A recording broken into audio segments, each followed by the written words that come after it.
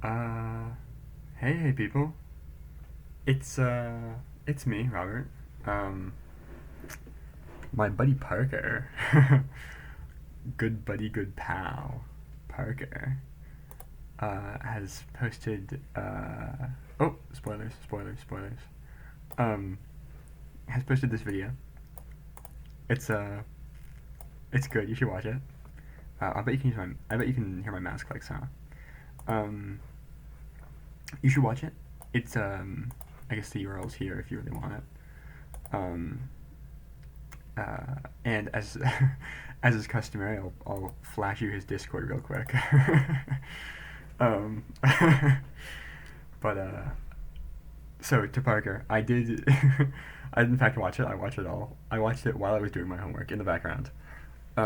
Quite soothing, if I do say so myself. So if you didn't watch it, the spoilers. There's spoilers here, but um, I actually took notes. Well, 'cause I didn't know when I would be recording this video. I in fact just finished it. um, but I did not know when I would be recording this video, so I didn't know if it'd be like a while in the future. I wanted to remember the things I want to talk about because I just have some things I want to talk about. Most of them are mostly bullshit, but you know, whatever. But I'm you know, I think that it does kind of help me do homework because it's kind of like, you know, it's somewhat of a creative process, and especially when I'm like cooped up and like doing, you know, I'm like, oh man, you know, I'm cooped up and I need some like outlet to just like whatever, right? So I do in fact, you know, I think this does to some degree help me do homework. It did. I found myself almost like, as much as I like fucking hated the lean game server, right?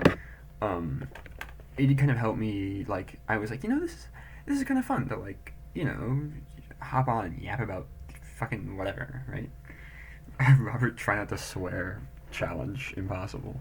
Um, but so you know, I hope that to some degree it helped you as well. Um, and also, you know, it's just kind of fun. It's just kind of fun. You know, whatever. Um, bracelet. Wait, if you can hear that, I got a bracelet on too. But you should be able to hear it. You should not be able to hear it because it's, you know, under my hoodie. I didn't even know what to say about that. The fact that you brought up P Diddy in your video is kind of crazy, but you know, whatever. I respect the hell out of it. Um, I'm a little bit. What's the word? Fuck you, Parker. My Thinkpad. Oh my god. I gotta. Okay. I'm gonna release this video to the comp site, to the other the Discord, the Parker, you know what I'm talking about. But so if you are here from the Discord, this is an important story, and I will be attaching pictures, I guess. So I'm gonna talk about this, and then, you know, if you're from the Discord, then, you know, here's my story, and then after it's done, you can like click off, whatever. This is just like whatever. But anyway, so as some of you may know, I had a ThinkPad myself. Mine was in fact a T430. Well, it kind of, well, it started off as a T430. I had some replacement parts, whatever. You know, it in the end, I kind of ship of Theseused it into a slight, not quite a T430, whatever. Anyway, but I spent a lot of, well, it was originally my mother's, but then the hard drive gave out. She got it refurbished. The hard drive gave out. I replaced it. It became my laptop. It was my first laptop. It was my laptop I took with me to my high school, HMSA, and it, you know, served me. It served me well for the first like year, maybe year and a half. I don't remember. Um, and so I've got a lot of, I guess, like memories associated with that laptop. Am I still recording? I am, 5 minutes. Um, and so, you know, it has like you know, I made a custom bracket for the hinge because the hinge had broken, and I actually I had to solder something on directly on the motherboard. That was harrowing. Anyway, and so this is like it was great, and but I didn't really use it, right, and um you know all good things must come to an end, right? And so I was like, I got a better laptop, right? And so this laptop kind of just sat around because it wasn't, it wasn't super good. I mean, it was kind of old, right? Whatever. Um, and then at some point, one of my friends here at S&T was like, it's kind of a long story. It doesn't matter. But the point is, I basically I let them borrow the laptop for like the semester, right? Um, I got it back recently, and it's n- not in a good condition. We'll just say not in a good condition. Which I kind of knew going into it. I knew going into it that this person was not the most gentle with their electronics. But it's old. End of its lifespan, whatever, whatever. I don't know. The point is, um, the I'm not sure what is next for the T430, but uh, the phase of it being a laptop is almost certainly over. I may take the hard drive and use it for something else. I'm not sure. Um, but I guess this is my death announcement, and I guess a short vigil. I guess is a vigil is like a moment of silence, right? That sounds really weird to say.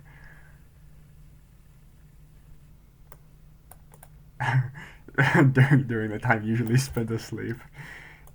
Uh, yeah, yeah. Um, anyway, a quick vigil for a fallen laptop.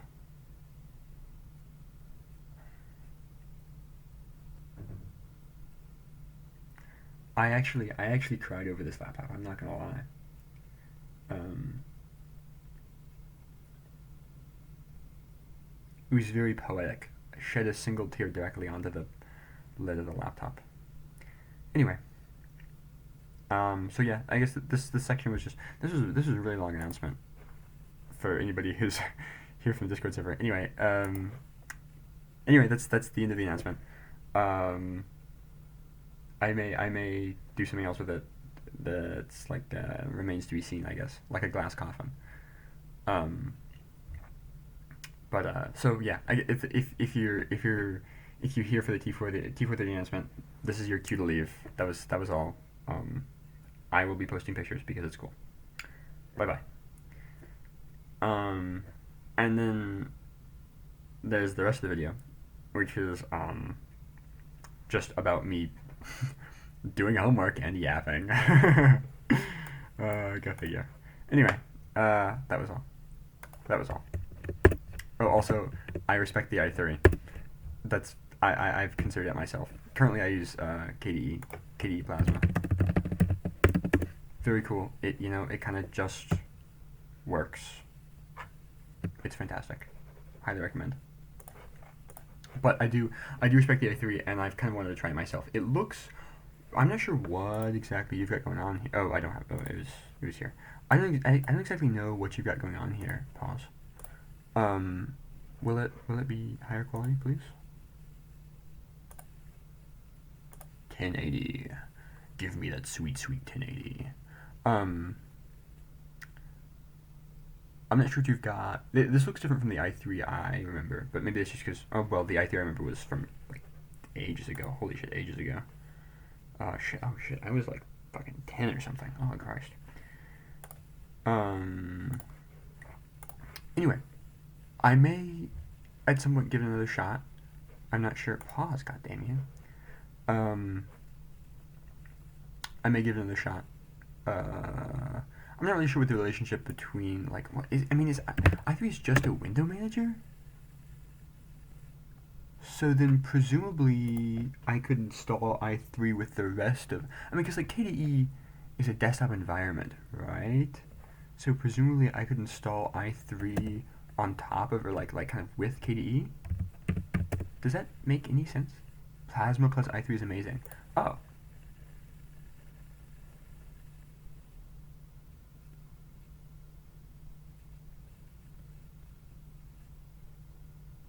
Oh.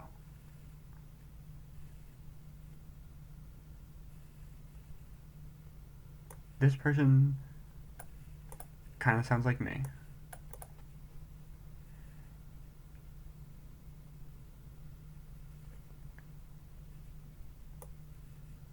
Oh, oh, oh boy.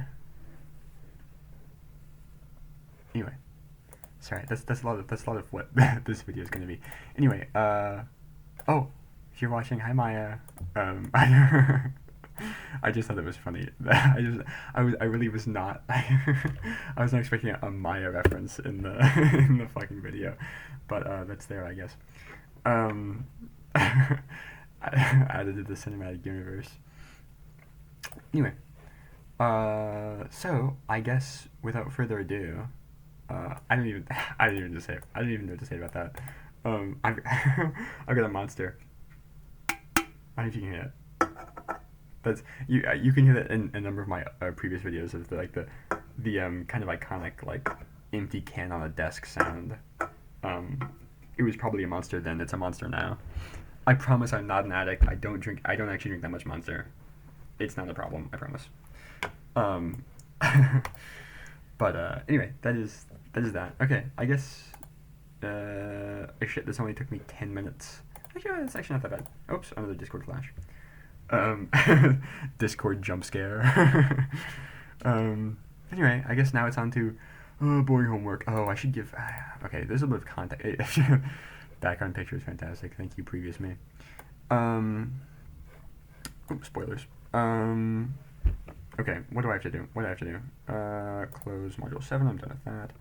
Module 8. Yes. I have to read chapter 12. Yeah, so this class is about, it's called Philosophy of Science.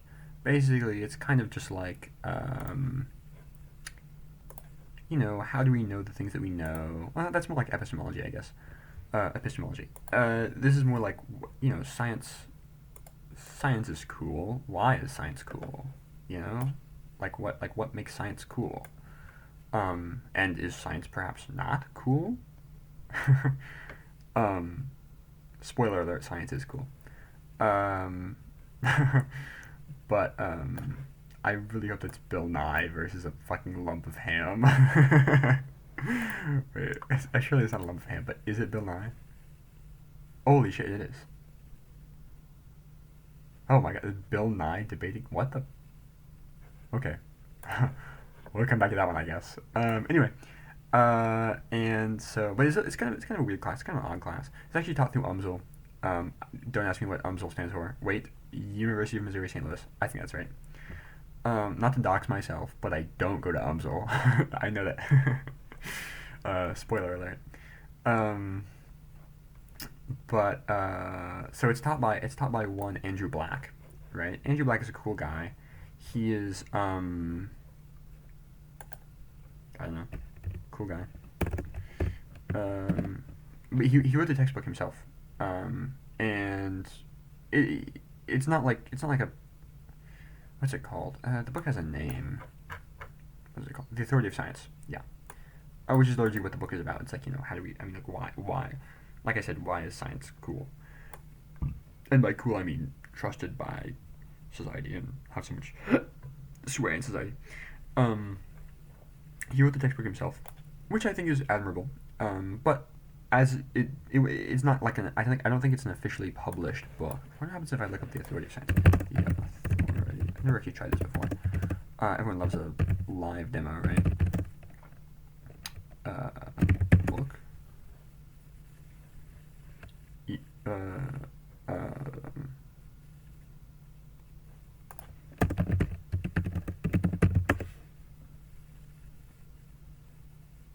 This is, yeah, okay, not that. that person. And no. Anyway, so yeah, so it's not like it's kind of halfway between a textbook and like lecture notes. But it is in fact the textbook that we're using this class.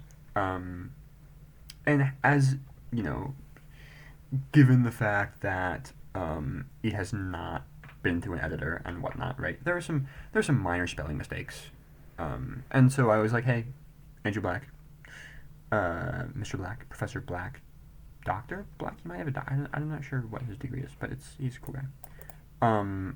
Seeing as this is a cool book, but it has some spelling mistakes, do you want me to collect them and send them to you? And he was like, that's a good idea.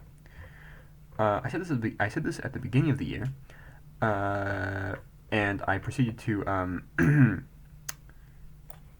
well, not do it for chapters 1 through 5, or chapter 7 or chapter 8.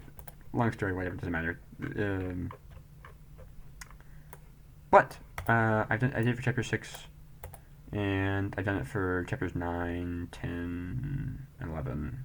And it's kind of like I'm not going through and like fact checking the guy, right? Because what, I don't care, right? Well, not I don't care, but I've got things to do, and I mean whatever, right?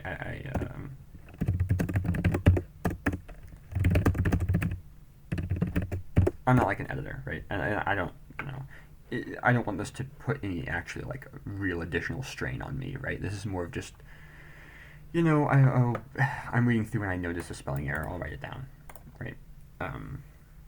Which I will say, one of the things that has been kind of tripping me up is, I think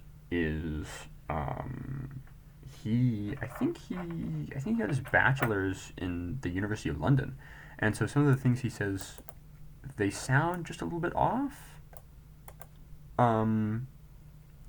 but they're not. I mean, they're not like glaring problems.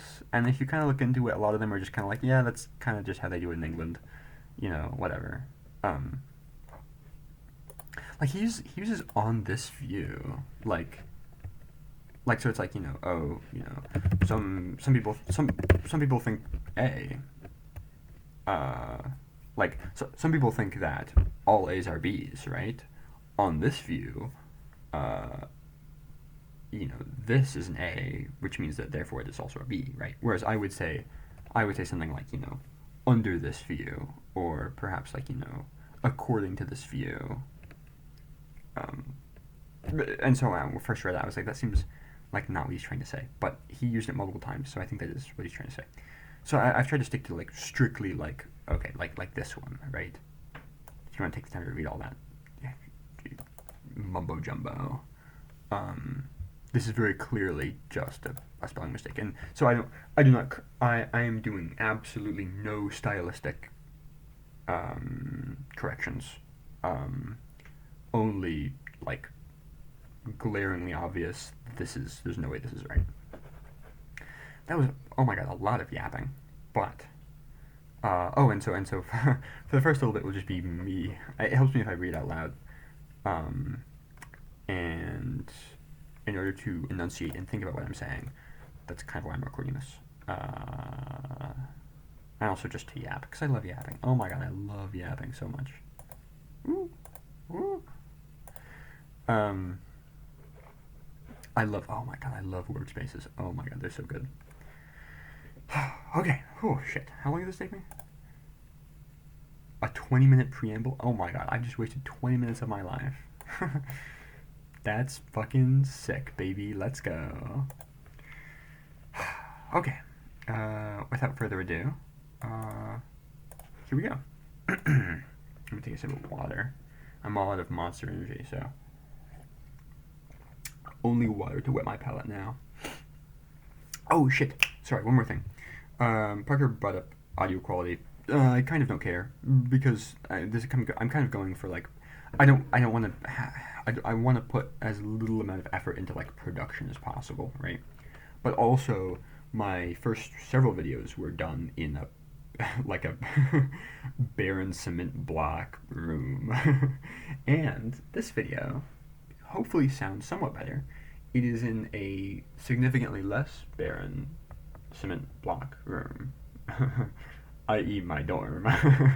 So it's still made of like cinder blocks, but it's got like, I don't know, like clothes and stuff in it, which sounds like a weird thing to say, but I think like fabrics and things do kind of help to like soften the noise and make it sound better. I don't know, make it sound less like I'm in a fucking prison cell, even though I am, because God knows this place is a prison. Okay, here we go for real this time. Chapter 12, Science and Religion. Oh my god, whatever. Chapter 12, Science and Religion. Introduction. Another sip of water. Oops.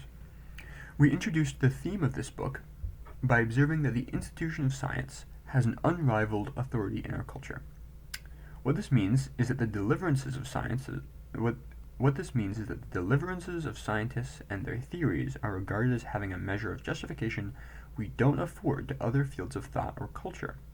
If a scientist makes a pronouncement in her field of expertise, the default presumption is that she is telling us how things are.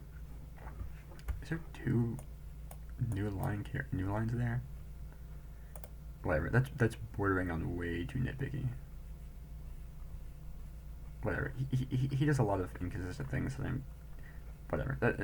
He does a lot of formatting things that whatever. It looks like it was just like fucking written in Microsoft Word, and not actually whatever. I'm gonna ignore typesetting things like that. Of course, science has not always had this privileged position, and does not even now within certain subdivisions of our culture. Traditionally, religion and religious figures have been regarded as having the kind of authority we now grant science. Science and religion present us with two very different ways of conceiving the world. Perceiving? Conceiving? Okay, whatever. It's a stylistic choice, I guess.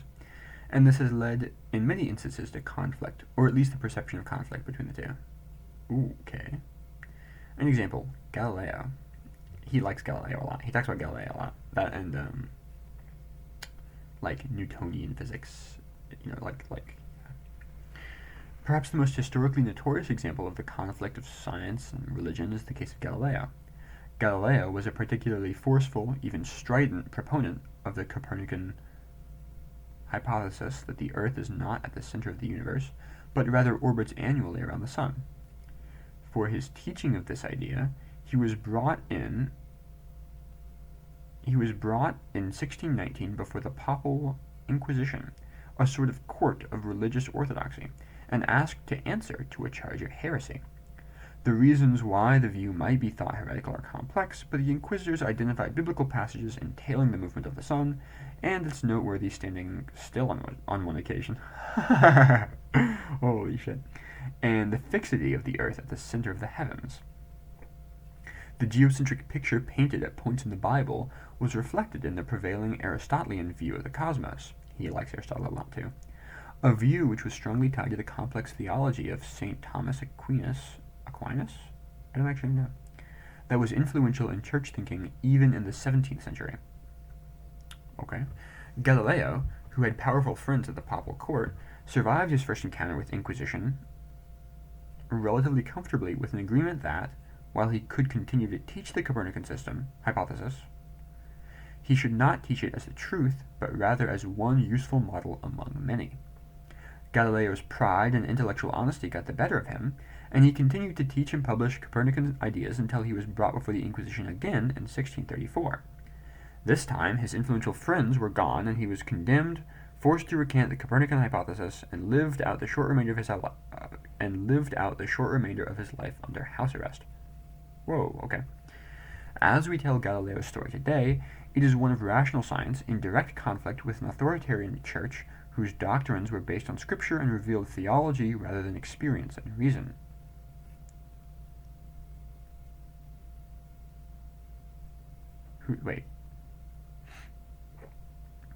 As we tell Galileo's story today, it is one of rational science in direct conflict with an authoritarian church whose doctrines were based on scripture and revealed theology rather than experience or reason. Maybe he wants, like, reveled? What? I mean, revealed theology? What does it mean for the church's doctrines to reveal theology? Whatever. That's the kind of thing where it's like, maybe it's just a British thing. I don't know. I'm not gonna bother with it. I don't really want to be too nitpicky. Because ultimately, you know, I am the teacher, and sorry, I'm the student, and he's the teacher. But also because, you know, I don't want to. I mean, if I, you know, whatever, it doesn't matter. The church may have won the battle with Galileo, but within a generation his view had prevailed and the church was unable to stem the tide of the scientific revolution. Reason had prevailed over superstition, and the Age of Enlightenment ushered in our modern worldview. It is not a completely accurate story, in fact.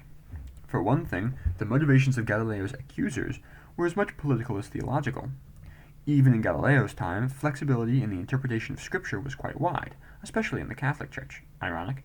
In fact, such flexibility is the basis for much Reformation. In fact, such flexibility is the basis for much Reformation criticism of the Church. Really? That was not my understanding of the Reformation, but... Wait, let me think.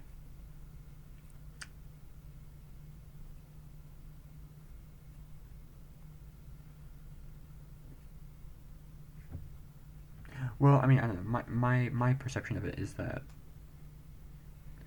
the Catholic Church kind of had an iron grip on interpretation of the Bible. But maybe he's saying that, well, which then, well, I mean, spearheaded, I guess, by Martin Luther.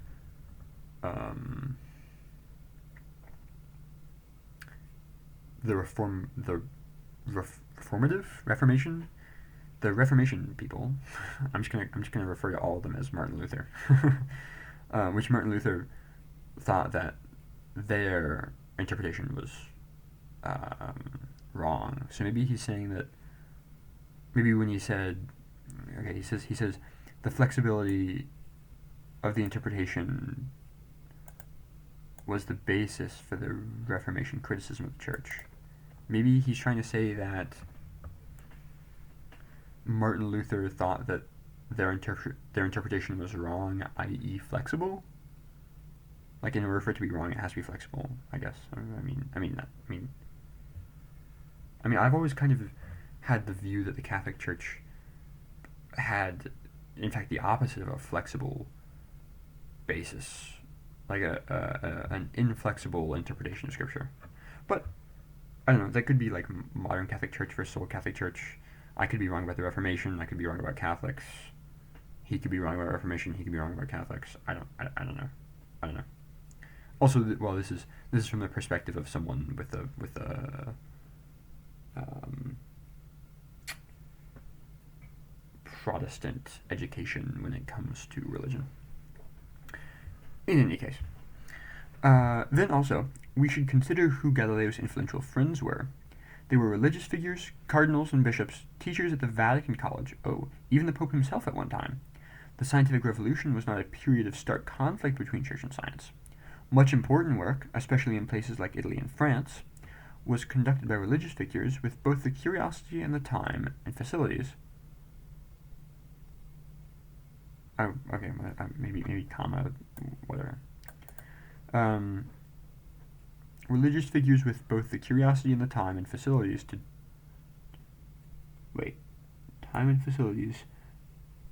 to engage in scientific experimentation.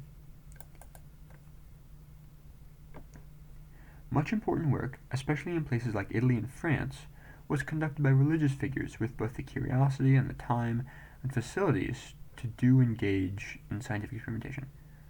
I think the word "to" is wrong here.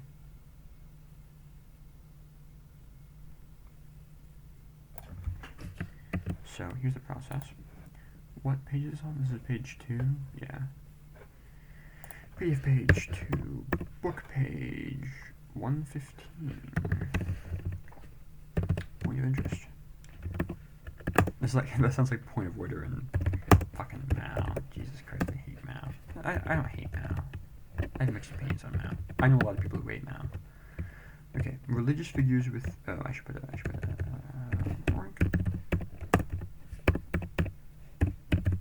I know there's a LaTeX symbol for that thing, but I might go back and replace it later.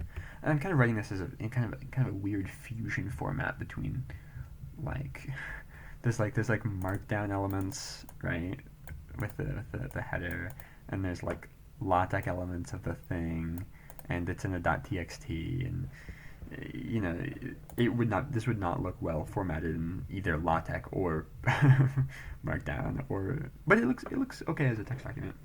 I'll probably convert it to a proper LaTeX document, and compile it and then send it over to Monsieur Andrew Black. Religious figures with both the curiosity and the time and facilities to engage. And I always put a question mark after it because I don't want to seem presumptuous. Is that the right word? Presumptuous?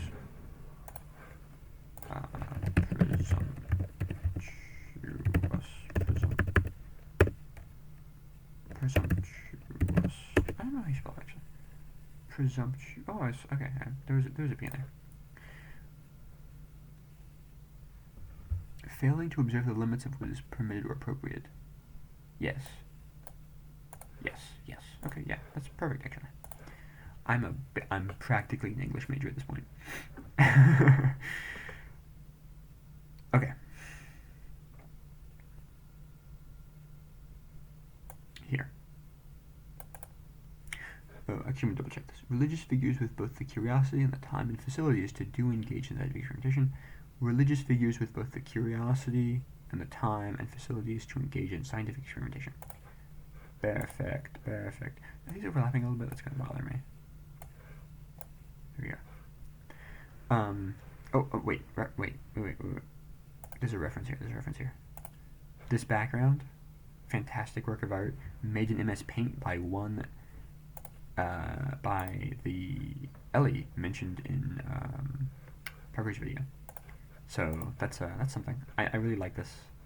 I don't know if I ever told her that it was my background, but anyway, yeah, I like it a lot. There's another one in my back. There's another one, one of her pieces, I guess, floating around in my background because it rotates. Anyway,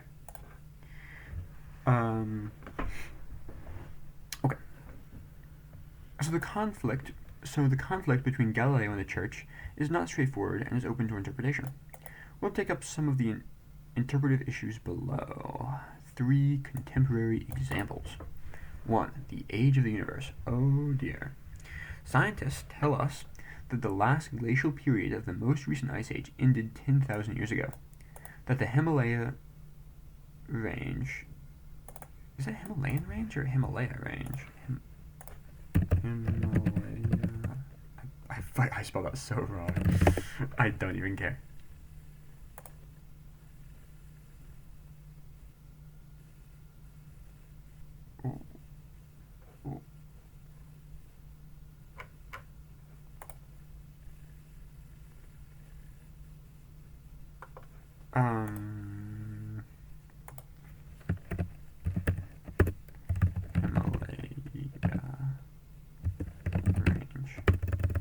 Himalayan range.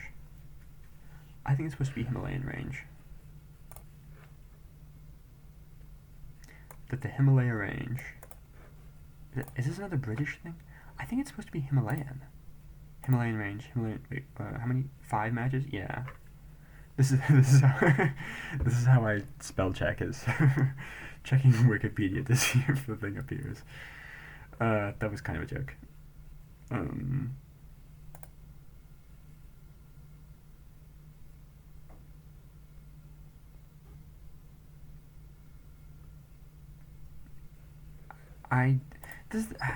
This is kind of a borderline case. Like, do I report this? I guess. Wait, 114. 115.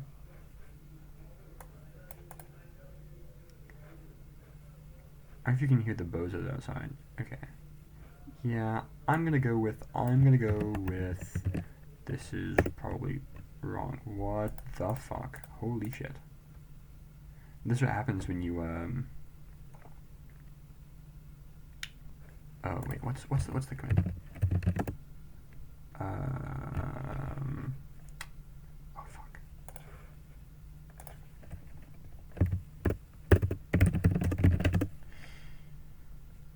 List files with all paths. Yeah. Okay. No, I'm looking for a list. I guess user distro info.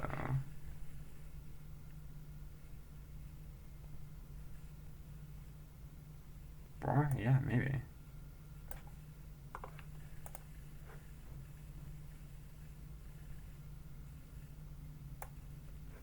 Uname. Oh. Huh. Kernel name, node name, kernel release, machine. Oh, I wonder what machine gives me. Oh. Yeah, okay, yeah, cool. Maybe I want prog version.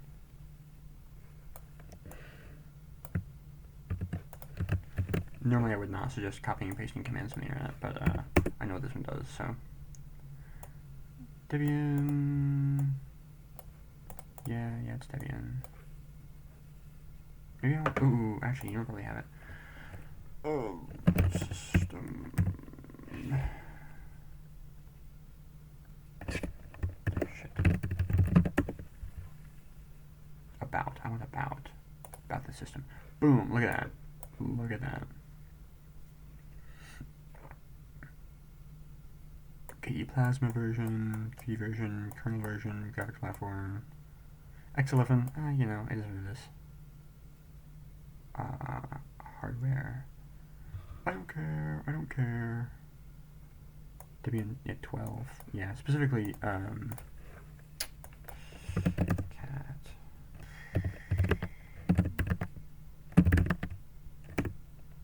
Yeah. SID sources. Unstable. Non-free firmware. That's just how I be like that. But anyway, I guess that's what happened when you use SID, I guess. I should really update. wait.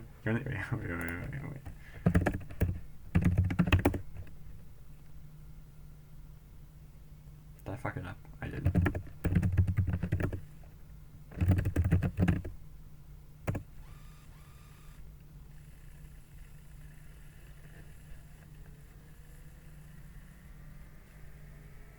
I can hear my fan starting up in the background. Oh my god. Oh shit, this is gonna happen. Oh my god. Let's see. What are some cool ones? Apt. Me when I gotta update Bash. Chromium. I do have Chromium. Yeah. Curl. Wow. Okay. Curl. I feel like I get a lot of updates for curl for it being such a simple thing. Fdisk. Don't even know what that does. Eject. What the hell? Okay. Actually, that kind of makes sense. Fmpeg thumbs. I don't even know that. Is it thumbnails? Firefox, GIMP, love GIMP. I think it's wait. I heart GIMP, yeah. So real, thank you, Parker. Chrome, yeah. I know, I have Chrome. It's whatever. Inkscape. I've been using Inkscape recently. It's quite nice. Kate, I love Kate. Oh my god, I love Kate. KDE. Conquer. I forgot I had Conquer installed. Wait, is Conquer what I think it is? No, I'm thinking of Conquest. Never mind. Conquer is the... Okay, yeah. Console, which I'm using right now. Okay, Wayland. Yeah. A lot of libraries. Clang. Curl. Blah, blah, blah, blah, blah, blah, blah. A bunch of stuff that... I don't even know what lib... What if I just pick one of these? Or, I guess... What is this?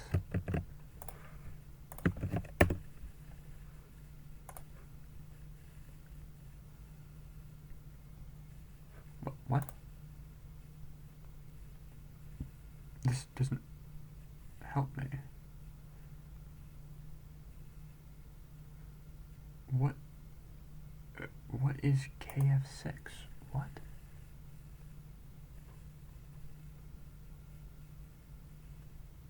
Arch? What? Mindy W. Oh, cute. No, wait. Oh, wait. KF. What is KF? Okay, don't ignore that. No.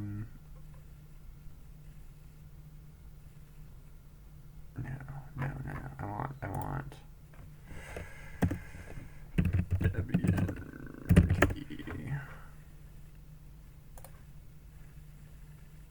What? What? What?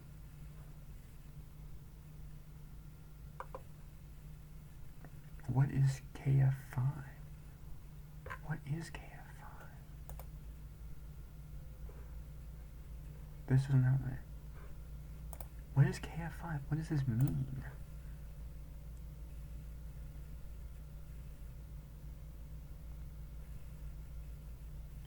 Is it KDE frameworks?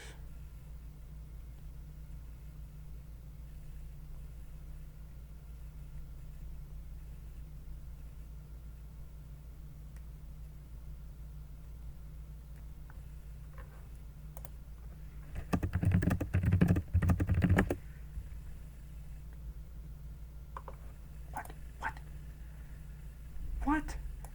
It links to a dead post. Okay, thank you.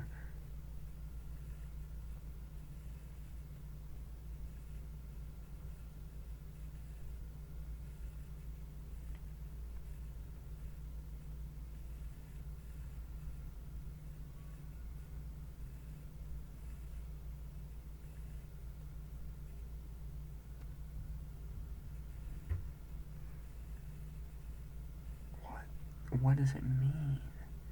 Okay, I really don't have time to... Okay, I don't know. I don't know. Okay. Point is Himalayan range. And I will apt upgrade later. Mount. Log in. Those are odd things to be getting updates, but... Power Manager. Power Devil. Oh my gosh. I emailed I emailed one of the contributors to Power Devil. He was a cool guy.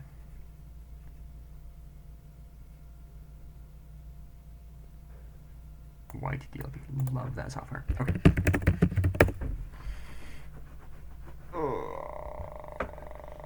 Wow, this has been a roundabout way of not doing anything. Okay, this. Yes, don't care.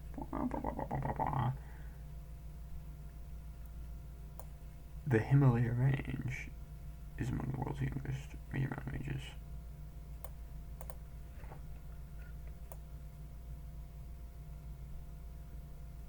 Probably the Himalaya range.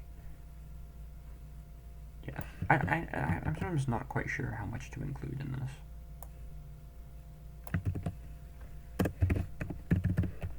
I try to go for, like, you know, a complete thought or whatever.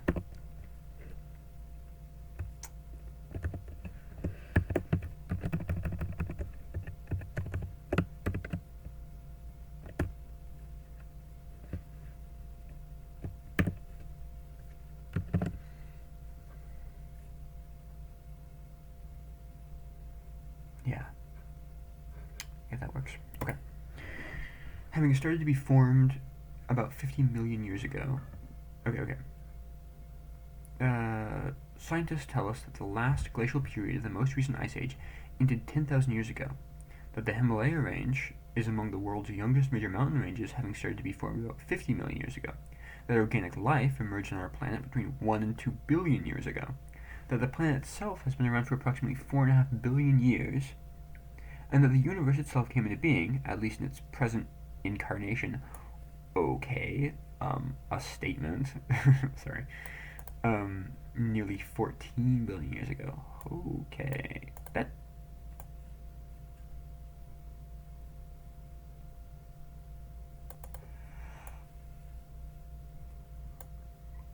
I feel like it should be longer.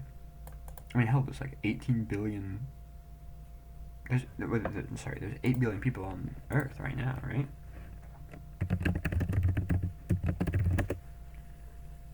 Yeah, 4 billion, 8 billion. And how long has it been? This has been 40, 60 years. 3 billion to 8 billion, 5 billion. Yeah, so another 80 years, if the population continues, there will be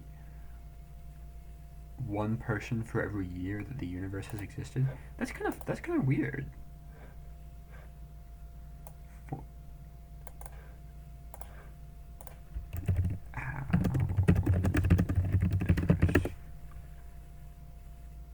that's by some estimates there already is.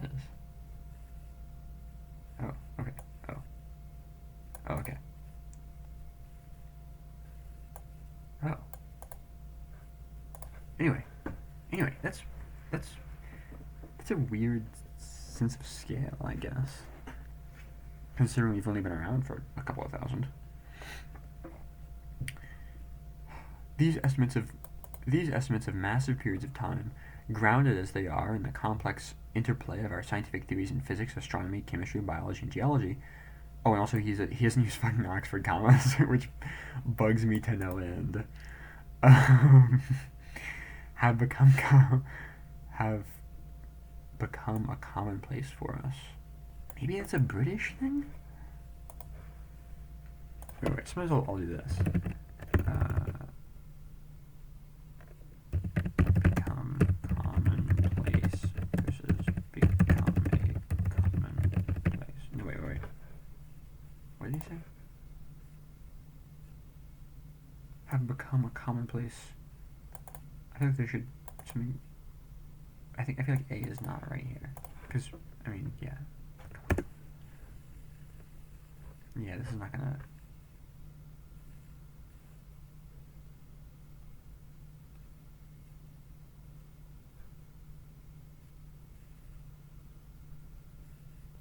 How much I trust this. Okay, yeah. I mean, you can have. This technology will become a commonplace stand-in for something else. I don't know, whatever. But it kind of doesn't sound right. Kind of doesn't sound right. That's partially why I put question marks after all my stuff. But yeah, I know. Okay, I'm gonna submit another entry.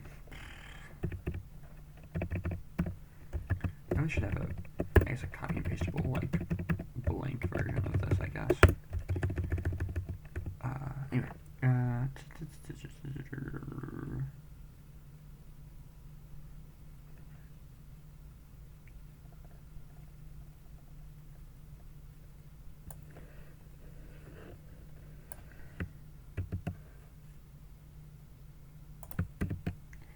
these estimates of massive periods of time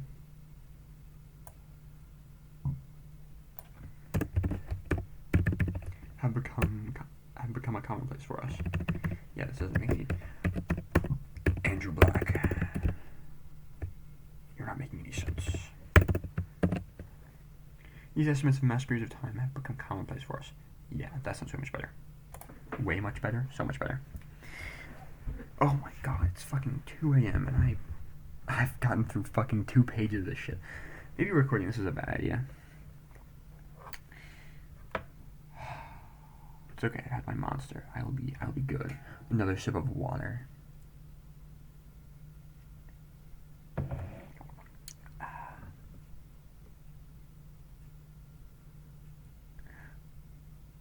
But there are still many who reject these kinds of astronomical ages as pure fantasy.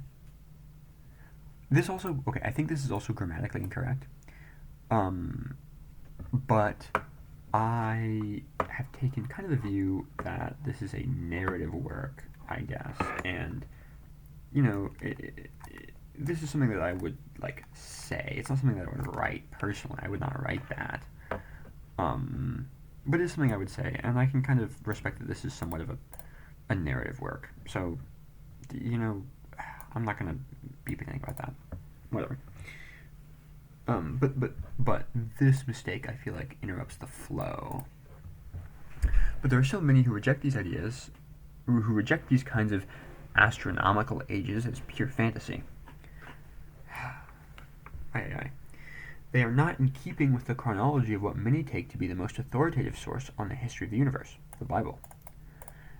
Bishop James Ussher's famous calculation that the world began in 4004 BC. Oh, he switched from BC to B. He used BCE earlier, but I guess in this place it's appropriate. May not find widespread approval today, but those who hold the authority of the Bible above the vagaries, I know what that word is, I don't know how you pronounce it. This does not help me. Pronounce.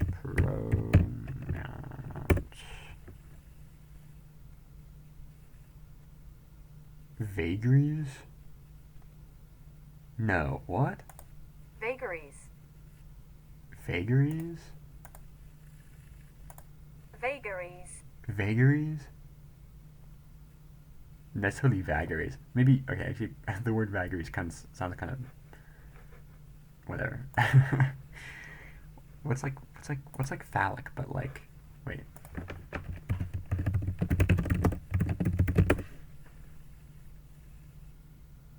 No, what, Yannick?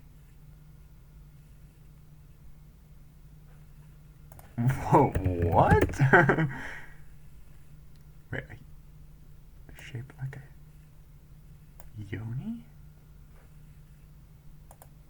A representation? What the hell? Wait, a yoni? Wait, yeah, this is whatever.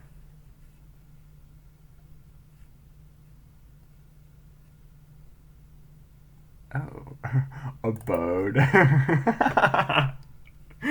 Oh my god. Yeah, I'm gonna stop saying yeah. Time for me to go home. I'm gonna start saying time to go back to my yoni. uh,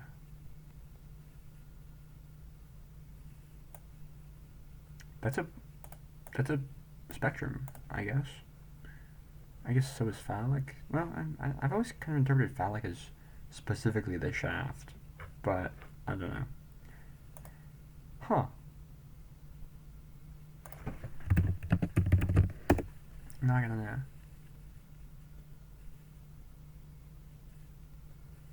know. Yeah, resembling resembling a phallus. Mimetic?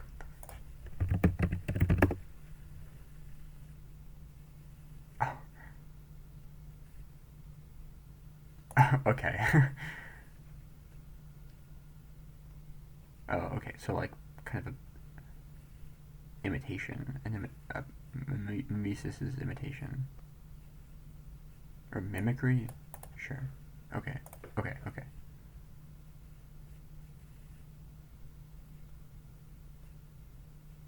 So a phallus.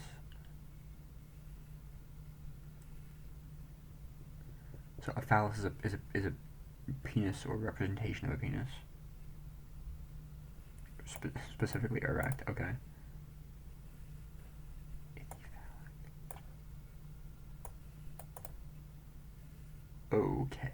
Okay.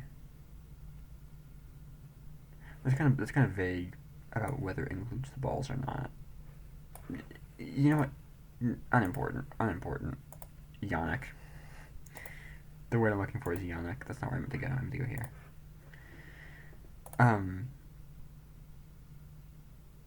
Vagaries sounds phallic. Yannick, I guess.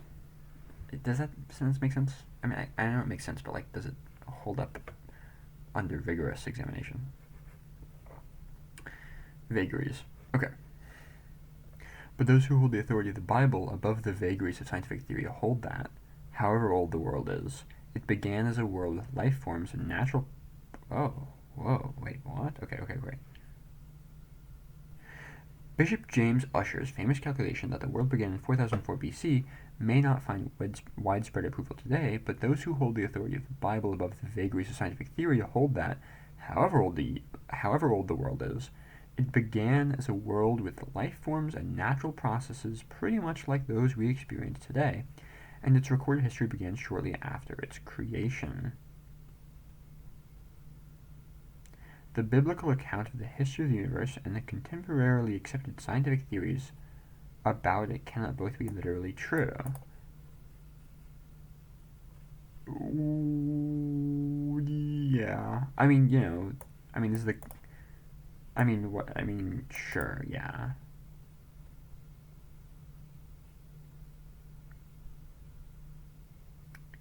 I'm not sure if I agree with this.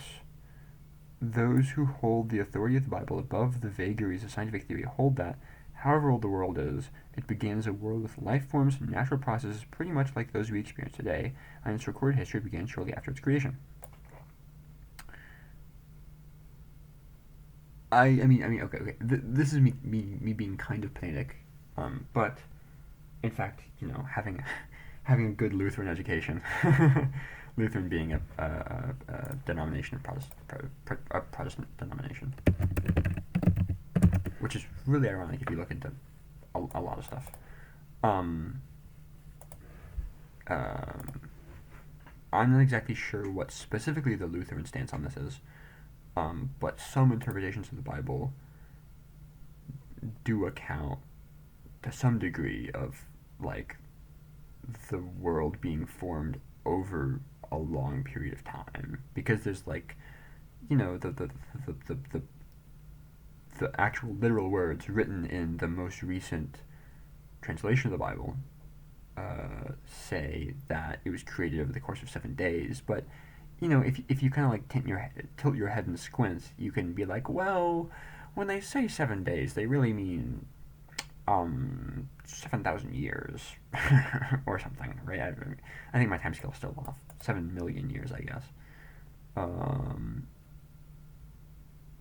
7 billion years, I guess, closer. Um, and so it's like,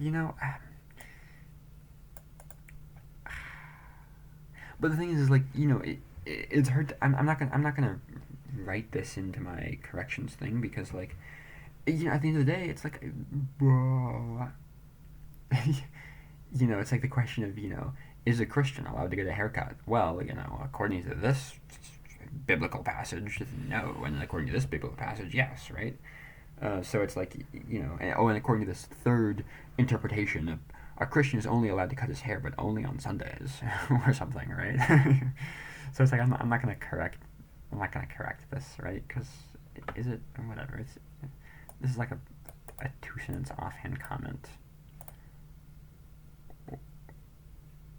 Whatever. And he said literally true, and like, what does it mean to take the Bible literally, right? I mean, the Bible, the quote unquote Bible as we know it, is like probably 3 translations deep, right? So like, what does it mean? What does it even mean to take it literally, right?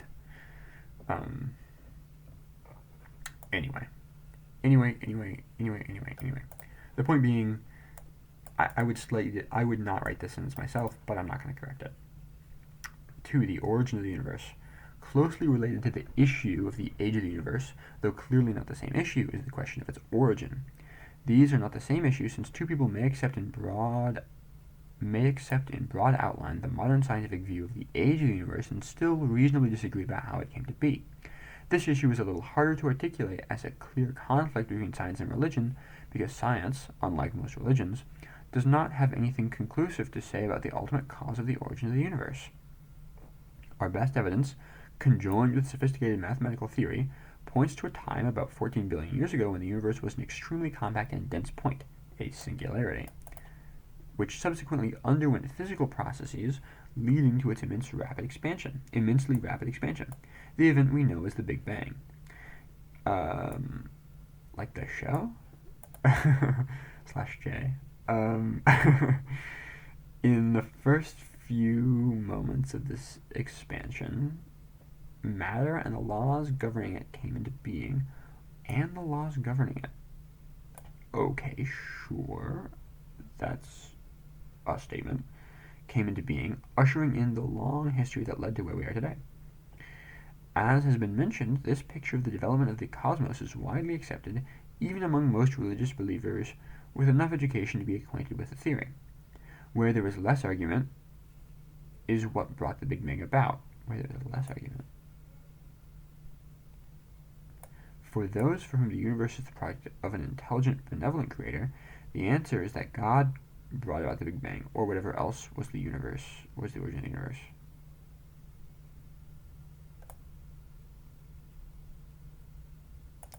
Wait.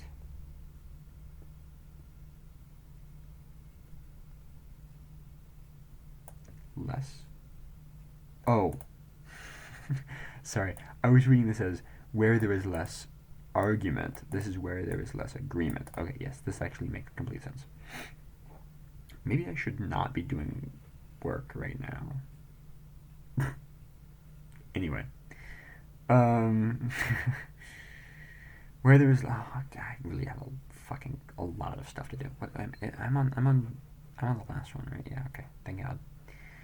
Where there is less agreement is what brought the Big Bang about. For those for whom the universe is the product of an intelligent, benevolent creator, the answer is that God brought about the Big Bang, or whatever else was the origin of the universe. Many scientists regard this as superstitious thinking. A satisfactory scientific answer to the question would have to identify a natural process, one in accordance with testable principles, by which something might come to be from nothing at all. For example, a process by which matter and antimatter, perhaps latently always existing in a condition of canceling each other out, might by some indeterministic quantum process come to be separated. Okay. Take another sip of water.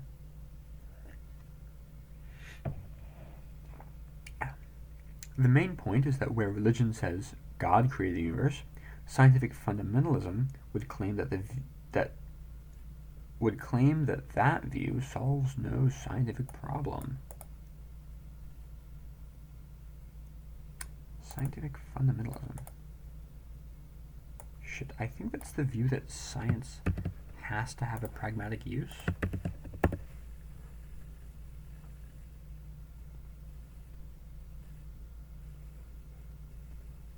Where's my Wikipedia link?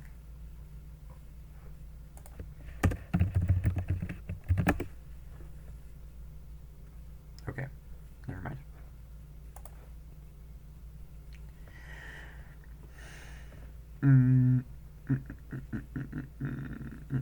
Oh wait, does that just mean like science specifically over religion?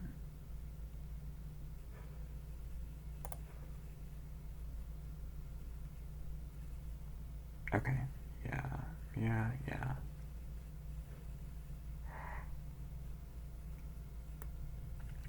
Who's a good, let's see, I'm not familiar with them.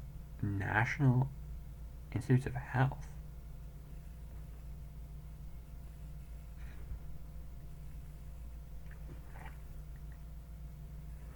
Okay, actually I'm not gonna bother. The origins of human life. Oy. Perhaps the most contested field of scientific and religious conflict concerns how humans came to be. The biblical account is that God made man in his own image, creating him entire and mature in the first instance at the beginning of time. The prevalent theory in scientific biology is that humans evolved over large periods of time from earlier humanoid species, and they in turn from lower apes, who in their turn evolved from other species in a process going back to the first emergence of respiratory cellular organisms. I don't know why he chose to stop there. I mean, he could have gone back further, but whatever. A sub-conflict within this broad disagreement concerns whether the processes that led to the development of human organisms were guided by an intelligent design or whether they are the result of blind, quasi-mechanical processes. Each of these conflicts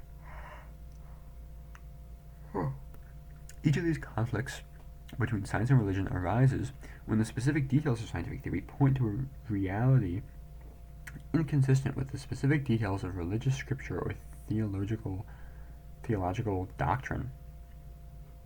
Each of these conflicts between science and religion arises when the specific details of scientific theory point to a reality inconsistent with the specific details of religious scripture or theological doctrine.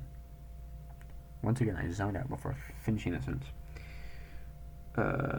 Specific details of scientific theory point to a reality inconsistent with the specific details of religious scripture or theological. Okay, yes. To take the conflict at face value is to interpret both scientific theory and scripture literally.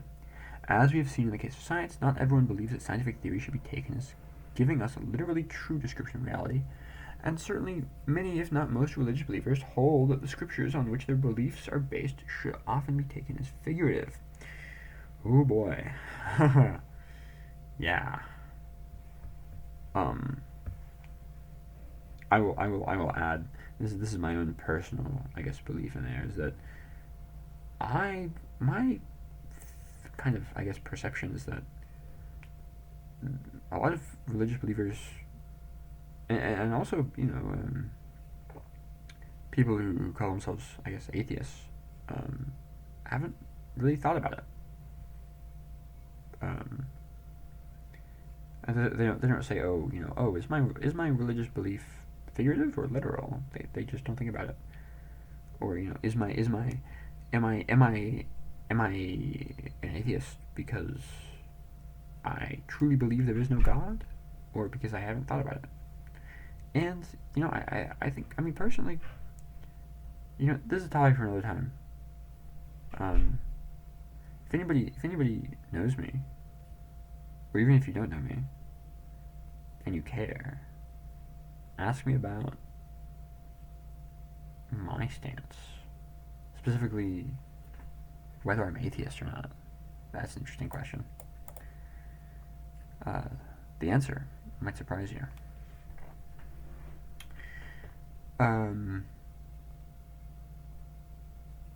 Realism and anti-realism.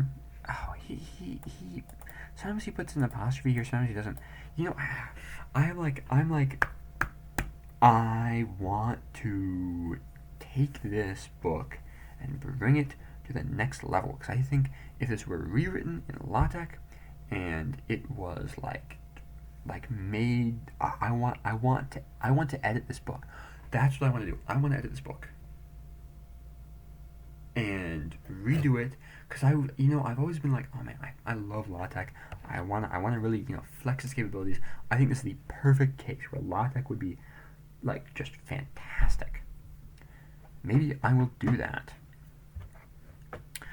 Accordingly, we may put to use our distinctions between scientific realism and anti-realisms and apply them equally to attitudes about religion. Okay, realism and anti-realism. This is actually kind of, maybe this is what I'll do over winter break. Realism and anti-realism in science and religion. Accordingly, we may put to use our distinctions between scientific realism and anti-realisms and apply them equally to attitudes about religion. Oh dear, this will not make a lot of sense to anybody who has not read the rest of this. We talked about realism and anti-realism in the previous chapter or two. I think actually specifically chapter 10. Realism. To be a realist about a theory, text, or doctrine is to hold that it gives a literally true account of some aspect of reality. Oh, well, okay, we'll talk about this a little bit. Is there anti-realism? I guess it's kind of inherent to the concept of realism. To be a realist about a theory, text, or doctrine is to hold that it gives a literally true account of some aspect of reality. Thus, if a text says that someone lived for 1,000 years, a literal interpretation is to take it that really happened, and not that the text contains an illuminating fiction or parable. Most religious believers hold some degree of realism about their beliefs. Minimally, that the world was created by a wise, benevolent creator, that certain principles or guides to action are stated in the doctrine of the religion. In the case of Christians, that Christ is divine and the Savior of mankind. There's a good deal more than these very basic beliefs in the scriptures and theologies of the world's leading religions. But there is disagreement about how much of the doctrine is... Okay, but there is disagreement about how much of the doctrine to interpret realistically. Indeed. Back to the question of, can a Christian cut their hair? Or better yet, what is a Christian? Do Mormons count? Fundamentalism. An extreme form of realism is fundamentalism.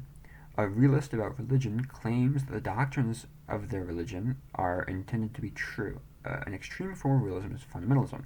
A realist about religion claims that the doctrines of their religion are intended to be true, and that the basic and most sacred beliefs in fact are true, while there is room for doubt about the details.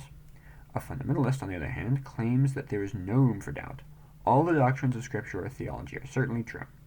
One kind of fundamentalist will insist that their religious Scripture reveals indubitable truth, giving completely infallible belief. A more circumspect fundamentalist, I don't know what that word means. I mean, I can kind of infer, but or induce, I guess. Okay, sure, yes. A more circumspect fundamentalist might admit the fallibility of humankind, but take the literal truth of the Scriptures as an article of faith. I may be wrong, but this is what I believe completely. It's not an unheard proclamation. Okay, yeah. There is fundamentalism in science, too. A scientific fundamentalist holds that our current theories are correct and give a literally truthful representation of reality. In the extreme case, a scientist, or more likely a lay enthusiast for science, yeah,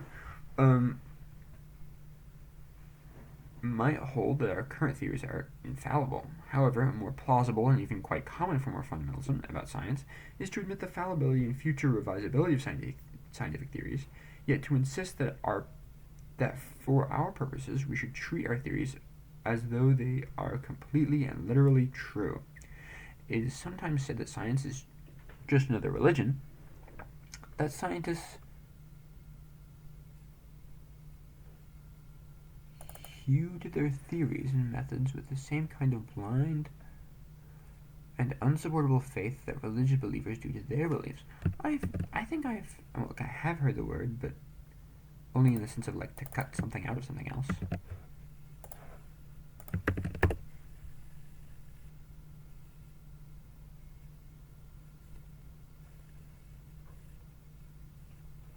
What?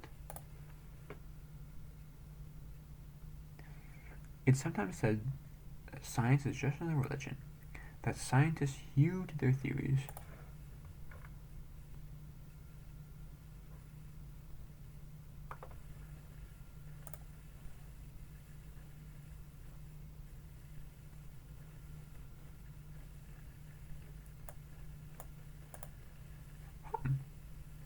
Okay. Department of Health, Education, and Warfare. What the fuck? Wait. That's like everything. It's like everything that exists, huh? Health, education, and wait. Did it say welfare or warfare? Oh well. Oh, okay. That makes more sense. That sounds was. Yeah, I was about to say that seems very broad. Health and Human Services. Okay, yeah. Whoops, didn't make clear on that. Close. Okay. I will take it. That scientists hew to their theories and methods with the same kind of blind and unsupportable faith that religious believers do to their beliefs. This kind of description is fairly directed at scientific fundamentalists, and it usually in the context where a scientist or lay science fanatic is insisting on the truth of all current theory, that such charges are leveled.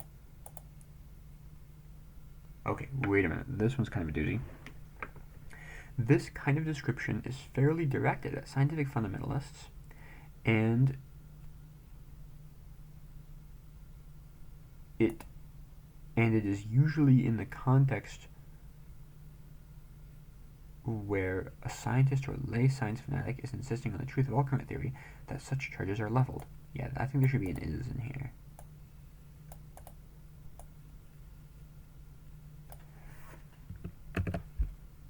I'm fairly certain of it.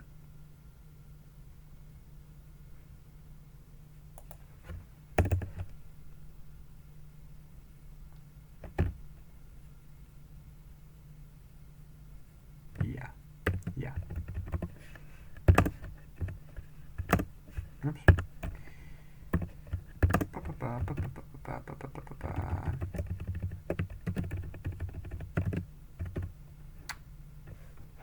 Page fucking 5.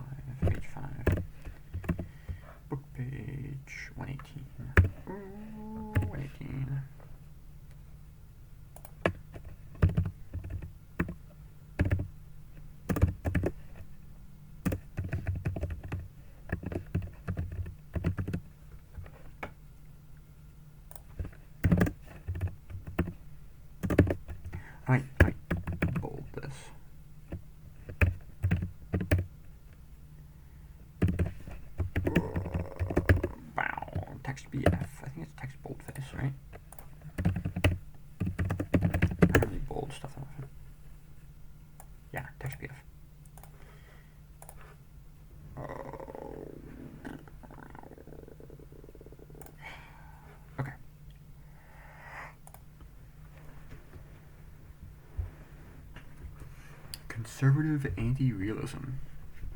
A conservative anti-realist about science. I should look at what the writing prompt for this section is.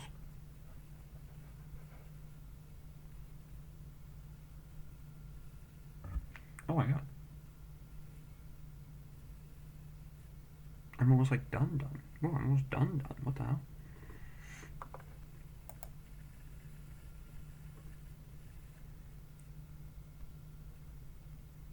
Oh, we haven't even... Oh, he has some interesting fucking prompts. Oh my god. Okay. December 14th. Yeah, I want to try that one at a time. Oh yeah, this is all the stuff is late. You can see you can see my grades. Oh my god. It's okay. I just need a C in this class. I don't well yeah, okay. I kind of really do need a C in this class. Late missing late. I did some of them. Late missing late missing missing. Yeah, I turned this one in a couple hours ago. Yeah. I was doing this when we were watching Parker's video. God bless that man. Modulate, yeah, Science and Society, yeah. Fuck it, should I contribute to the forum? Oh my god, no, that's, I guess it's still, well, no, I don't, no, I'm not gonna fucking, goddamn, fucking forum post, Jesus Christ. Those are the missing ones. I mean, the forum ones. I mean, the rest of them you can kind of just kind of like do late. It's like whatever. You can't do the forum post late because it's supposed to be like kind of like synchronous in that you discuss it with your classmates. But honestly, fuck my classmates. Not really. Well, I mean sometimes, but not the ones in this class. Let's see. Conservative anti-realism. Let's see. Parker knows what I'm talking about.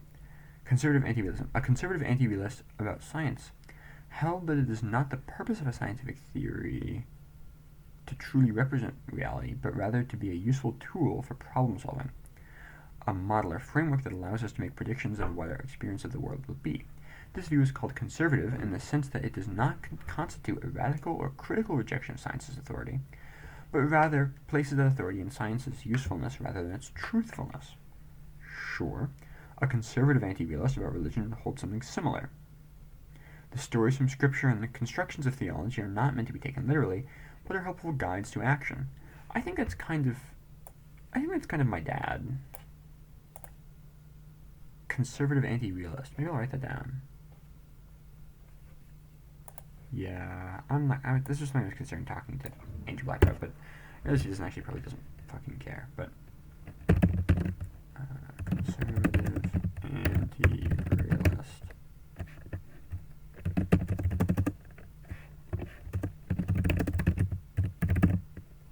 It's really weird. My dad. Holy shit. I could talk for length about my religious convictions. Convictions? Yeah. I can't even begin to.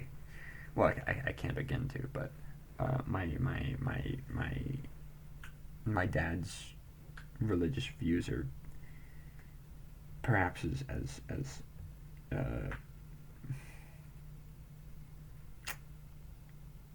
thorny as my own, but significantly more unknown to me, I guess.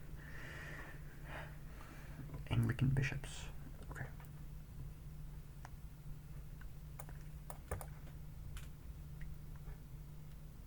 I remember the last time these documents were edited.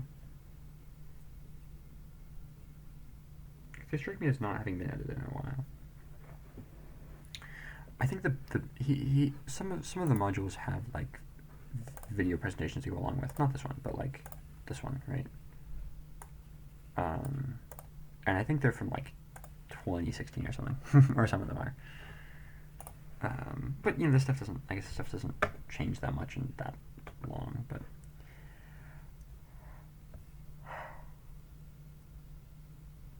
okay. Probably most believers of the world's leading religions Do not take. Oh, okay, yeah. Do not take every word of the scriptures at face value. That's a position that's very hard to sustain in the face of contrary evidence. So most religious believers are partial anti-realists. In a few cases, some notoriously liberal Anglican bishops, for example. In a few cases, a sincerely religious figure will be a wholehearted anti-realist. Yeah, god darn liberals.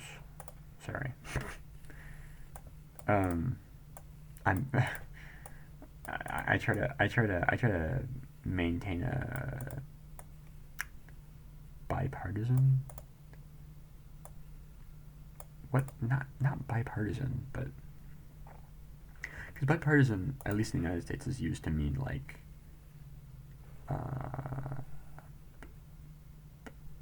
politically agnostic or politically ambiguous. Are there two spaces here? Right. There are. That's weird. Why are there two spaces? What the fuck? That was weird.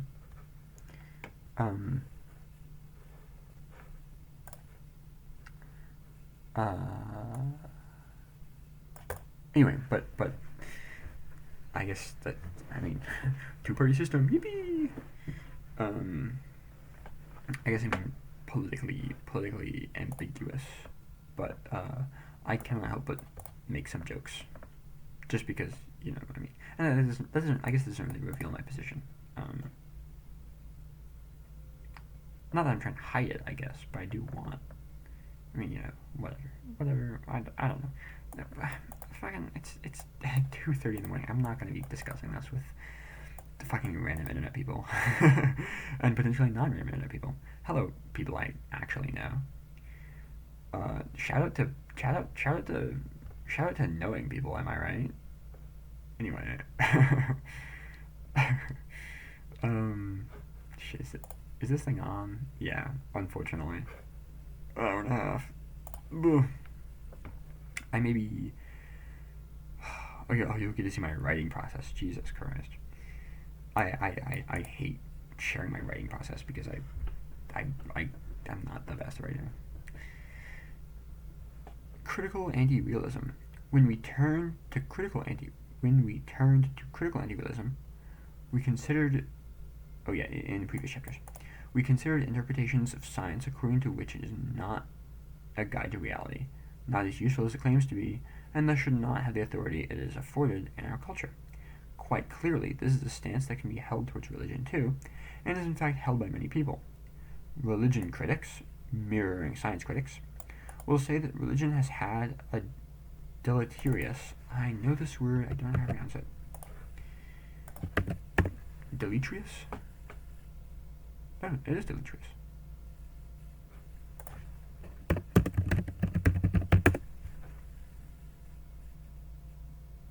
Oh, deleterious. Deleterious. Deleterious.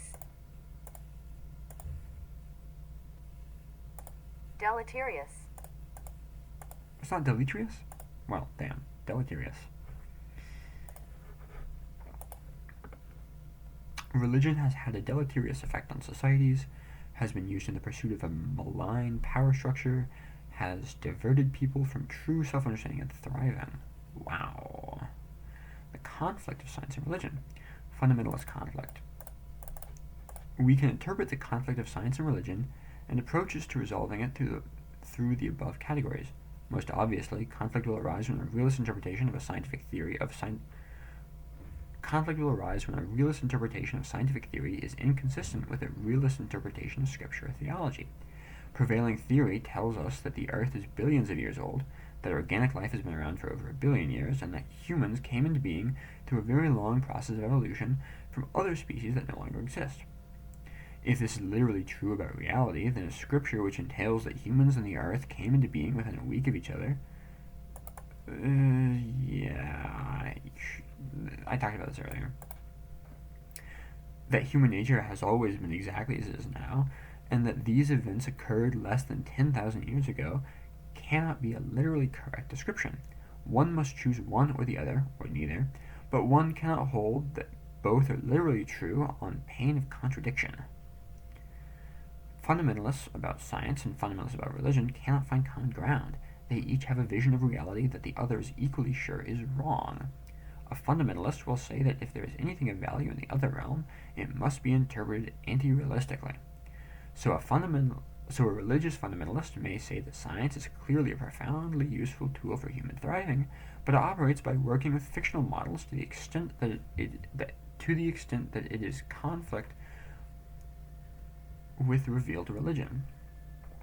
Yeah, I would say that it is in conflict, but that seems like maybe that's just a British thing. I don't know. On the other hand, a scientific fundamentalist may agree that religion has been profoundly influential on morals and human happiness, but that it has done this through the operation of myth rather than reality. Realist ways out of conflict. There are a couple of ways of avoiding conflict without abandoning realism on one side or the other entirely. One way is to say that science and religion are concerned with different parts or aspects of reality, so that the literal truths of one have no bearing on the truths of the other. This appears to be the way out of conflict advocated by Albert Einstein in his paper Science and Religion, as will be discussed below. The other way would be to say that each gets some things right and some things wrong, that neither is infallible. Either approach requires abandoning fundamentalism.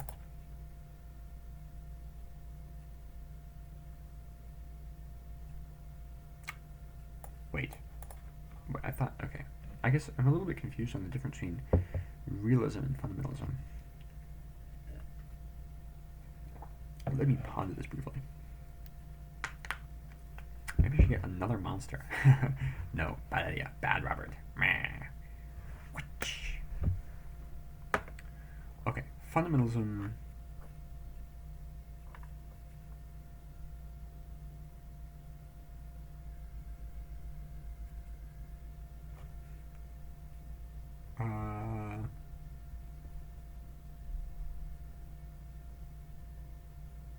Oh, okay, yes. Fundamentalism is. This might not be entirely correct, but a realist believes that, these things are true, and they say, and the items they talk about are true, and the statements made about them are true. That's actually an important distinction talked about in chapter 10. I really want to. I don't know. This is a good book, and I do recommend it. It does a little bit like it's kind of specific to class. There's some things that are like, hey, you should look at this presentation or whatever. But whatever. Largely is standalone, very high quality.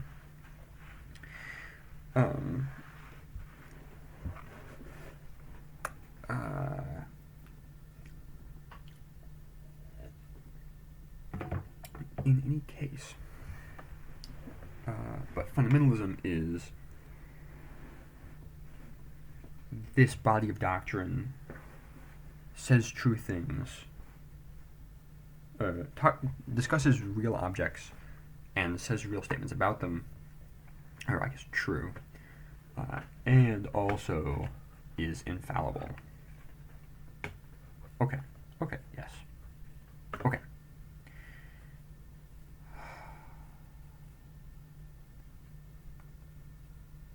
So, yeah. Realist ways out of conflict. There are a couple of ways of avoiding conflict without abandoning realism on one side or the other entirely. One way is to say that science and religion are concerned with different parts or aspects of reality, so that the literal truths of one have no bearing on the truths of the other. This appears to be the way out of conflict advocated by Albert Einstein in his paper Science and Religion, as will be discussed below. The other way would be to say that each gets some things right and some things wrong, that neither is infallible. Either approach requires abandoning fundamentalism. I'm not sure why that's true, actually. I mean, if you say they concern different realms, then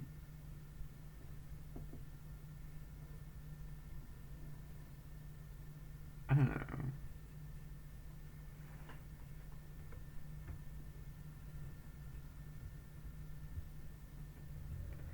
I guess it all comes down to your perception of like what is like what does it mean for something to be true, I guess. It seems like a realist has a pretty, at least the way it's been presented in the book, pretty concrete answer to what is true.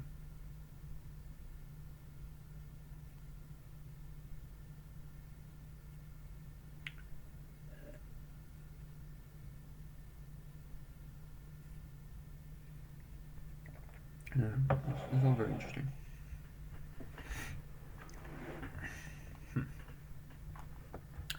Curious. Different realms. In what respects might science and religion be concerned with different realms? One we hinted at already in our discussion of the origin One we hinted at already in our discussion of the origin of the universe. Someone might reasonably hold that while science can have much that is meaningful, I will say, in practice, I understand why each approach requires abandoning fundamentalism.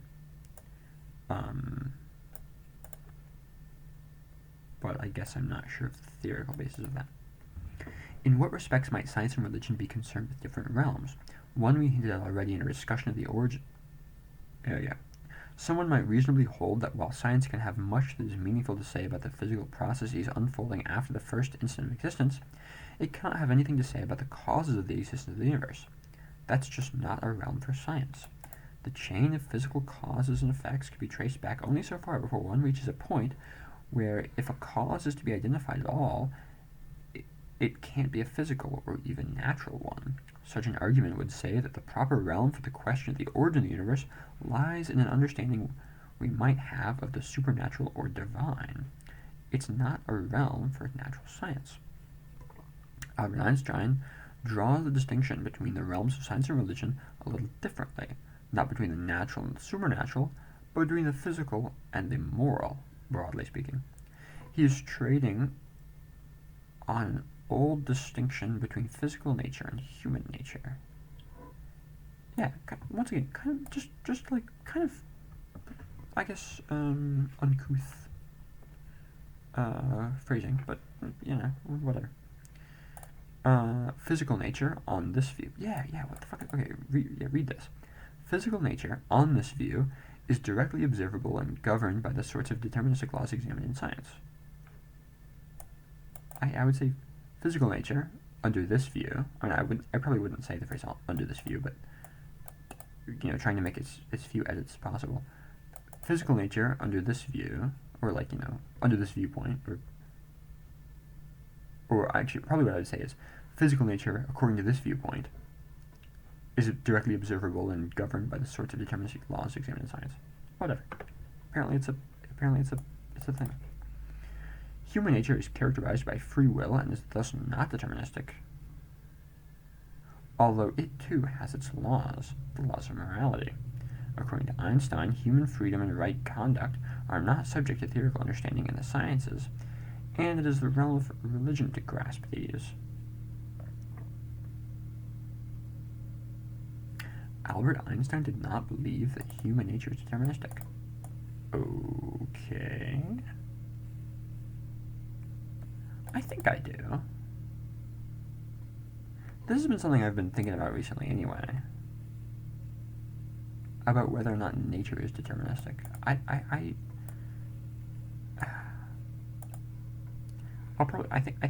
I suspect I will be discussing this later. Because of the prompt.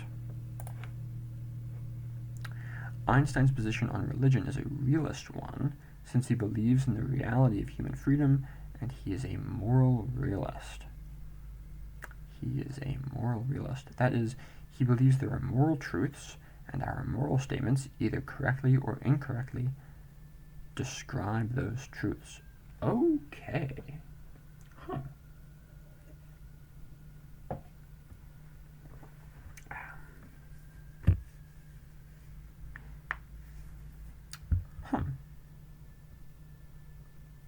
Einstein believes that natural science... Believed, you mean? Sorry. Rip in peace. Einstein believes that... Yeah, a lot of this is... The tense is the tense is a product of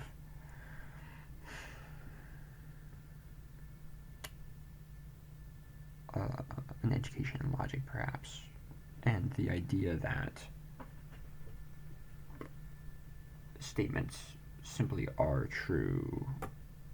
Always, statements, all statements either always were and always will be true, or always were always false and will always be false. Anyway, Einstein believes that natural science cannot help in identifying moral truths or describing the free aspect of human nature. This, he believes, is the proper realm of religion. Einstein's position is subject to the criticism that it understates the commitment of religion by reducing it to ethics. Okay. Religion is more than just ethics, but also a view about humanity's place in the universe. The origin of the cosmos, the origin of man, the significance of humanity and nature, the relationship with God. Most believing Christians, for example, would hold that in addition to Christ's ethical teaching, it is also true that he was conceived without intercourse between a man and a woman.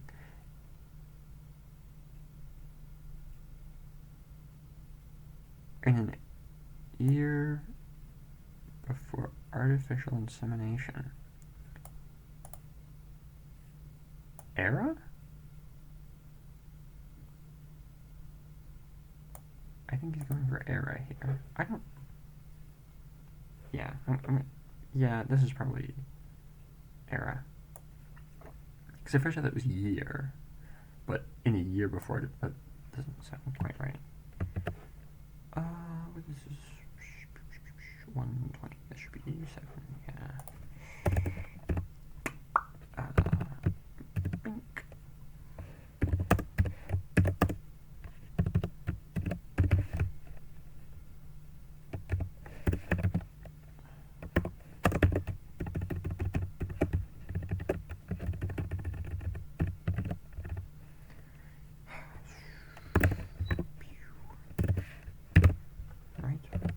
This is true. In an year before artificial insemination, in an era before artificial insemination. Yes. Okay, sweet. That he died, really died in the full and literal sense of the term, and then came back to life 3 days later. That he, that he performed various miracles of healing. These are not claims about events that occurred in the realm of nature. These are claims about events that occurred in the realm of nature. Organic processes not in keeping with any biological scientific understanding we have. So Einstein may save us from conflict, but at cost of minimizing, I would say at the cost of minimizing the realist commitments of religion. I don't know. I don't know.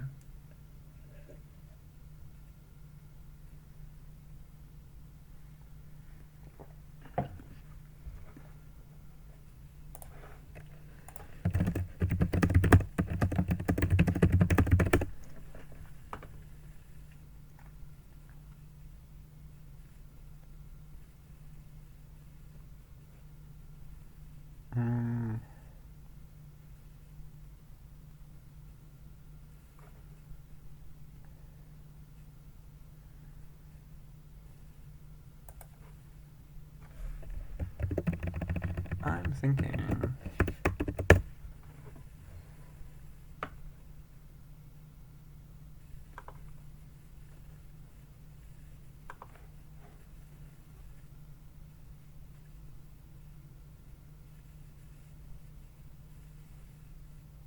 A worm? Okay, I don't think this actually can help me, but.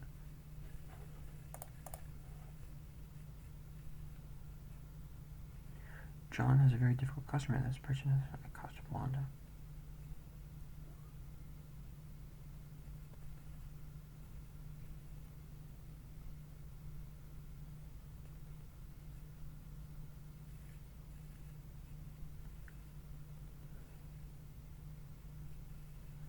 Oh.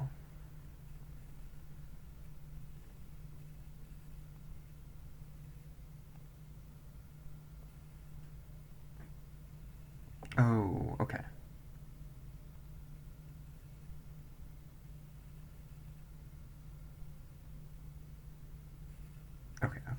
also not what he's talking about.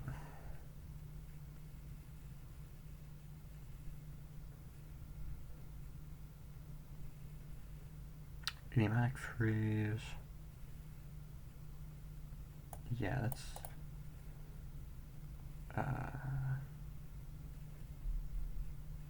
yeah. Worm? What the fuck is worm? Oh dear. Huh, okay.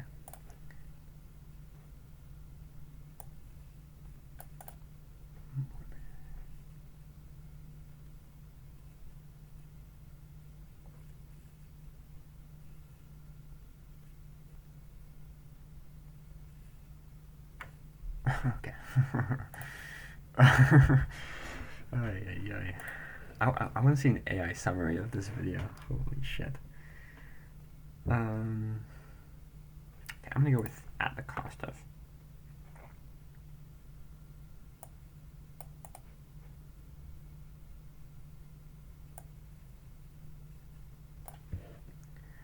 Bink.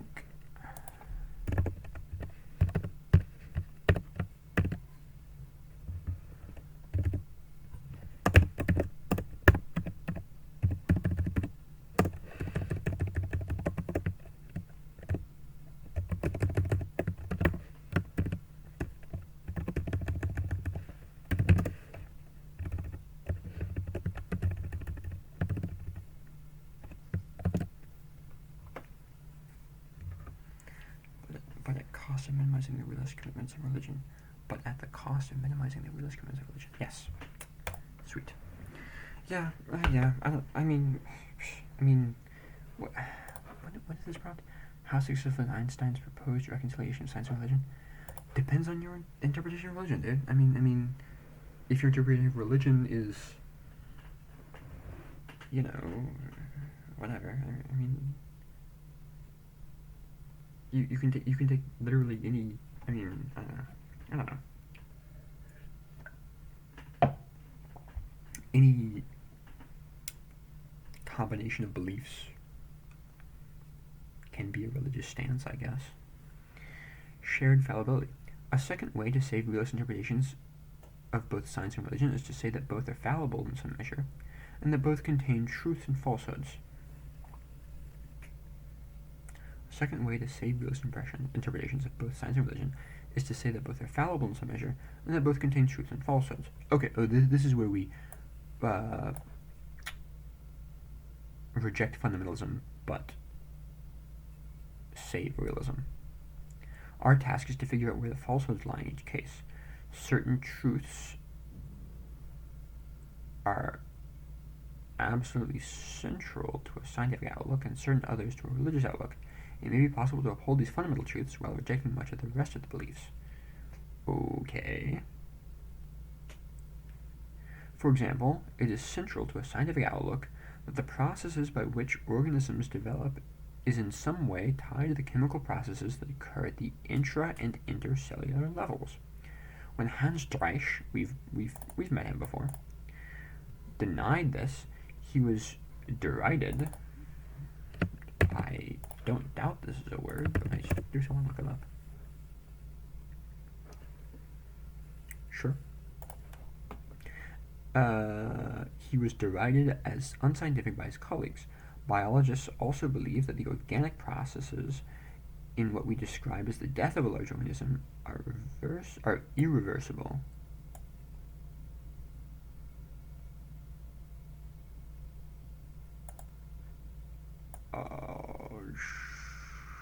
Sure. I mean, I guess it depends on your definition of death. I guess I don't know. I mean, the common colloquial one is your heart stop beating, but it's kind of bullshit. Whatever. That's part of what's involved in calling it death. But a realist about the resurrection could accept the general biological principle about the relationship between organic and organic processes, while denying that we have a correct understanding of the biology of death. The miracle of the resurrection could be perfectly in keeping with what is possible for an organic body, while it conflicts with what usually or even always happens in nature. Sure. Yeah. This feels strikingly similar to like just like an idea of like technology beyond our understanding. Conclusion: science, religion, and authority. Religion long held sway over the beliefs of mankind, not just in matters of conduct, but on central questions of the nature and origin of the world and humanity's place in it. On the latter questions, science has come to take the place of religion, and among some scientific enthusiasts, it has come to look down on the pretensions of religion. I have not been paying attention. Oh my god. Religion long held sway over the beliefs of mankind, not just in matters of conduct, but on central questions of the nature and origin of the world and humanity's place in it. On the latter questions, I hate former latter. Oh my god. Whatever. Because like where? Okay, wait. Because like okay. Magic, not just matter of conduct, but also on central questions of nature and origin of the world and humanity's place in it. Like, is that what the split is? The split here, and latter refers to this, or nature of the origin of the world, or is the split here, and the two things are question of the nature of this, and then this one's latter. And also, it's like, well, okay, maybe this is a me problem, but I kind of like it's like whenever you say ladder, I gotta like really think about which one you're talking about. Oh, questions plural. Okay, I guess it's not. Okay, so technically, it is not ambiguous, but it's still confusing. Sorry for the metal clanking. On the latter questions, science has come to take the place of religion, and among some scientific enthusiasts, it has come to look down. Yeah, it has come to look down on the pretensions of religion. Stark conflict between science and religion is largely the result of fundamentalism in some degree on one side or the other. There are, as we have seen, many ways in which it is possible to sustain room for both. But which institution, if either, is rightly authoritative? Einstein is probably right that the authority of each lies in different places. Okay. On the natural processes of our world, the deliverances of scientific theories should be regarded as primary, so long as we avoid the hubris of supposing science to be infallible and unrevisably correct. The place of religion seems to be human conduct and social relations. Here, too, there is room for multiple views, and many would argue that the course of human flourishing has been hampered by religion's insistence on moral authority, that each person is the best judge of their own conduct.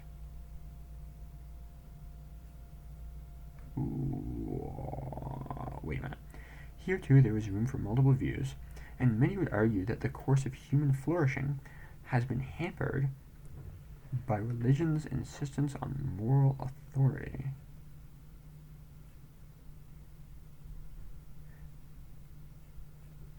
That each person is the best judge of their own conduct. Is he saying that the course of human flourishing has been hampered by religion's insistence that each person is the best judge of their own is the best judge of their own conduct? I feel like religion insists almost the opposite. I'm not sure how I feel about that one. But whatever, it's more of a stylistic choice. Well, not stylistic, but like that's like a content question. The ultimate question. Oh yeah, I guess I'm ignoring stylistic and also content debates.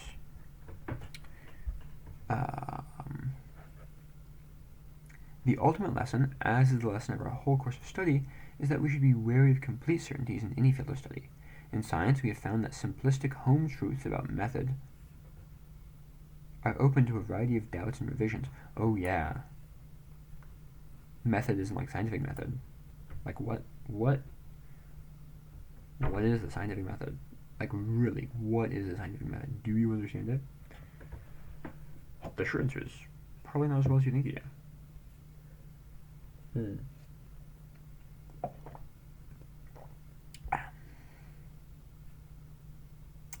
That virtues like simplicity and explanatory power don't necessarily imply truth, that science's history, properly understood, is not one of triumphant progress toward an ultimate theory of everything, but is rather a passage of fits and starts and blind alleys, that doubt can be cast on whether evidence is ever sufficient for knowledge, and so on. This is like the conclusion of the book. That's why it's kind of like this, because this is the last chapter. Oh, wait, I think. Yeah.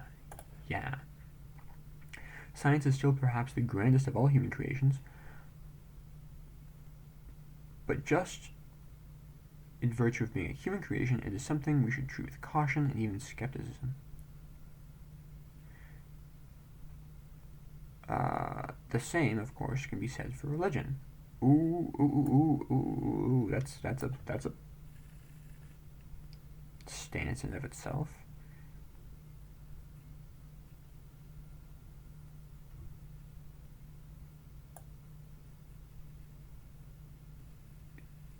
I think he's implying that it's a human creation, which is, I mean, in and of itself, kind of heretical. I mean,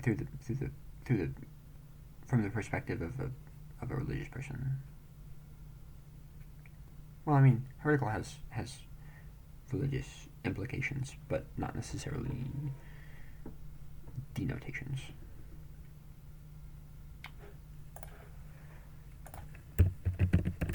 I think. Yeah, it can be religious heresy, or it can just be generally yeah. I feel a bit religiously heretical saying this, but I think the film had too much action.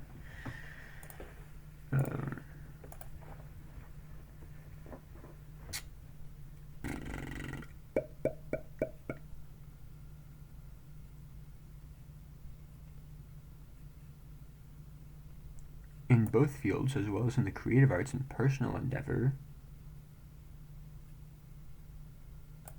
I would put an S here, but I'm going to ignore it right now. The goal continues to be to discover some measure of understanding leading to human flourishing. Giving unrestrained authority to one field and no cost to the others is likely to be the best course in that aim. Okay. Study questions. Explain how one of the conflicts between science and religion might be resolved by adopting an anti-realist stance either towards science or toward religion. How successful is Einstein's proposed reconciliation of science and religion? Are there good grounds for taking a fundamentalist stance either in science or in religion? Huh. Well, what do you know about that? What do you know?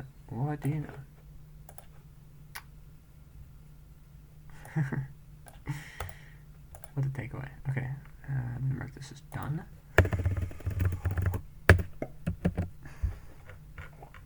And I think I might take a break of some sort. This is a long list of errata. That is this word, errata. Not errata. Oh. Now what I think of. Okay, yeah.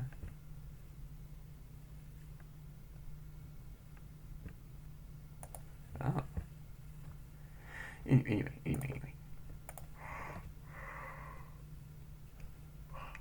Okay. Oh shit, I'll be turning this one in on time. Oh my god. Saturday, December 18th. I don't even, wait, bro's just fucking making updates. Oh my god.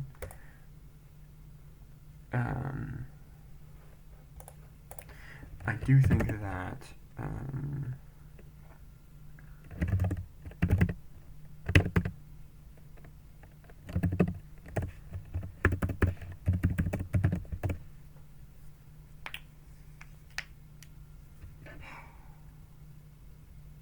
okay, I'm gonna,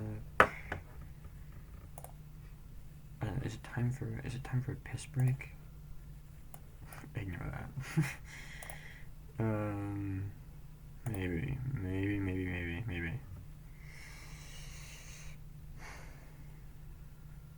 I just want to get up and like walk around a little bit. So, I think I'll be taking a little break. I will be back. It's been 2 hours. Jeez, and what paid him?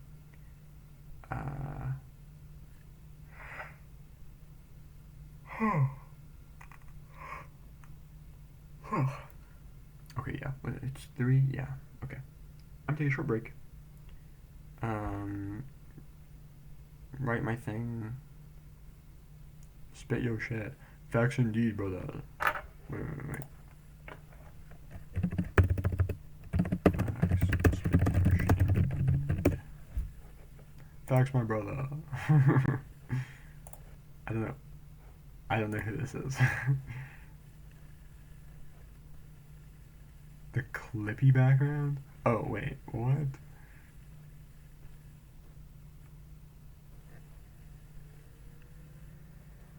Oh.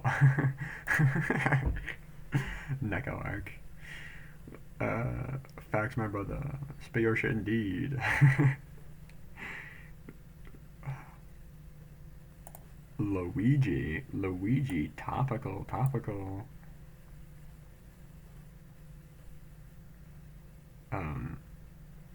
Fucking Murder Drones. I did not like that show. I'm sorry, I didn't like the show. I don't know. I was kind of excited to try it, but what the fuck? What the fuck?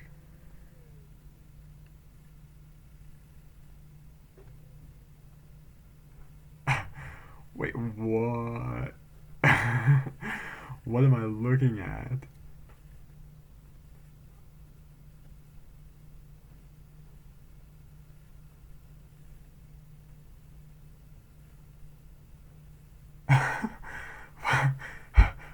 Okay, I have to get out of here. What is going on? I love Know Your Meme. It's fantastic. What the fuck? Anyway, Murder Drones was I was excited for it. I did not really like it. No. Anyway, if anyone's wondering, Luigi being topical, that's about the fucking United Healthcare CEO. Yeah. Oh, that's my email address. Oh my god.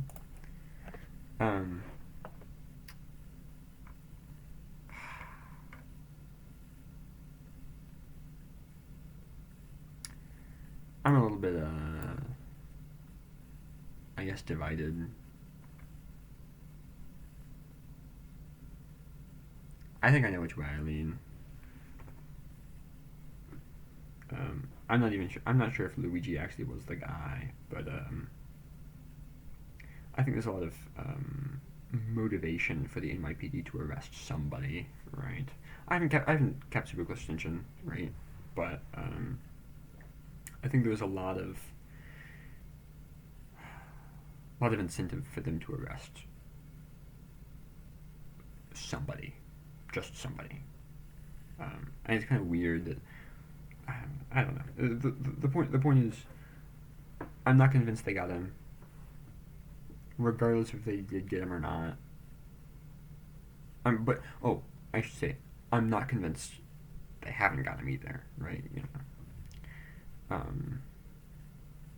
Regardless, I think Luigi was not. Well, at the very least, he was not entirely in the wrong. Anyway, I really want to make the piss break timestamp be exactly 2 hours. Hey people. I'm back. I guess it was kind of a time skip for you, but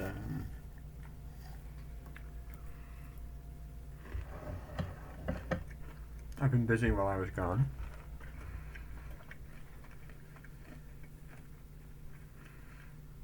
You may notice I'm having a snack.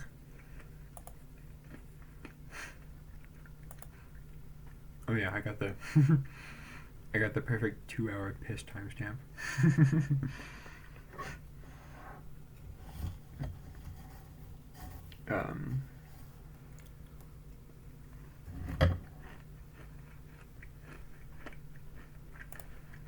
There's something else I can write down. Oh. I kind of want to title this video, my response.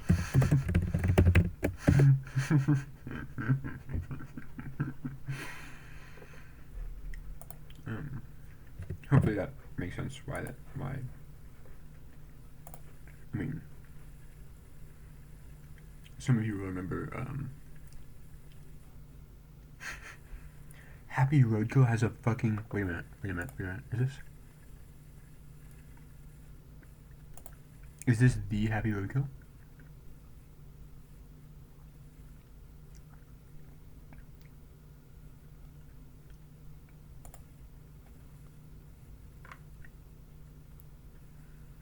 I like Happy Roadkill, like comics. Very good, highly recommended. Actually, okay. I will. Every time I mention Happy Roadkill comics, I have to preface it with he makes some political stances that I do not fully understand, and so I can neither endorse nor condemn, I guess. I don't know.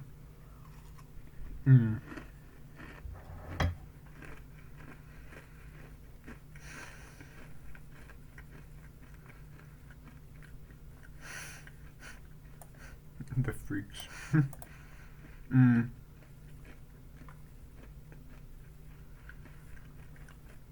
So I can't really, I mean, I don't know.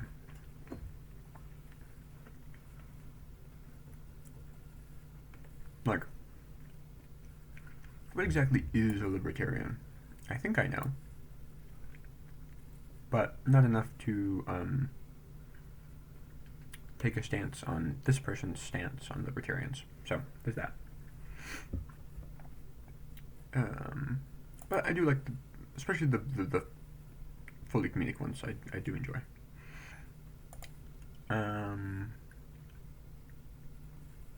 Well, these four are an interesting, we'll leave it at that. I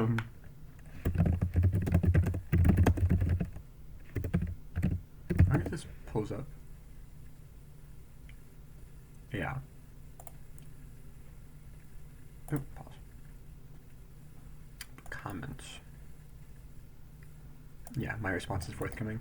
That's right. And also what happens if I just look up my response?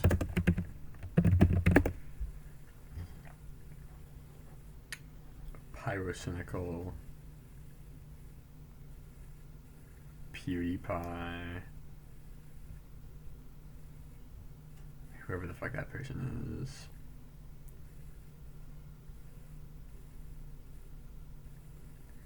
I don't even know what to deal with fucking. I don't even know what to deal with Nicky Collar was. I can't. I'm not even gonna.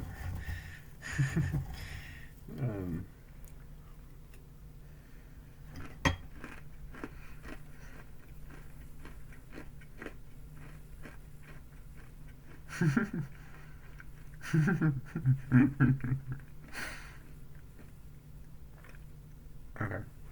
Enough of that. Enough. Every time I open up YouTube, it's always a mistake. Anyway. I should say, open up YouTube in front of other people. Okay.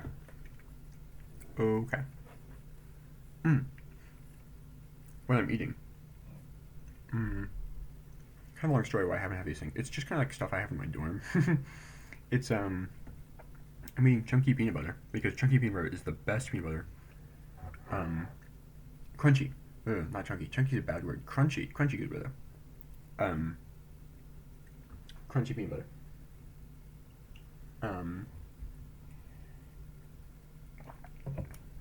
Just about the only type of peanut butter I will buy anymore, just because it's fucking fantastic.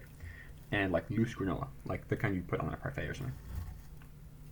And I'm just kind of scooping it together onto my fork and putting it in my mouth.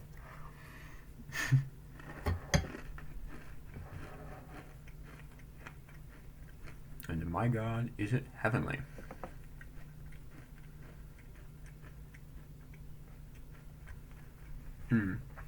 But also,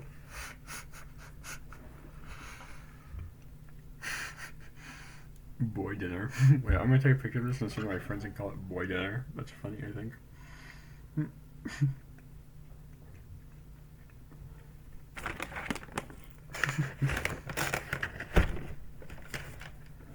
Wait a minute. Wait a minute.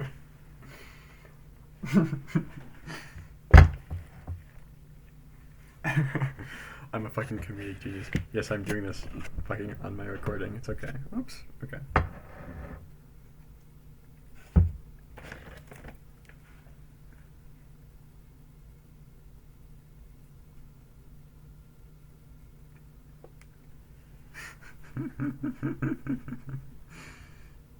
This is.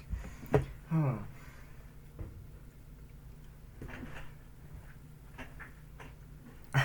I'm fucking sending this to everyone I fucking know. Holy shit. I'm fucking. Here, wait. I will,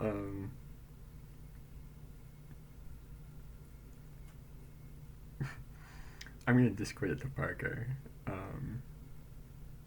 And then you can see. Who the fuck else am I sending this to? Yeah, this one's good.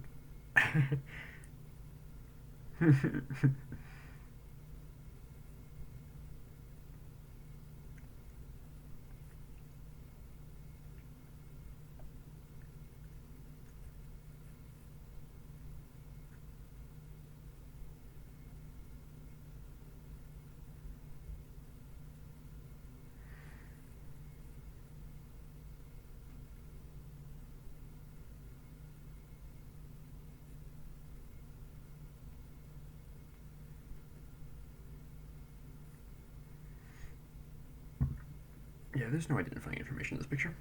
Okay. Oops, I gotta move this over. Oh. Okay. Oh wait, oh shit, there might be. Wait a minute. No, it's fine. Okay, yeah,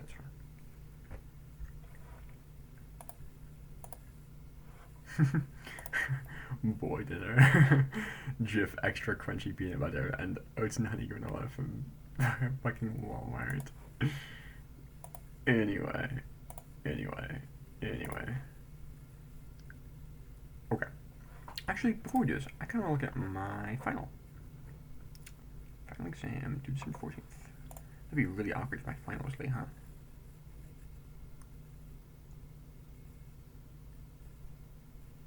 Yeah, that's not gonna be late. Oh. Doc X. I'm not gonna say I hate this motherfucker because Andrew Black is a cool guy, and I mean, you know, from my limited interactions, cool guy. But really, you're gonna make me open fucking Google Docs for this? I know. I could. You can use fucking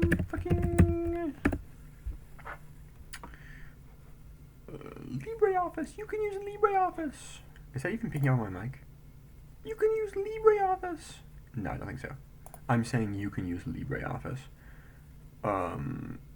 Respectfully, lick my nuts. I'm not using LibreOffice.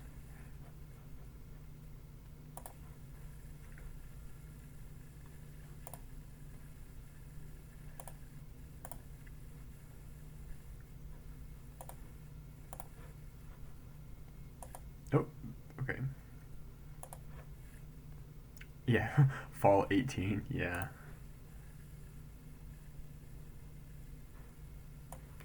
Hello?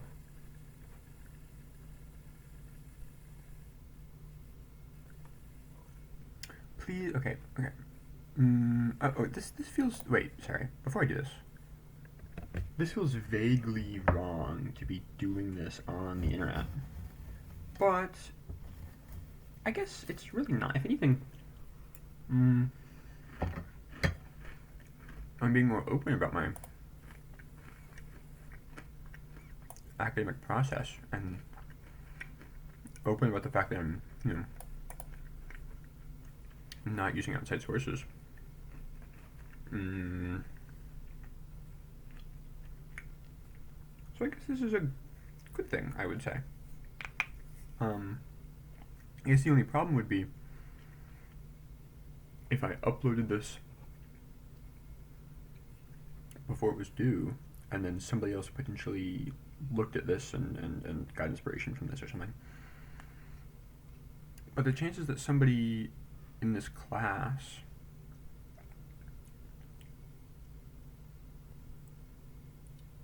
watching this video is quite low. I think reasonably low enough. I think I can upload this. I think it's fine. Perhaps this is some. Yeah, I think it's fine.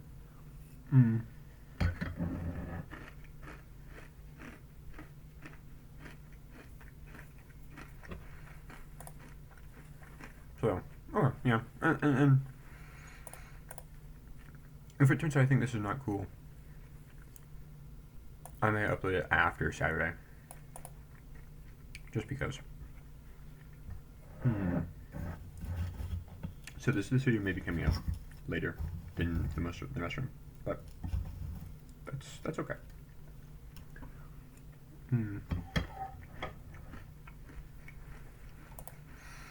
Okay.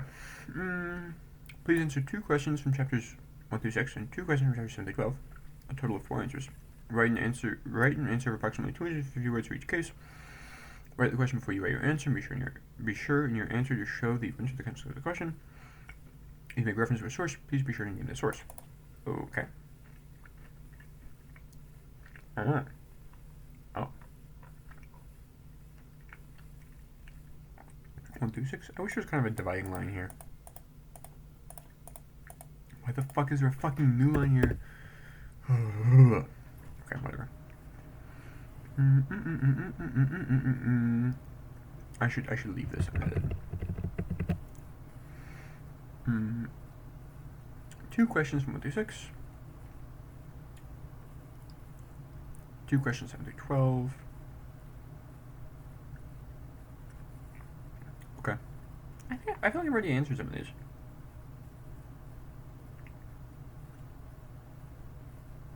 Did I? Wait. Okay, we're looking through the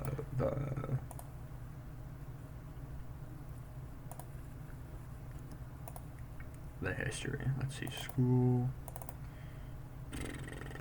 philosophy of science. That's helpful. Okay. What module was this? This is like 6, 7, maybe 4, 5? I think maybe 5. Not that one. 4? Yeah. Okay, wait, yeah. What was... Module 4.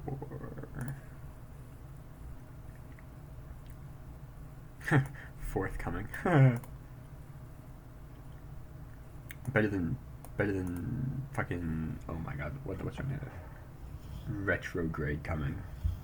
Look up retrograde coming. That's something else. Actually, I wonder if... Wait.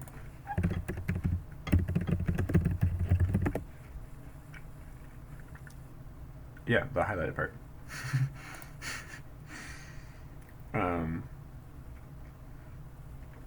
If by some fucking miracle I get accused of academic dishonesty, and some fucking somebody's gonna watch through this and determine whether or not I was like purposely trying to spread answers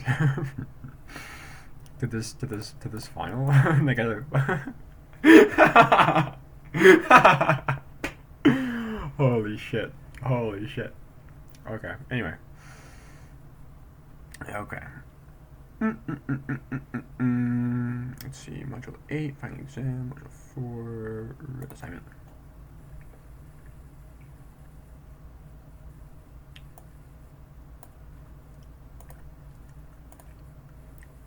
Surely I can't just... Surely. I mean, Henry says I can't. I'm not gonna... But it is weird that it's included. It is weird that that's even, like, an option. Whatever. This class...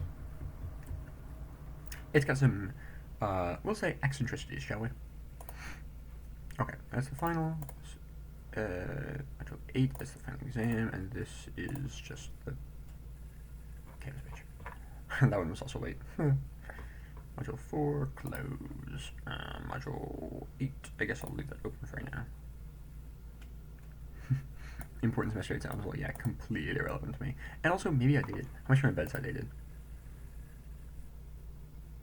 Oh, it's a live link. I guess. Is that the right word? Live link?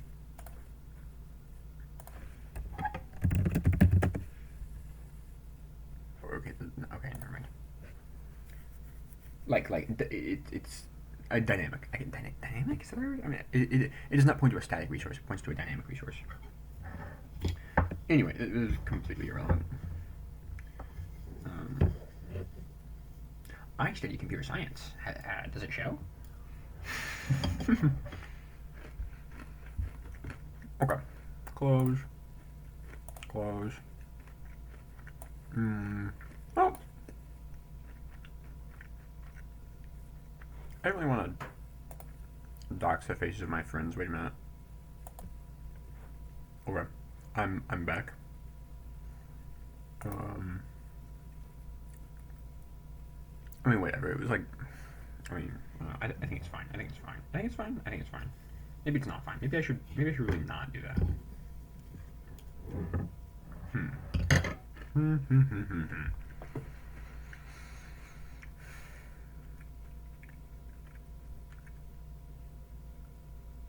gonna say it's fine. It can be taken down later if need be. Okay.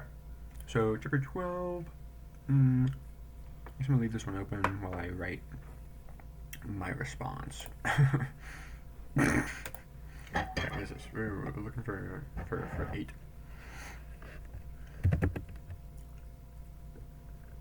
We're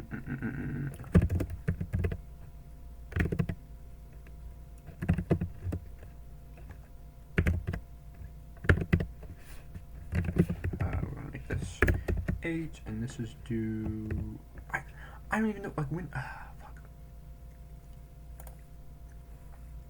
You know, I like to date them based on when they're due, right? Oh, I gotta do this. Yeah, okay, I'll do this. Oh, but first. December 18th. Should I date it December 18th? They're very clearly not due December 18th. I don't know. I don't know.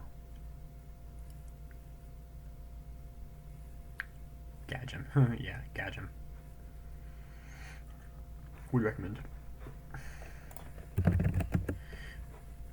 Gadge him.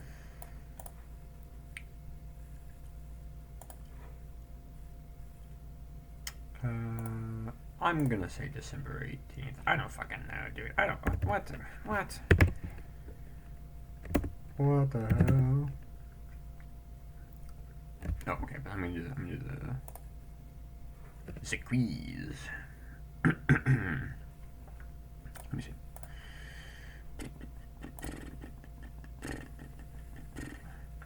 Please make the quiz once you have opened it. Once the quiz made, yes. For his forceful endorsement of which scientific hypothesis was Galileo right for the Inquisition? Copernicus. Not this, yes, orbits the sun. According to the famous calculation of Bishop Usher, 4004. 1634. I'm so almost certain that's correct. Oh, fuck. Oh, is this worth looking at the book? No, I'm gonna use my superior intellect and say it's 1634. What is the most prevalent scientific theory of the origin of the universe?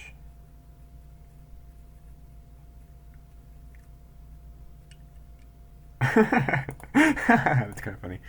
A 7-day late. Oh, I thought it meant like pregnancy.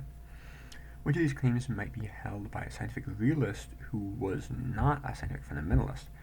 Our current scientific theories. Our current scientific theories are adequate models valuable primarily for practical advantages. No. The goal of science is to achieve the truth about reality, but we should be cautious about believing our current theories, which are likely contain much that is false. Yes. The biblical story of the origins of man and the universe have a place in the correct description of reality. Probably not. No, our current theories are literally true. That's a fundamentalist. What would a conservative anti-realist about religion? Conservative anti-realist.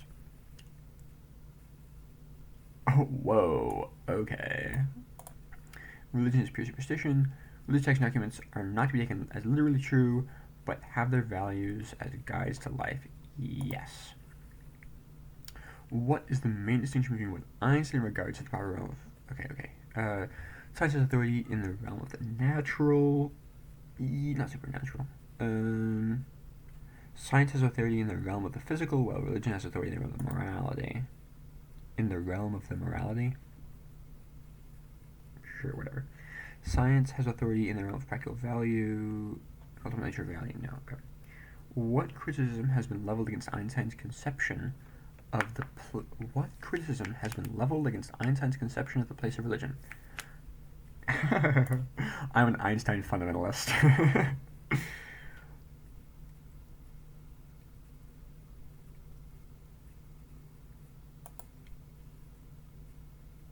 Yeah?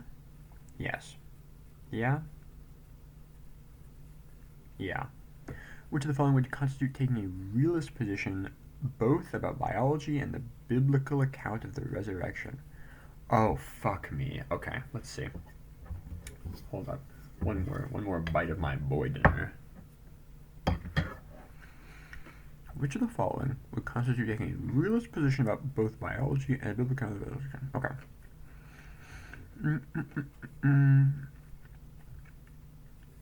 No.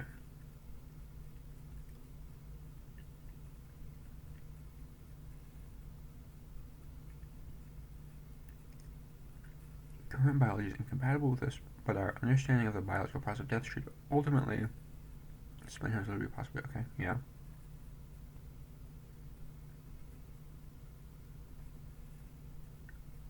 Suspended animation.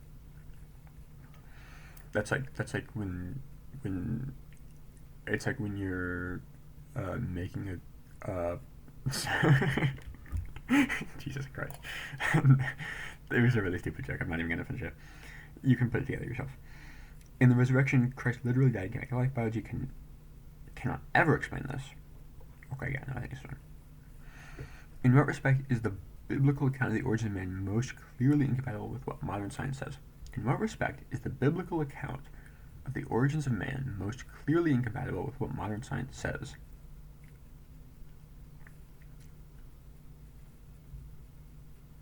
In what respect?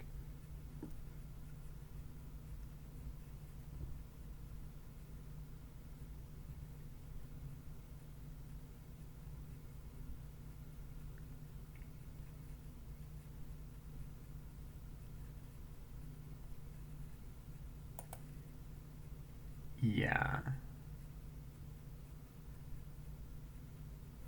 Yes. Fingers crossed. Fuck yeah. What did I say? Superior intellect, baby. 5 minutes. And it's all on record. Oh, fuck yeah. Okay.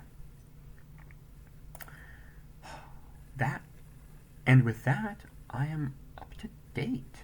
I could even modulate it for them if I really wanted to, but I think they wouldn't really like that, so I'm not gonna do that.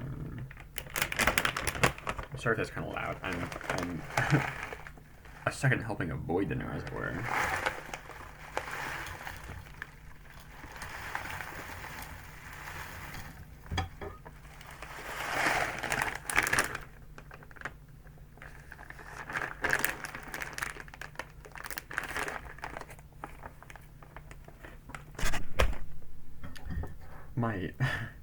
My liver will fail me. Maybe not. Actually, not liver. I don't know why I said liver.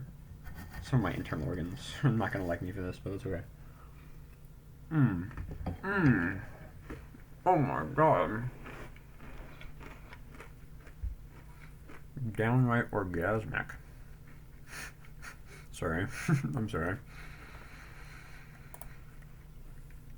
Okay, time to pull out my religious views, eh?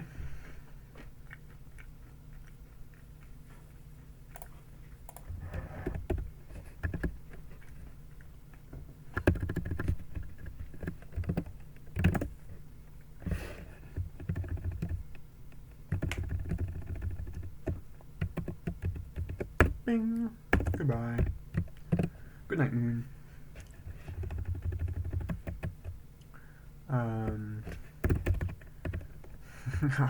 Shit, I called it the other Robert. Oh my god, I'm so fucking goofy, dude. I'm so goofy. Let me check Discord real quick. Bing. Okay.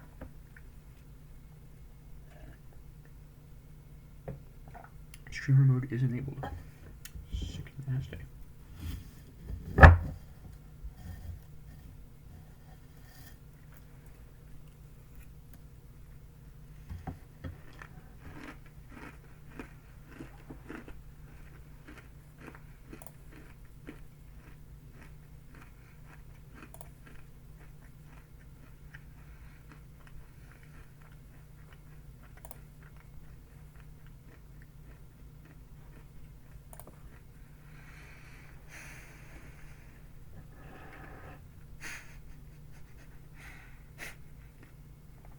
I should not have called that last one the other Robert. That was hella goofy of me. Anyway. I'm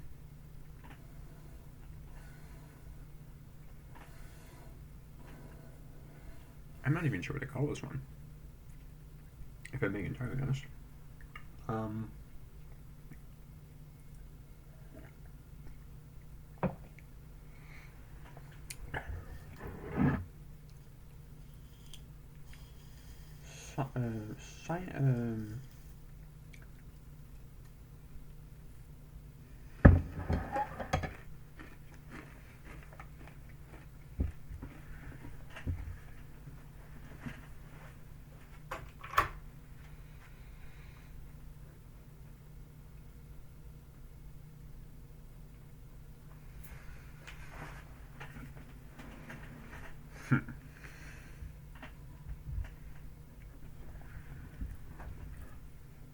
Fuck. Shit. He wants 4 responses by fucking tomorrow? Wait, I guess. Yeah. Yeah.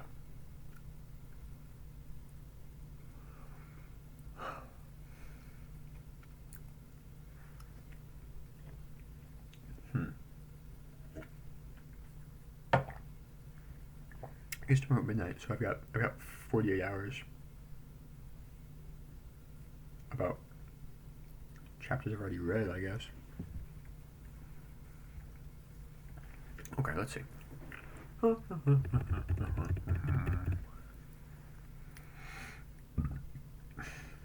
do I even start this, dude?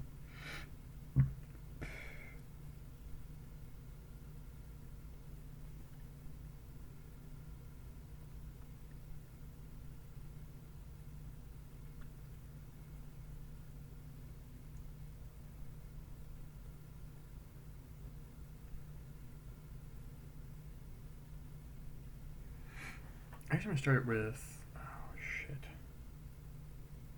Okay, yeah, Friday.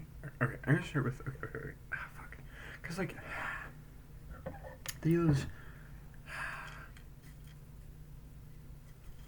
Einstein does a perfectly fine job if you have a certain view of religion, right? And so it's like, everybody.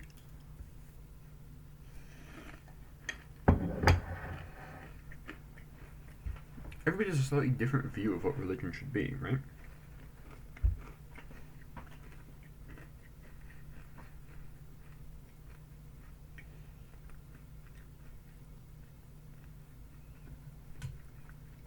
I mean, for some it's very similar, but ultimately, everybody kind of has to come up with their own reconciliation. Even if the reconciliation is to completely disregard one or the other. Still some form of reconciliation.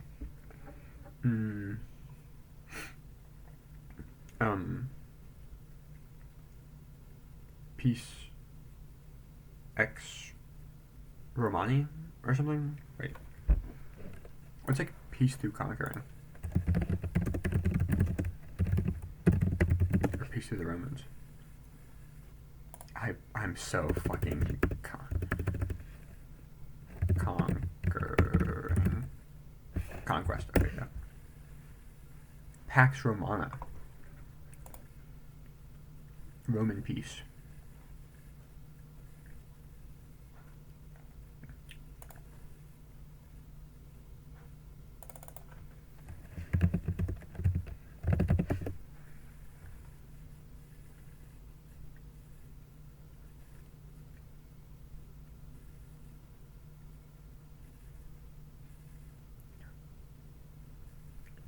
Yeah. Yeah.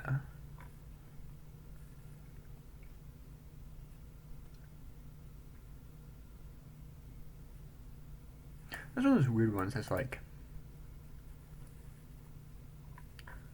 has very strong correlations with not correlation but like associations with like lingua franca.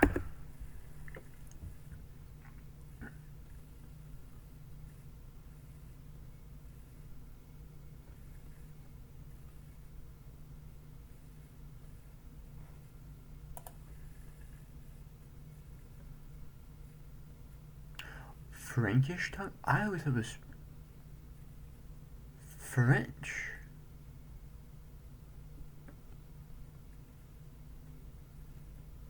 Wait, what?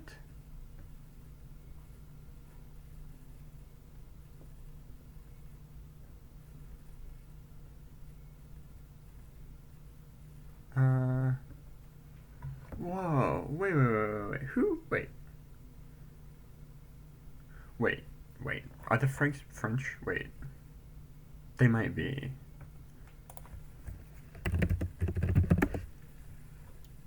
Okay, yeah,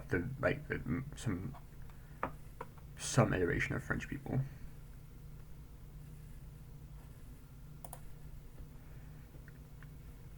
Some iteration, some version. The beta. Anyway,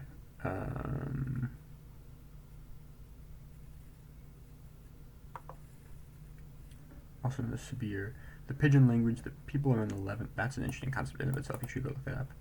Are in the Levant. I don't even pronounce that one actually. And the Eastern Mediterranean Sea uses the main language of commerce and diplomacy from the late Middle Ages to the 18th century, most notably in the Renaissance era. During that period, a simplified version of mainly Italian in the Eastern Mediterranean and Spanish in the Western Mediterranean that incorporated many loanwords from Greek, Slavic languages, Arabic, and Turkish came to be widely used as the lingua franca of the region, although some scholars claim was just poorly used Italian. God damn. Okay. In lingua franca, lingua is from the Italian for a language. Franca is related to Greek. What the fuck is that diacritic? Is that the right word?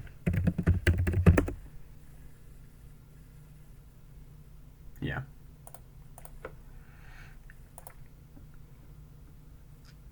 Frankly.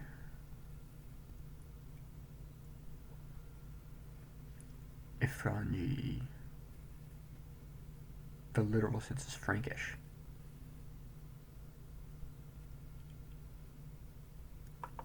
So it's kind of like French. That's like the modern day Netherlands, right?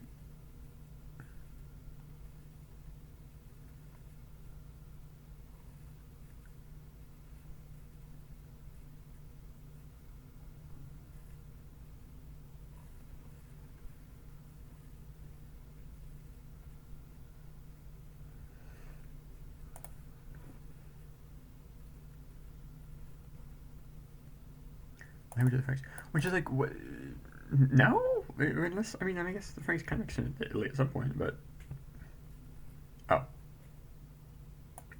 oh, okay. Do Italians count as Western Europeans? I guess I've always kind of considered like Italy to be like the tipping point between East and West Europe, but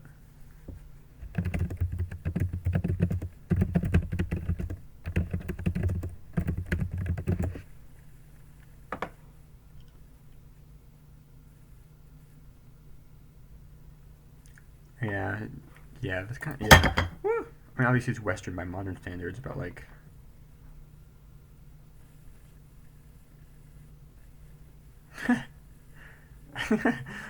What the hell? I like how they don't even include fucking Spain and Portugal. Oh, what the hell even is this?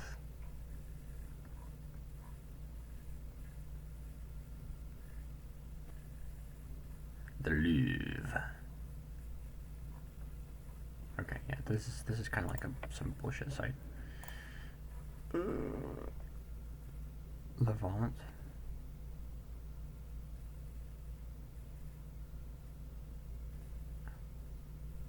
Oh. Levant? Bad. Levant.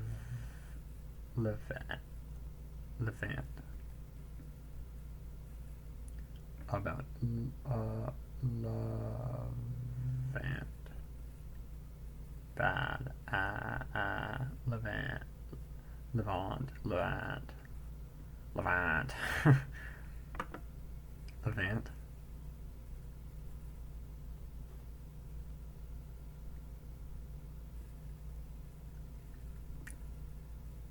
Levant. Bad. Levant. Huh. Anyway. Because it's also Levenant. No, wait. I made that word up, didn't I?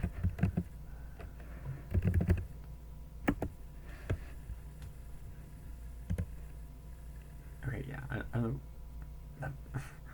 Levenant wing. Yeah, that's what I'm looking for. Maybe I'm thinking Revenant. I think I mixed up Revenant and fucking Lebanon. Okay, we're gonna ignore that actually. Close.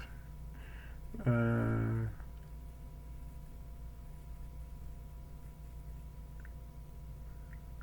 Mediterranean lingua franca was a lingua franca? What the hell?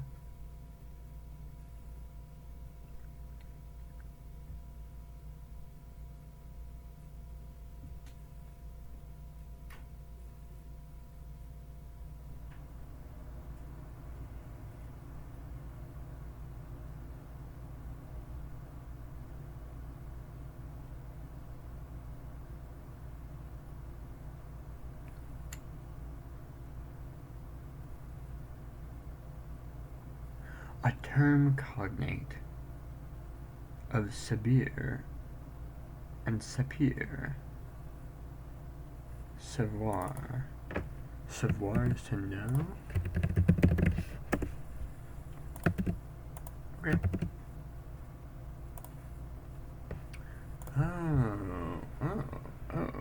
Okay. Well, I guess citation needed, yeah. Good show, by the way. I love citation needed. Look it up on YouTube. It's by Tom Scott. Okay, all of this to say... Fuck. Okay, what do I even... What do I even say? What do I say? What, I mean...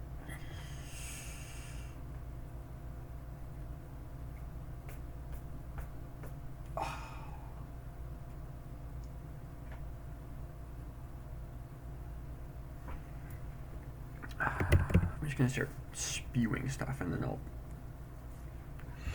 It's like, you know, like the thing in carving where it's like you just cut out everything that doesn't, like, you know, if you're trying to carve an elephant or whatever, right? It's like cut everything, cut the elephant out of the rock, like remove everything that doesn't look elephanty, right? I'm doing that, but I first have to create the block, so I'm just gonna spew text and then cut out anything that doesn't look response-like. Responsive? Is that the word I'm looking for? I don't know. Anything that looks like what my response should be. Okay.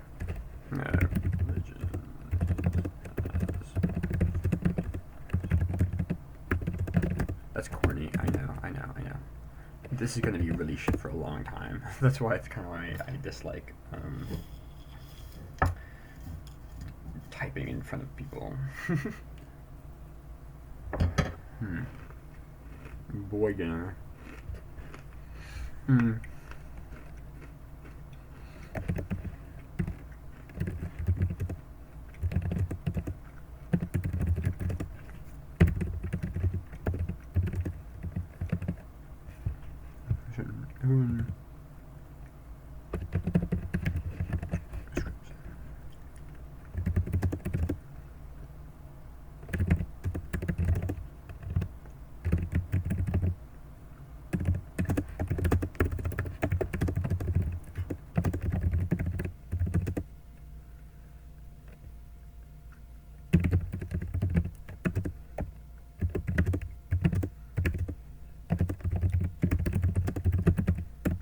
As in, it doesn't just say different things.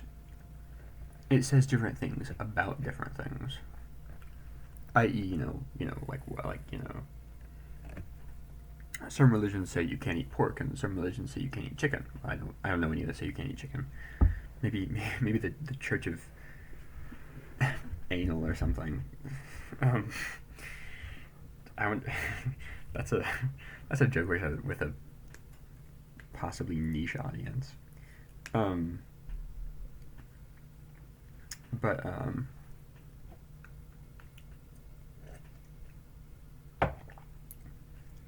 what I mean by this is, to some people, religion means dictating what you can eat, and to some people, religion means dictating how you should treat other people.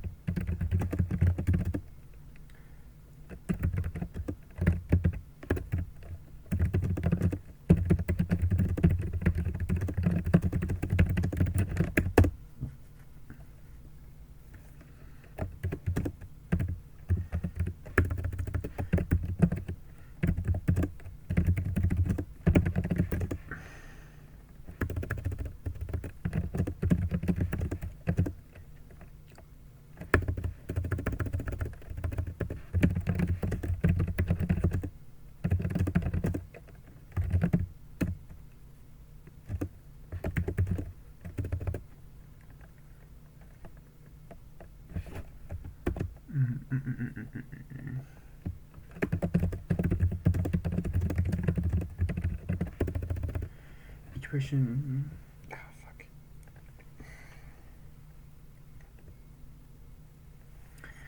Each person needs to reconcile the two themselves.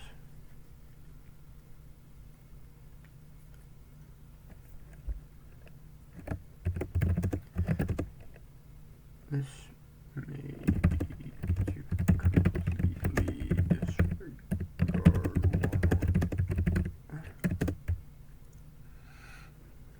as in, you don't necessarily have to accept a mixture of the two. And Einstein, religion clearly dictated what was moral.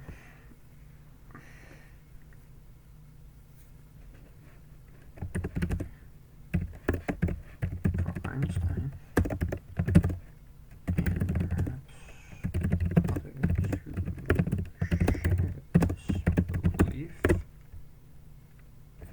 share this view,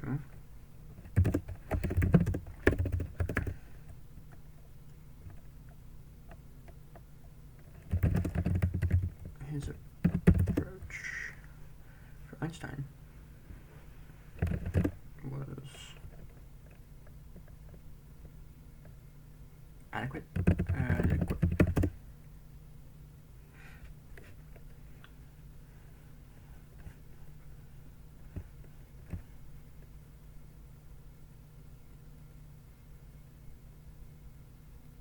I guess in the same way. I guess science is similar. I guess science means different things to different people.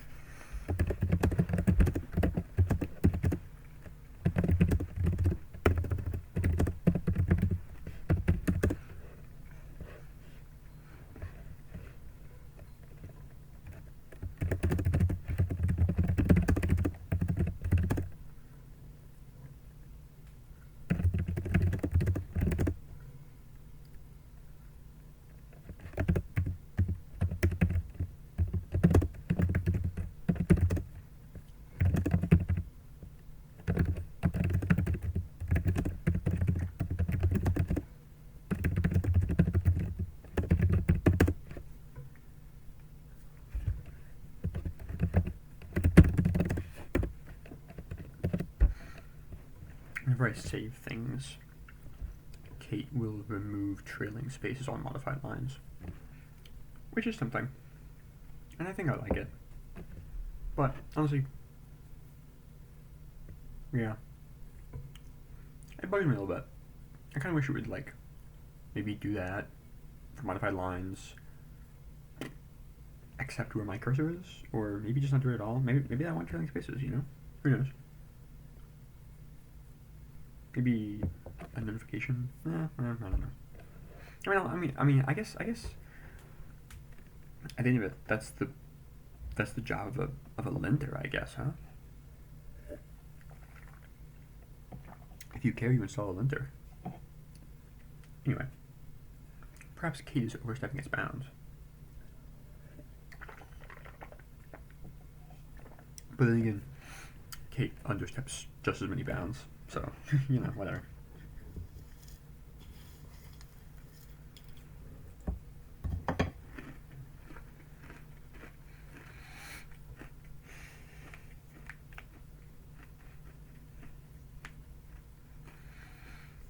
I don't really know what else he wants me to say.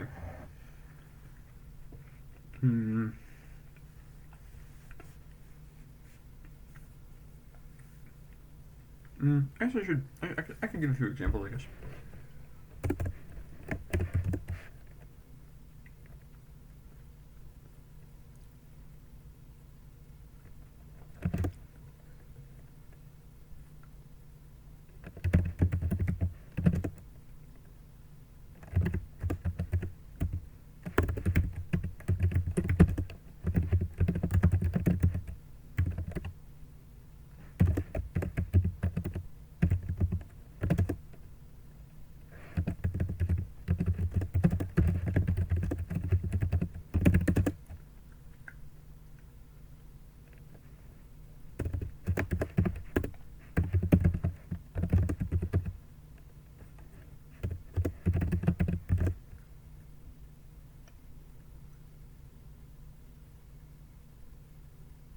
Hmm.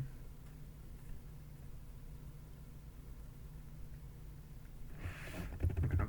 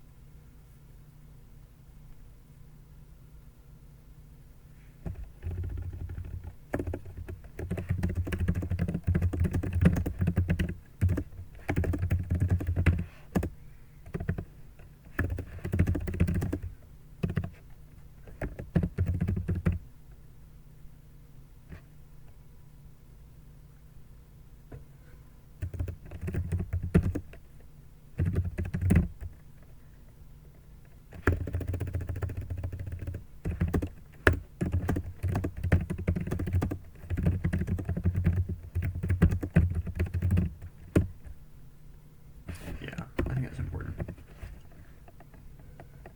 Because what?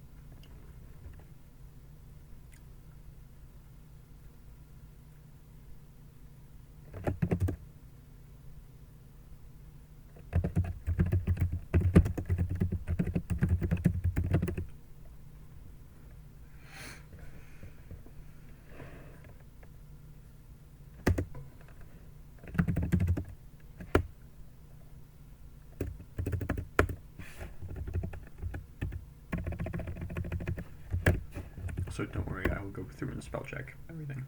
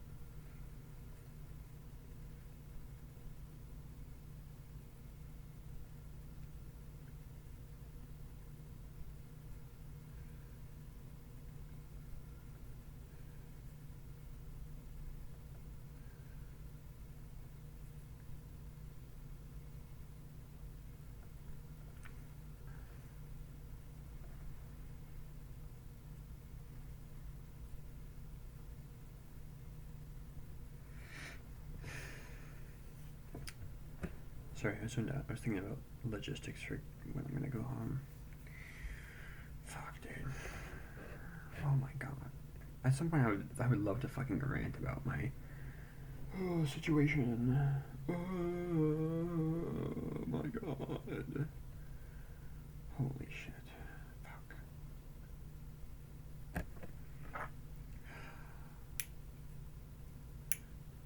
No matter how bad it is, it can always be worse. Remember that. That's a that's a words to live by. It can in fact be worse.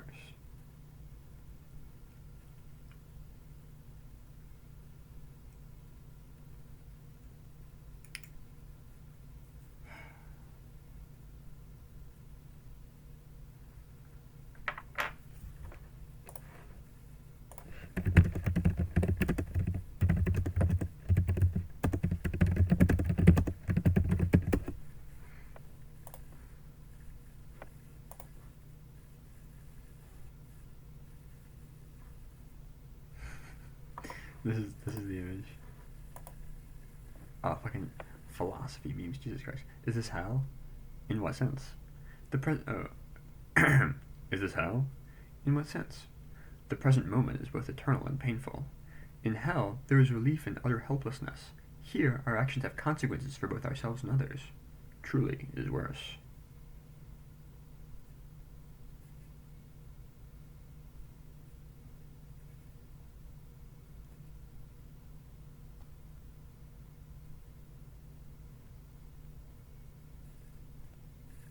Yeah, and then there's, is this hell?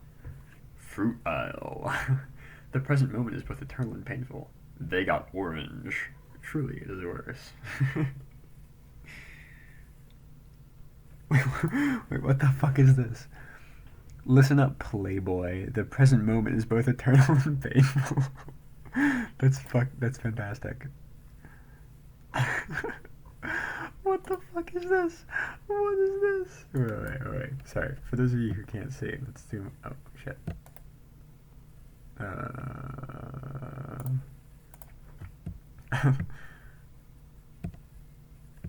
you go. In case you couldn't see it. Listen up, Playboy. The present moment is both eternal and painful. At least in hell, there is the... Wait. In hell, there is relief in utter helplessness. Here, our actions have consequences for both ourselves and others. Truly, it is worse. But then again, we also have the opportunity. Those consequences can be good, can they not? In fact, I mean, what does anyone desire if not control over the environment?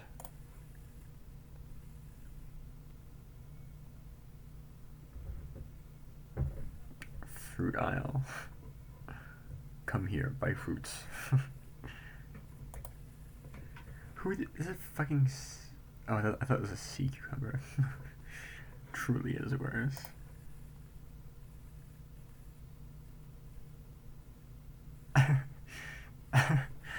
To be clear, I've never played Undertale. Okay. I'm yapping.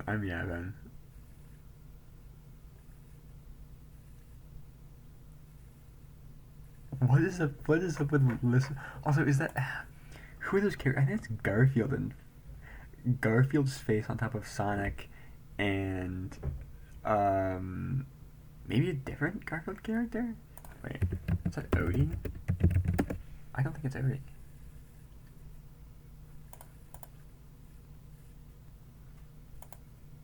No, I don't think so.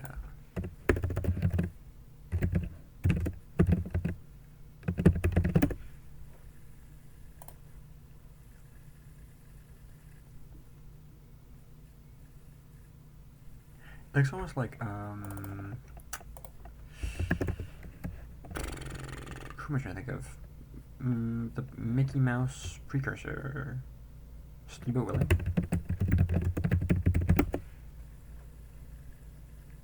Yeah, that's totally...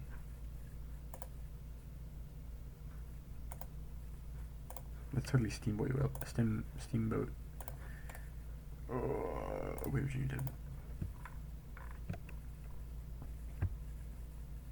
That. Steamboat Willie.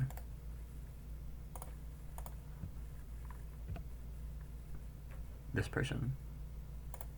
This person. Yeah.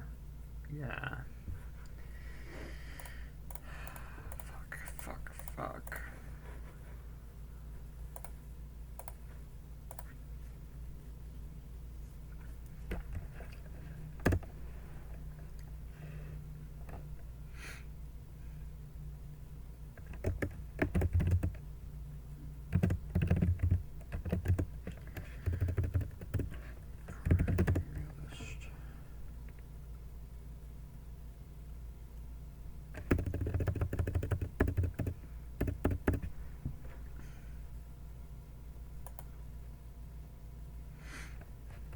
Oh, let me see.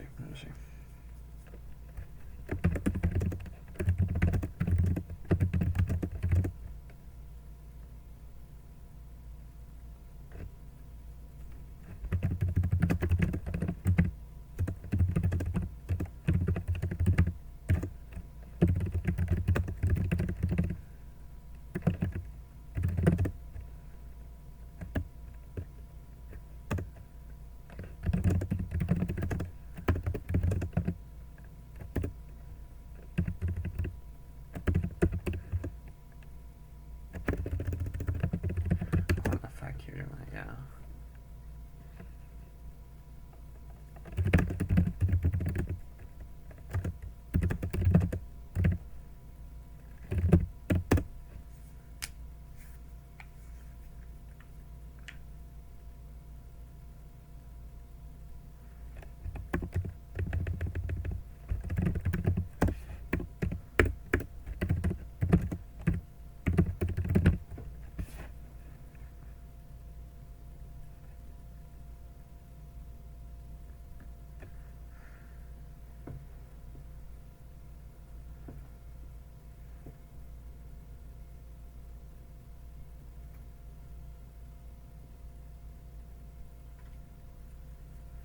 Man, I had a fucking nosebleed when I woke up.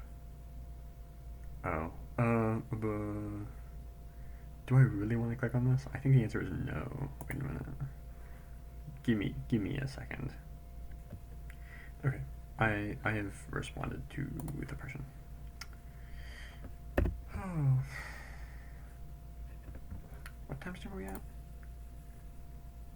3. Oh my god.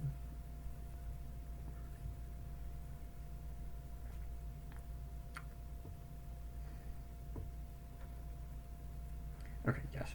Religion is as varied as people are. Everyone ascribes a slightly different meaning to the term religion. It's not a monolithic doctrine. It is neither a monolithic doctrine nor a monolithic role. I think I want to say role here. Nor does it fill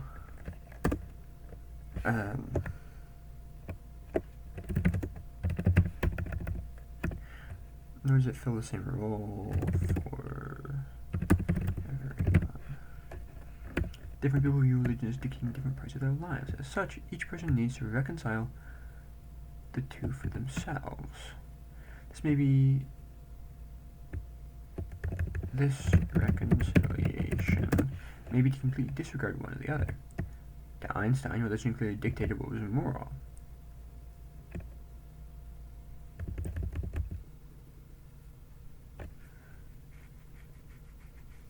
I really want to say on this view.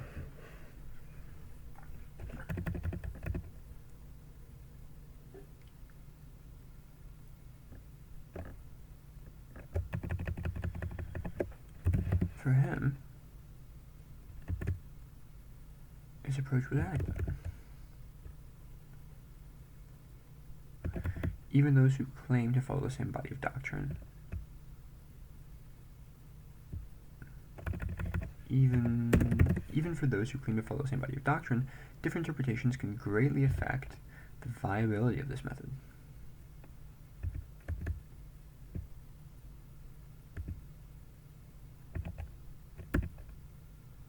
I think I'm going to move the statement somewhere else.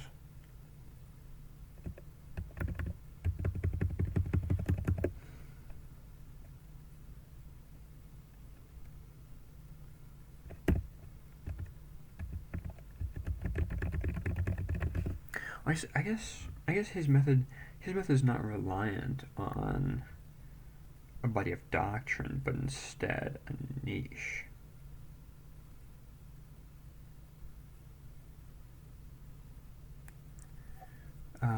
Okay.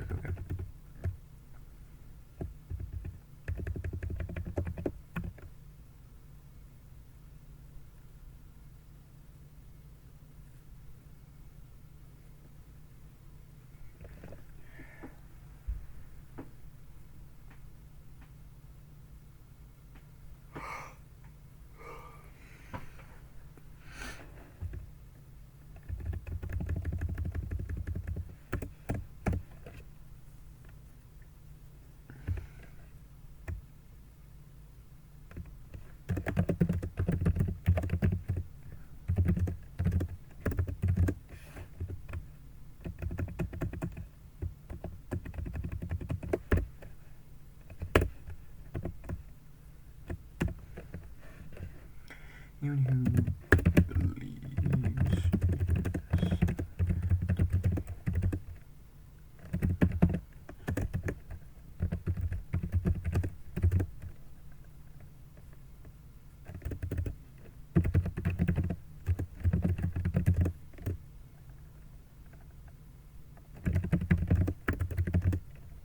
what did he say? What did he say?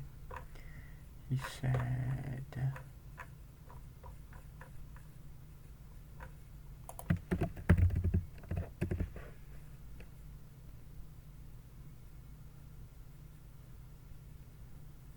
Which one am I on?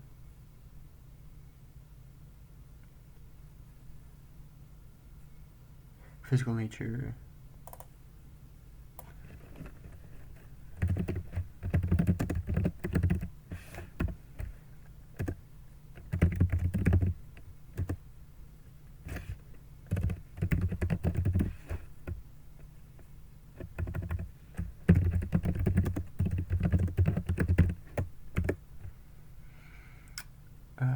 As such, anyone who believes in the same division of roles, science, physical nature, religion, human nature, his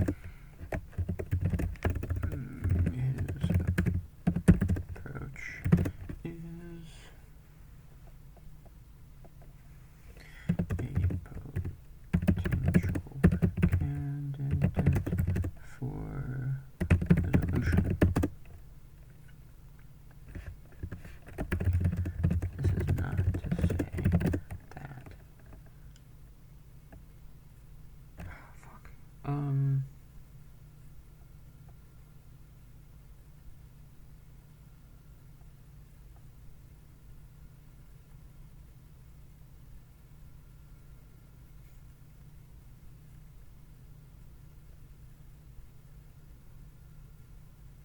No, yeah, okay, yeah, that makes sense. Okay.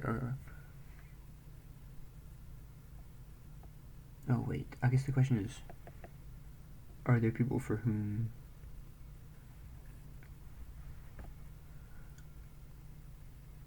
Yeah.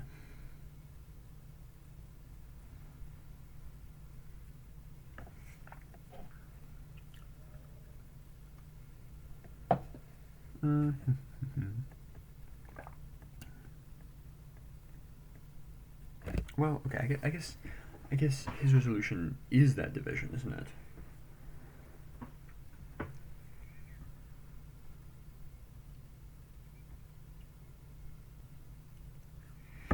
I guess,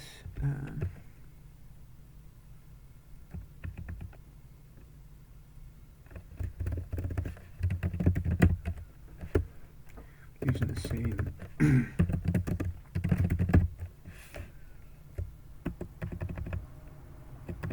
That's really what I want to say. So which the potential candidate for resolution? Well, yeah. That's really not how you should go. That's not really how you go about thinking it. Maybe but this is the practical way that people go about thinking it. I don't know. As such, okay, I'm going to remove the as such. Anyone who believes in the same dual of realism, for anyone who believes in the same dual realism, his approach is a potential candidate for resolution. This is not to say that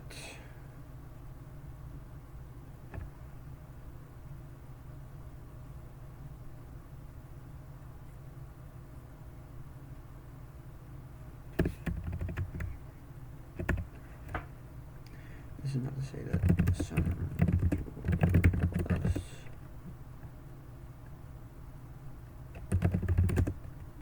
cannot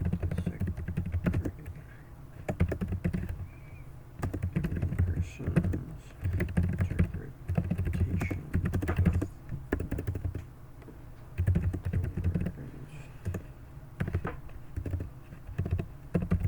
science and religion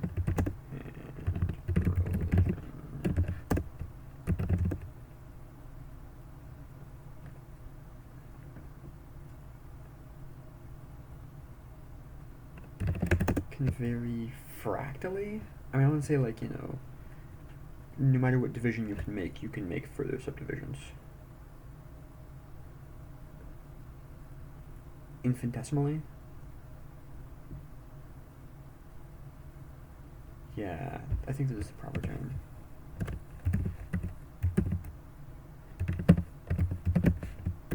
I don't know how the fuck you spell it though. Infinitesimally. Yeah.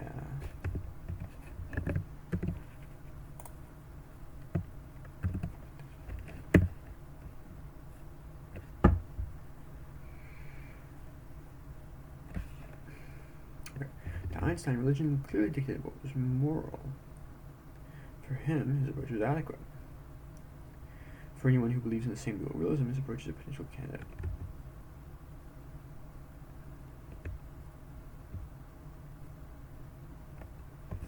For anyone else who believes in the same dual realism, his approach is a potential candidate for resolution. This is not to say that the same dual realists this is not to say that some dual realists cannot disagree. Every person's interpretation of the words science and religion can vary infinitesimally. Even for those who claim to follow the same body of doctrine, different interpretations can greatly affect the viability of this method. The same can be said for science. It is impossible to judge whether or not Einstein's approach is adequate without espousing a particular view on modern scientific doctrine. Sure. To a religious or scientific fundamentalist, Einstein's approach is completely unviable. Unless, of course, one's religious doctrine aligns perfectly with Einstein's conclusions.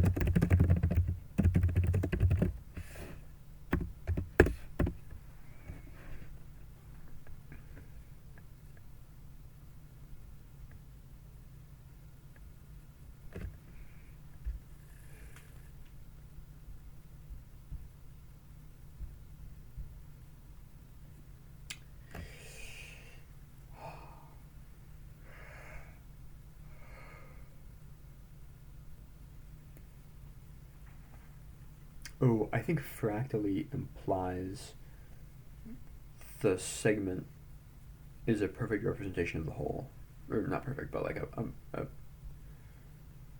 the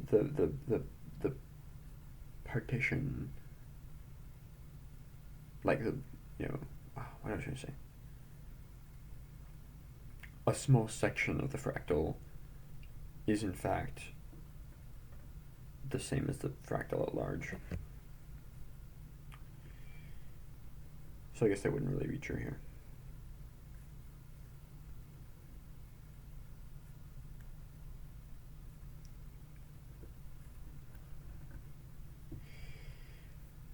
Make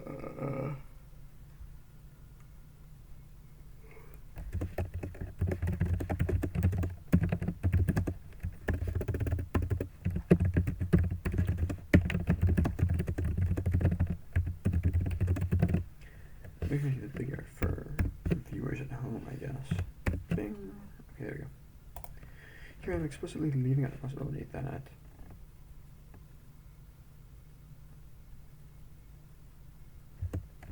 one's interpretation of science, one's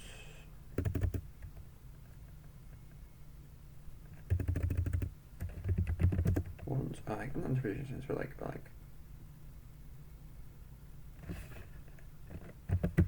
scientific doctrine aligns perfectly with Einstein's conclusions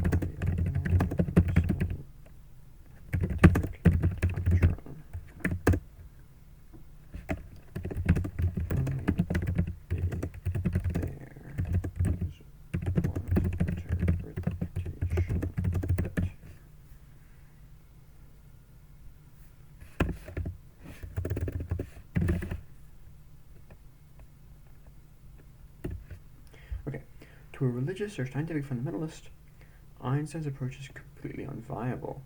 There is the possibility that one's religious doctrine aligns perfectly with Einstein's conclusions.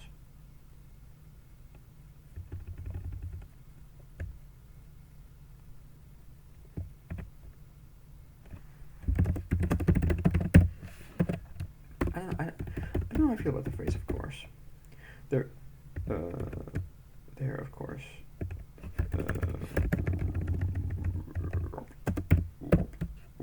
There is, of course, the possibility that one's religious doctrine aligns perfectly with Einstein's conclusions. Here, I'm explicitly leaving out the possibility that one's scientific doctrine aligns perfectly with. I'm gonna be up perfectly.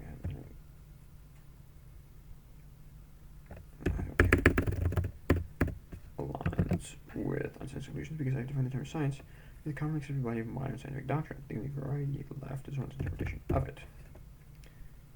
Yes.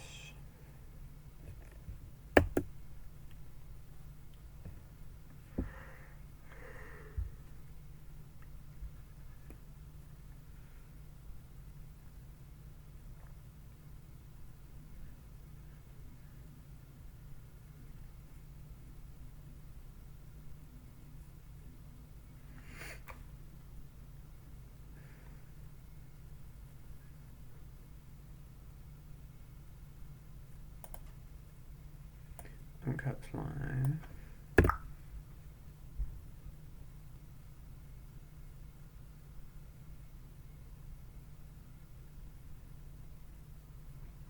Sake, like the rice wine? Okay. It is neither a monolithic doctrine, nor does it fill the same role for everyone. Different people view religion as decaying different parts of their lives. As such, each person needs to reconcile the two for themselves. This reconciliation may be to completely disregard one or the other.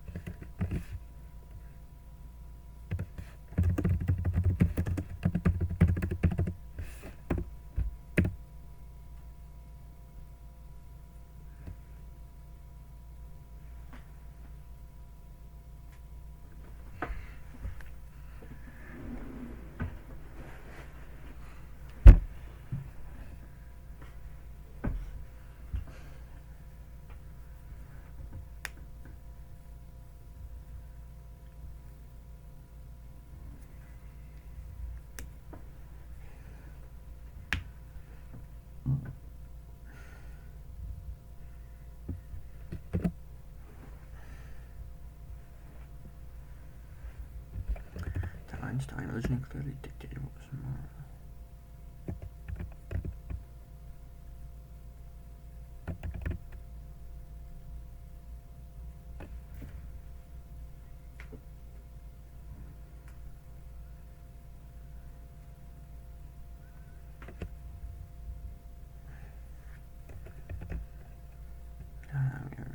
Let me go with this. Einstein's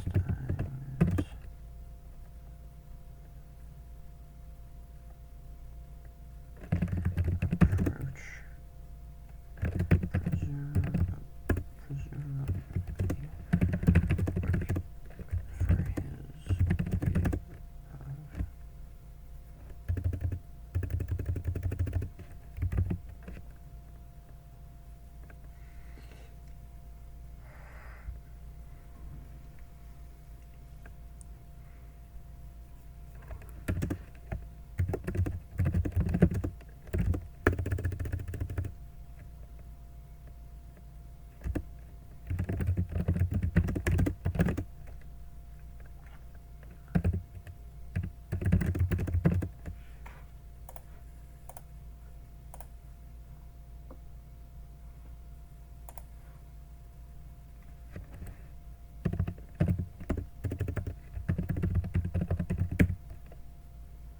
It's impossible to say whether it is successful or not, as it merely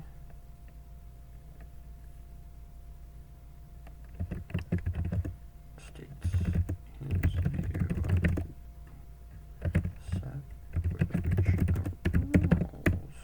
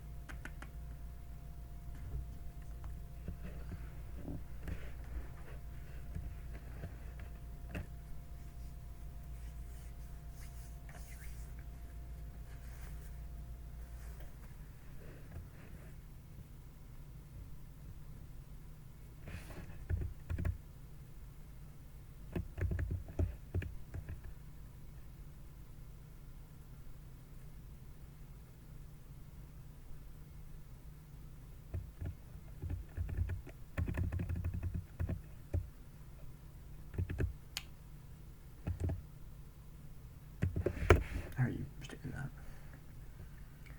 This is not a save that. Yeah, I can't say there. For anyone else who believes in the same dual realism, this puts speech candidate for resolution.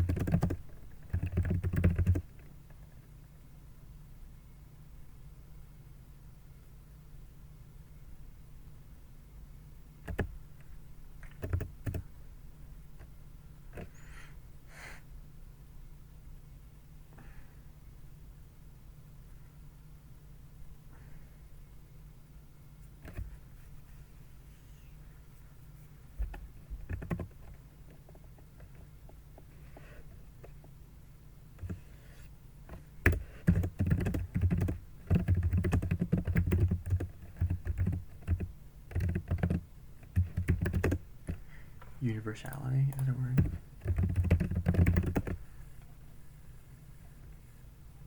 Yeah.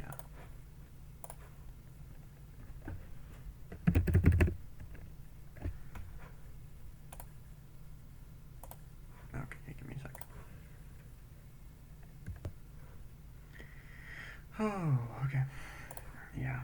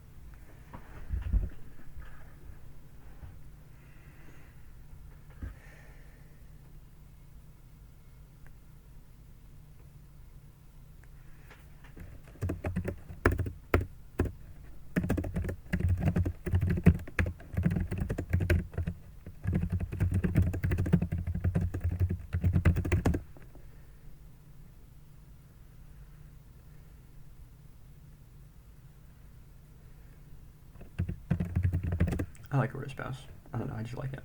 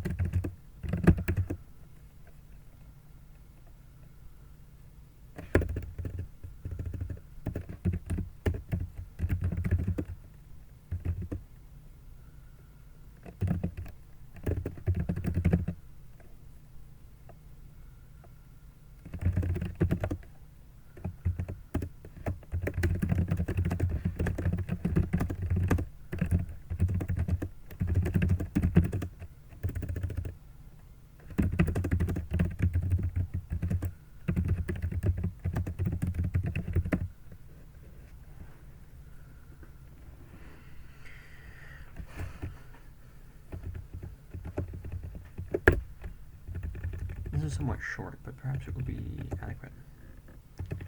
Oh, varnished. Oh, wow. This is pretty cool. This is pretty cool. I'm pretty proud of this one. Not proud, but I like it a lot. Select the thing. Tools. Filter through command. Word count. DAC word. Copy the results. Fuck. 30 words short.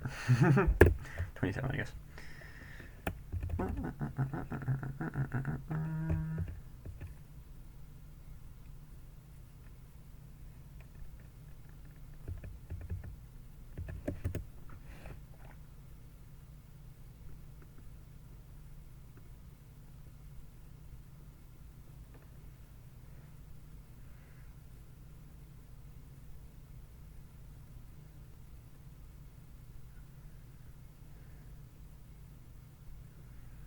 It's on the body of religious doctrine. Yeah.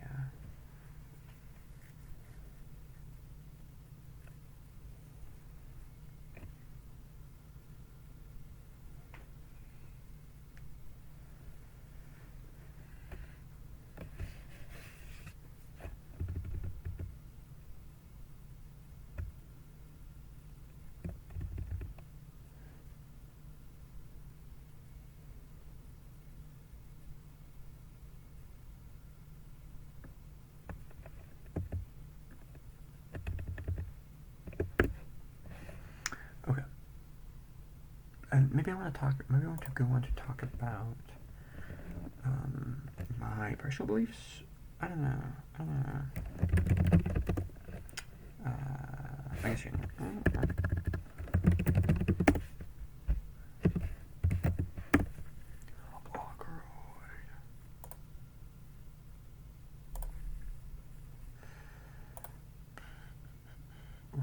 Why does it never show up? Oh, it's sorted alphabetically.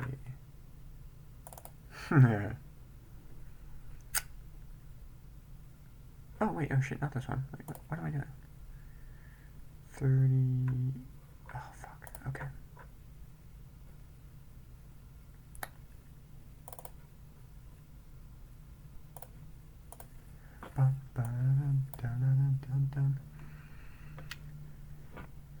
Ooh. Oh, this is not saved. Yeah, that's more like it. Religion. Okay. 78. Oh fuck. Einstein's enigma. No, that's bad. That's bad.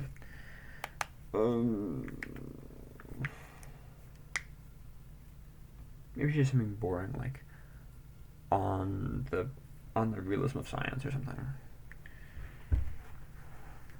What is the Hall of Thor's might?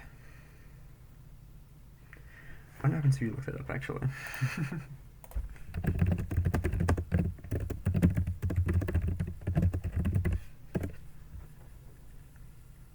Yeah, started command, yeah. My room is permeated with the smell of peanut butter. Religion is as varied as people are. It is neither a monolithic doctrine, nor does it fill the same role for everyone. Different people view religion as dictating different parts of their lives. As such, each person needs to reconcile the two for themselves. Including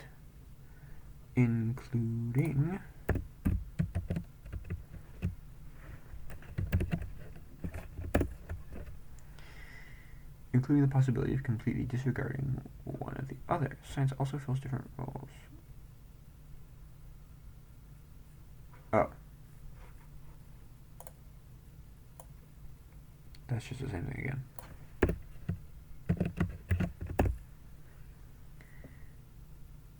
As far as... Oh, okay. Wait, was that...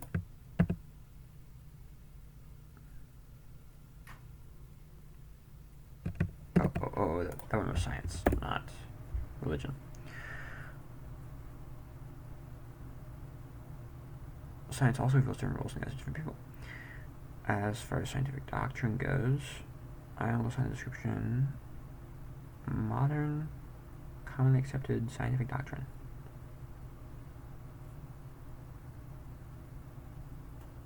Should the period be inside the quotes? Man, fuck you, dude. Fuck you. What the hell? I do what I want.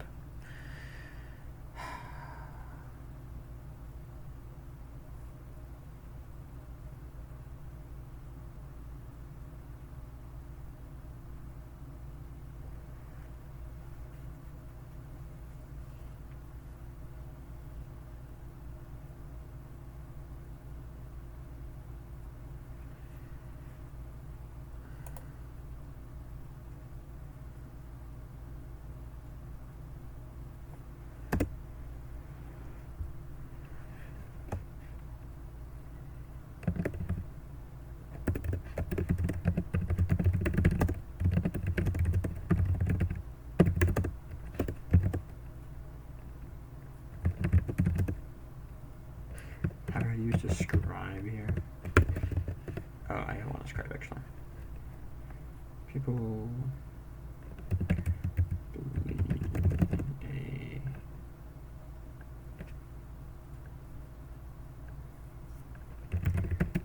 a different level of realism and fundamentalism.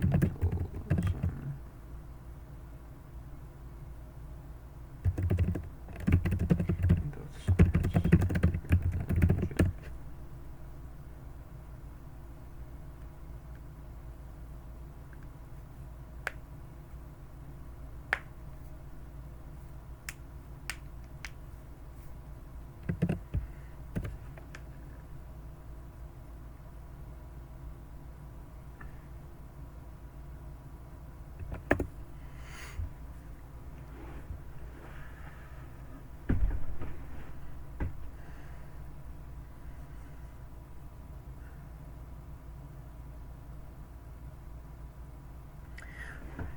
To add another layer of complexity, people believe in a different kind of realism and fundamentalism in both sides of religion. Einstein's approach presumably worked for him. It is possible to say whether it is successful or not, as it merely states his view on the separation. I'm gonna say on. It doesn't really matter, I guess. I'll say on. View on the separation of roles and distribution of realism. His approach may be a potential candidate for resolution for many others, but one cannot assign a universal success or failure without taking a lot of heavily debated stances. A universal stance on the reality of science, the reality of religion, the division of natures, etc. Perhaps the only stance not taken is on the body of religious doctrine followed.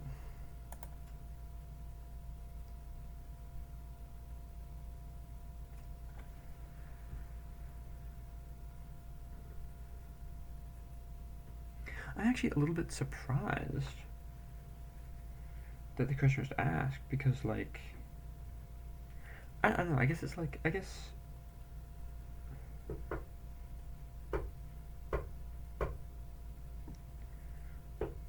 what are the chances that somebody would have the same level of realism?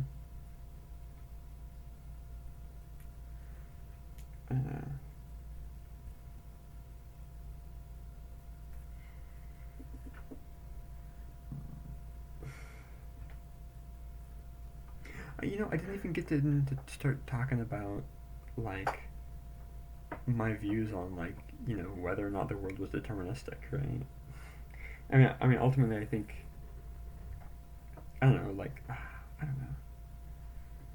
Like, okay, because there's, like, some quantum behaviors appear to truly be non-deterministic and not just deterministic with a hidden mechanism, which is a weird thing to wrap your head around, at least for me, because it's like I'm used to the world being deterministic, even if those, I'm used to the world being a pseudo-random number generator, when in reality it might be a random number generator, and I'm not even sure I know what that means. What does it mean for something to truly be random? I do not know. This is a pursuit of another time. When I have more time.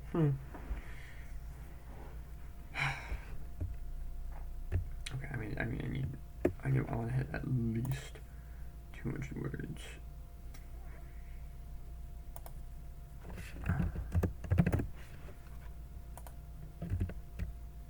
Ah, 6 more words.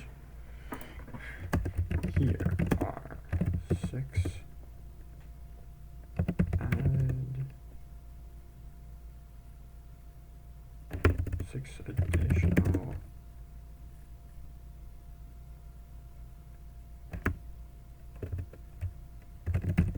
Here are 6 more supplemental words. Yeah.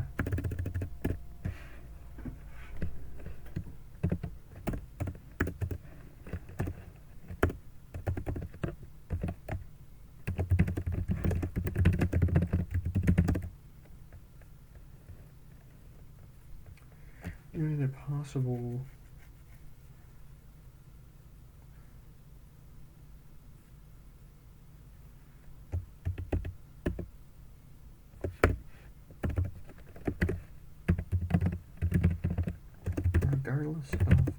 Regardless of the subject, regardless of the potential subjectivity.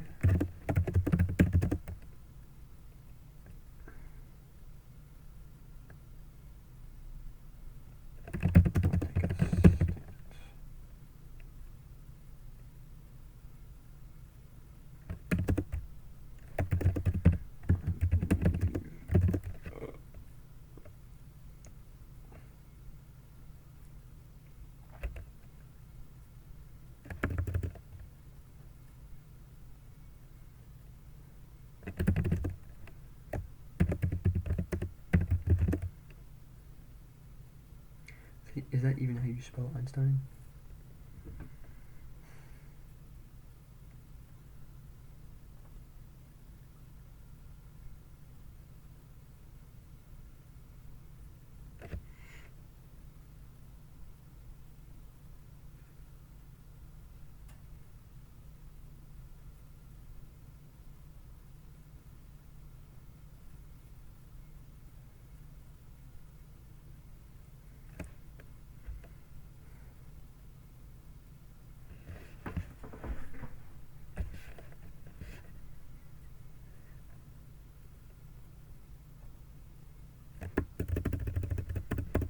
I believe that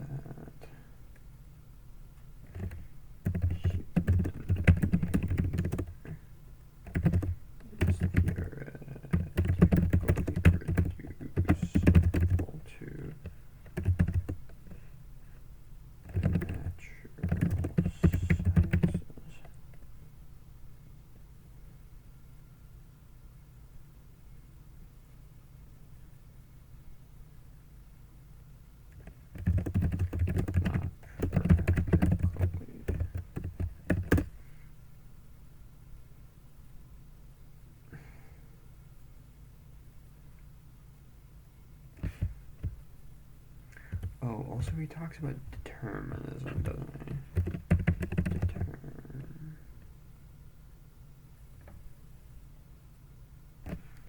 he? Yeah.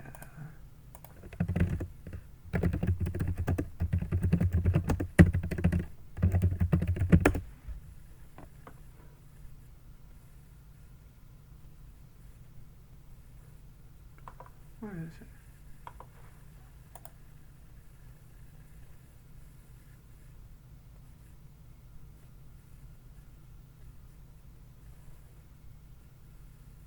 Yeah, okay, yeah.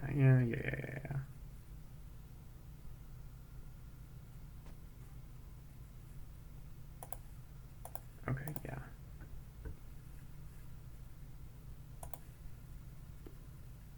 I don't know if fucking people ever read it, Jesus Christ. But,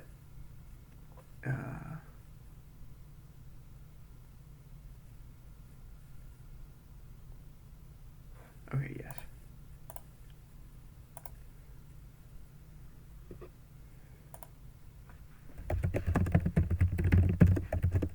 When did this kind of become a thing?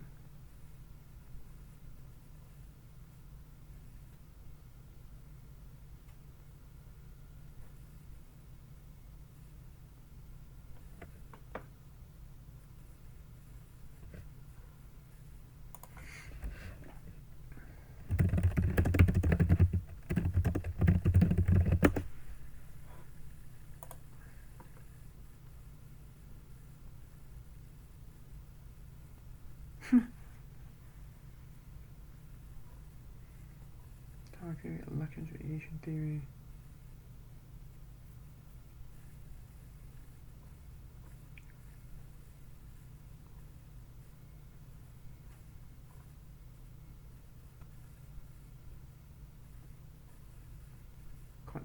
Quantization of matter, spin quantization.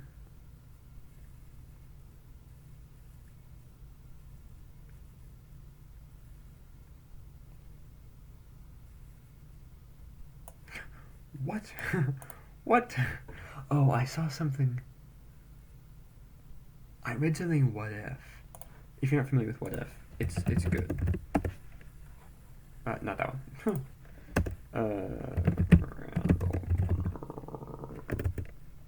Monroe, really? Anyway, it's good. This is the guy who makes XKCD. Very good. Well, actually, it was in What If 2. It was in the second book. xkcd.com. Good. Pi and pH. What the fuck? What? Pi and pH equals E naught? What?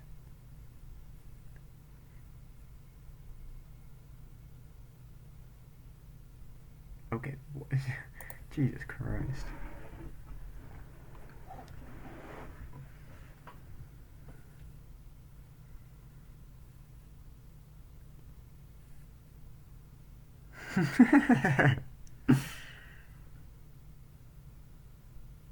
Oh God.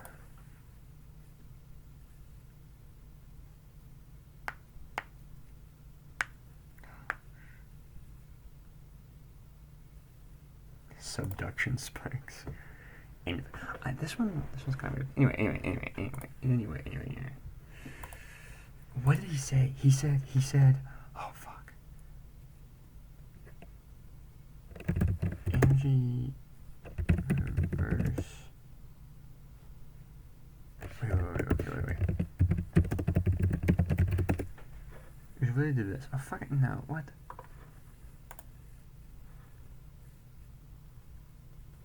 Yeah, without an event horizon. Without an event horizon means that an event horizon is a boundary beyond which events cannot affect an observer. So basically, because all roads, and by all roads I mean all possible, like not even light can escape, meaning that literally nothing can escape. I mean, regardless, there might be like other. There's some hairy shit about like Hawking radiation, dude. If you want to fucking look up some weird shit, look up Hawking radiation.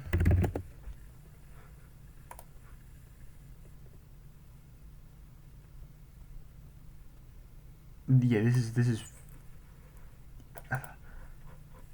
It's fucked. It's fucked. It's fucked. Anyway. Basically, event horizon, when you have something that's really massive, right, and then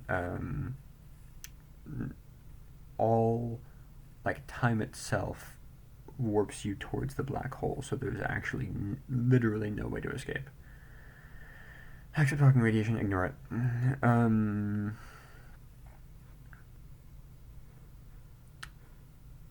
When there exists at least one causal geodesic,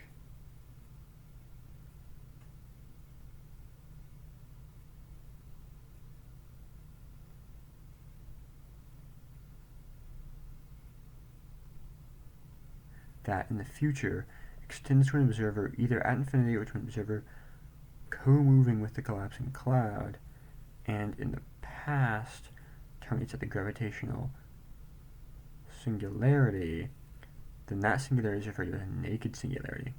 In a black hole, the singularity is completely enclosed by a boundary known as the event horizon, inside which the curvature of space-time caused by the singularity is so strong that light cannot escape. Hence, objects inside the event horizon, including the singularity itself, cannot be observed directly. In contrast, a naked singularity. Okay, so basically, things can't escape the pull of the gravitational singularity.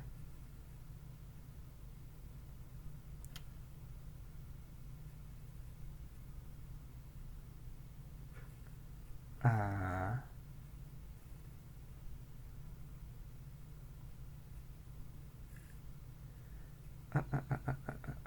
what did they say? Okay, yes.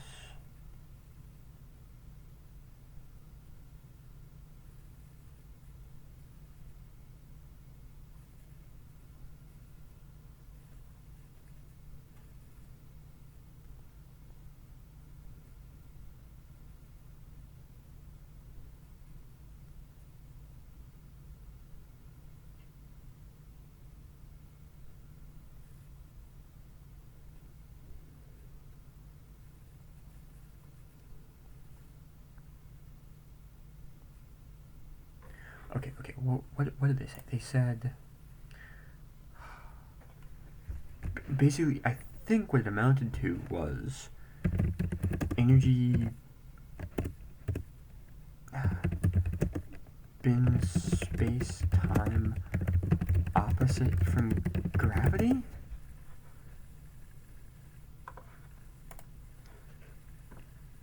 Matter curves space time like a ball curves trampoline, but then how energy curves space time?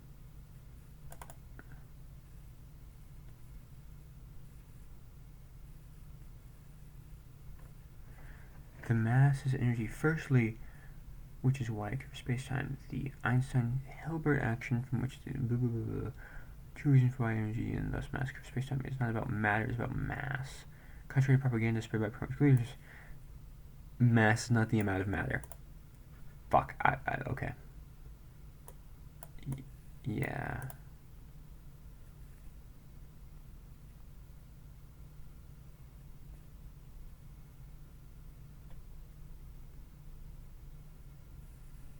What? That person seems like a doofus, a bingo. Space minus geometry.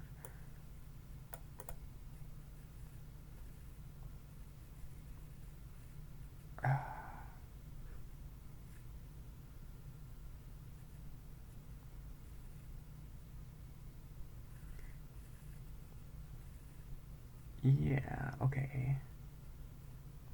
Yes, I understand.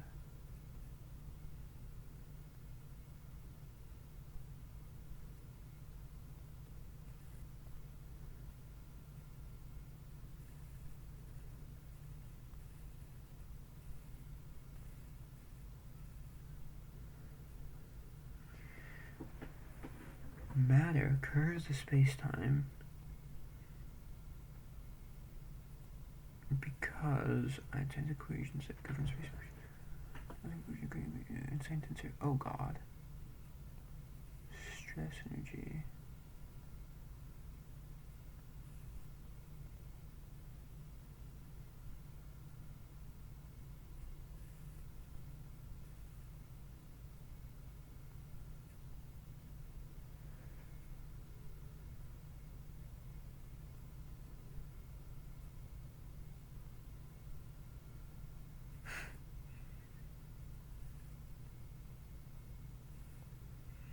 From the center.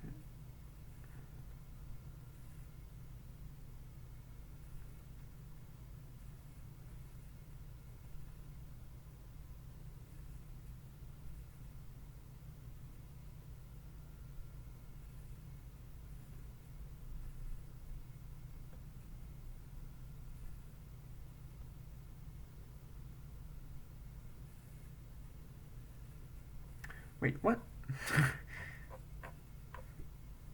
This was a weird thing.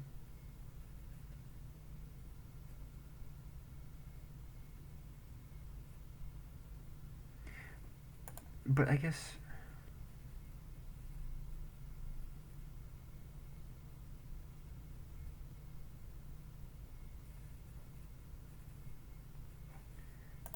I guess I should say mass.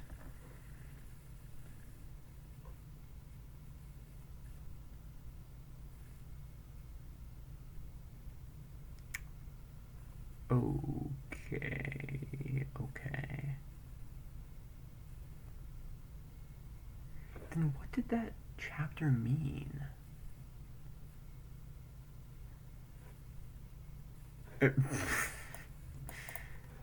That's it. That's a funny statement. Okay.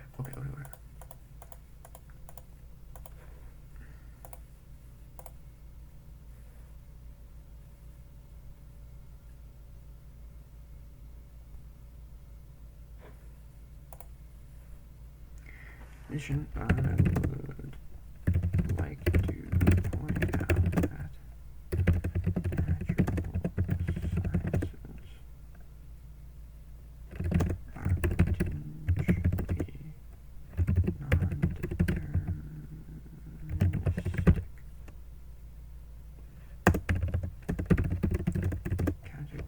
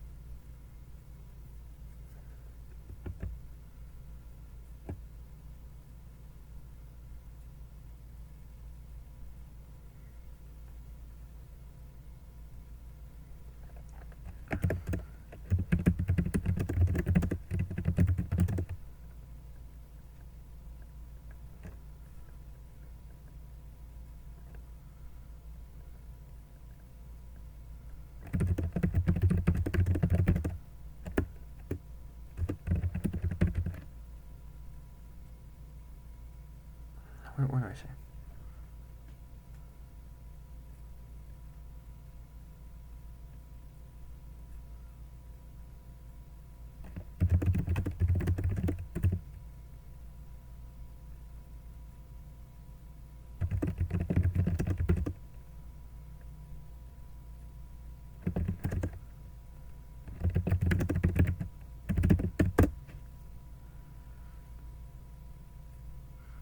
But not in the realism of any major religion.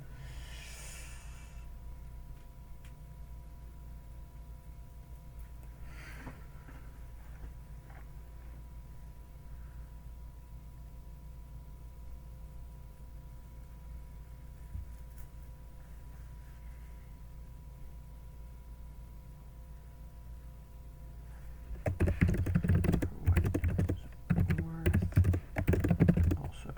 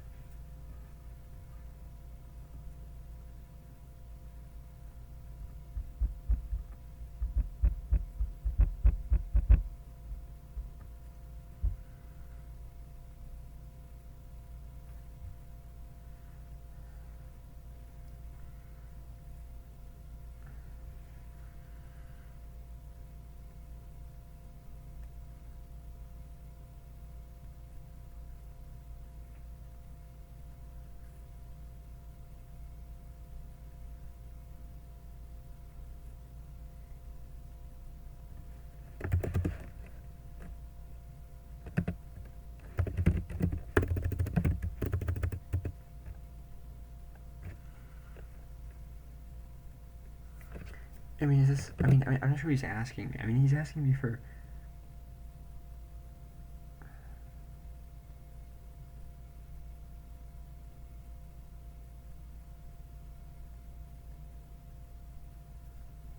I don't know if we can really. I mean, what does he? What does he want us to say?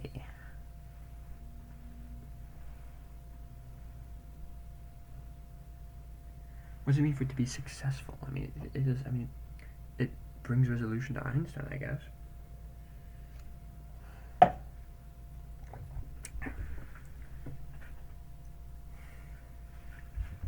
Okay.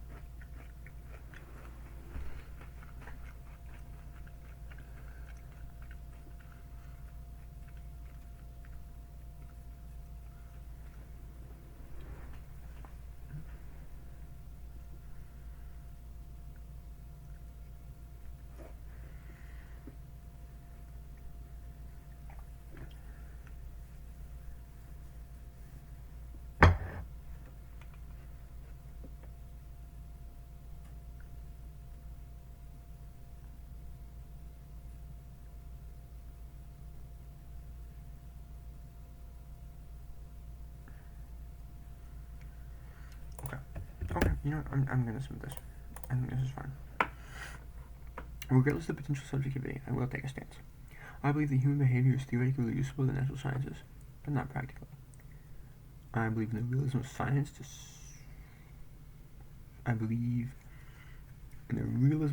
some degree, but not in the realism of any major religion. For what it is worth, I also do not believe in the pragmatic value of any major religion. In addition, I would like to point out that the natural sciences are potentially not deterministic. Oh, yeah.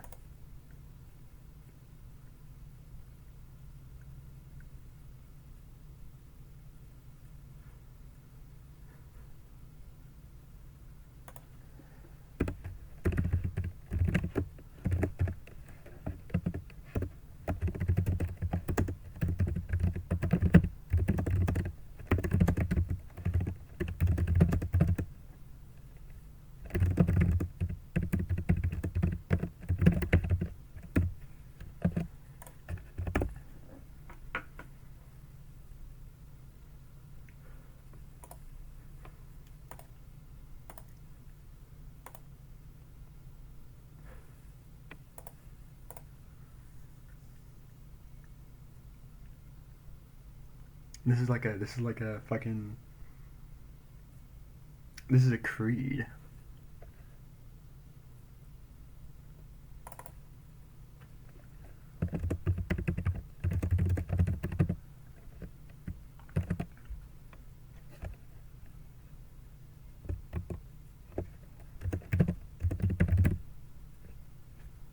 Like, I don't know.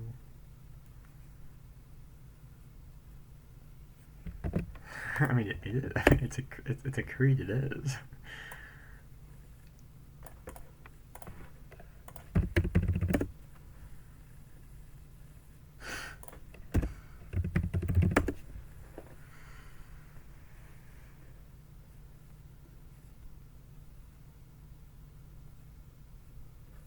Yeah, especially the Apostles' Creed or Nicene Creed. That's it's really it's like it's really bringing out the Lutheran in me, I guess.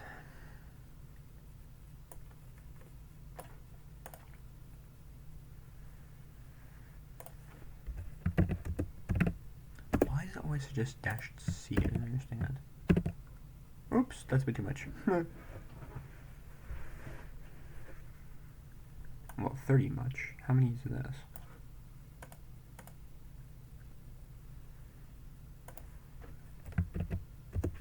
Can I remove this?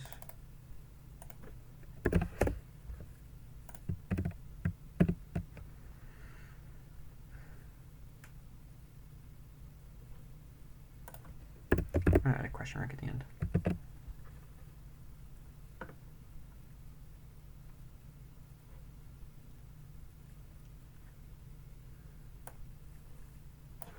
What about this one?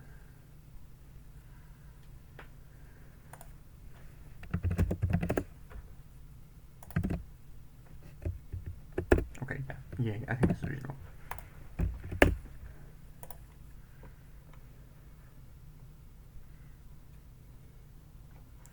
Regardless of the potential subjectivity, I will take a stance. I believe that human behavior is theoretically reducible to the natural sciences, but not practically.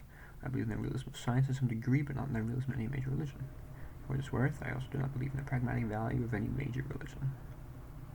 In addition, I would like to point out that natural sciences are potentially not deterministic.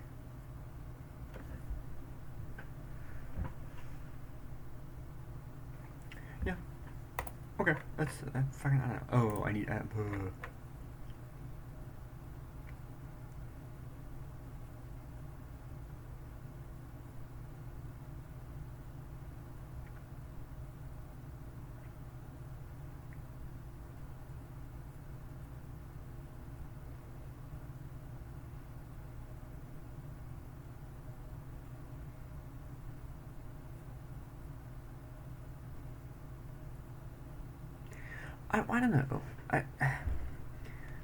I don't believe in the realism of any major religion.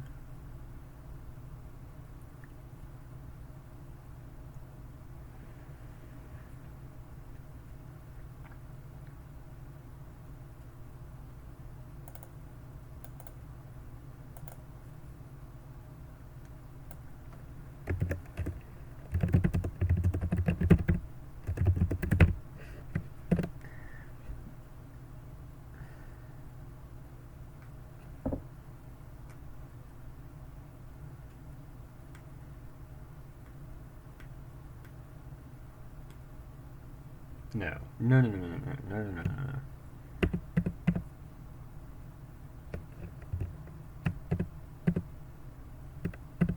But not in the music. Yes. Um,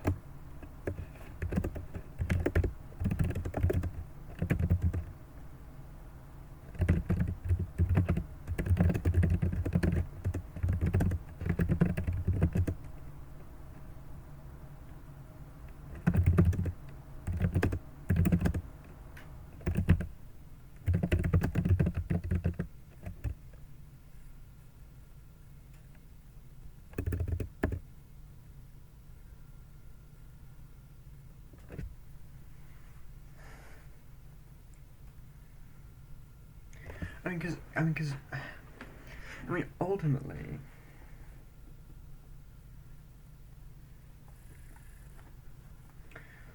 ultimately, I guess I would be described as a weak agnostic. Not weak physically, but you know.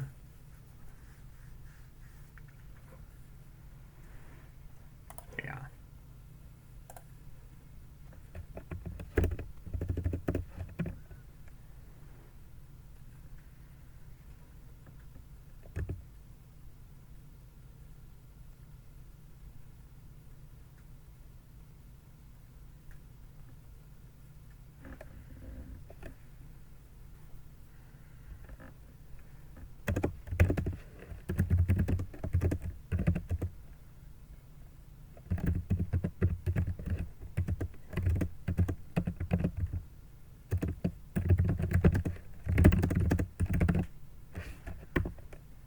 Is that? I mean, is he? I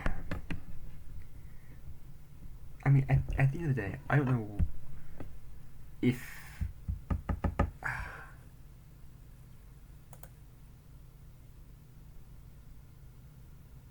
Like, is he? How successful is it? Like for me, because it's not. It's not. It's just a. It's just a stance. It's just a. It's just his perspective.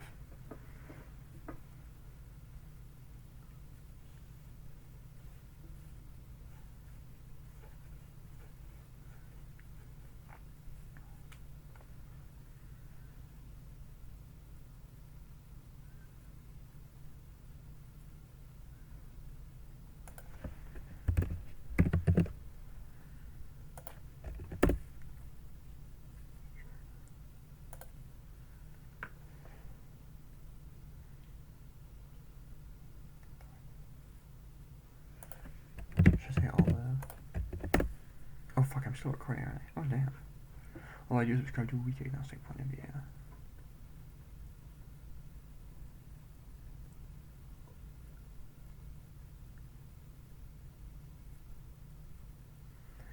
It feels weird.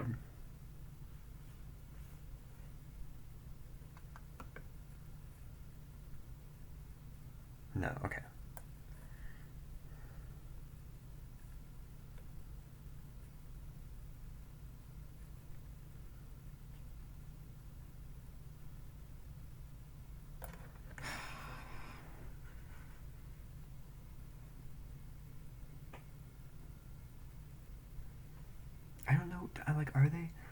Are they looking for a personal creed?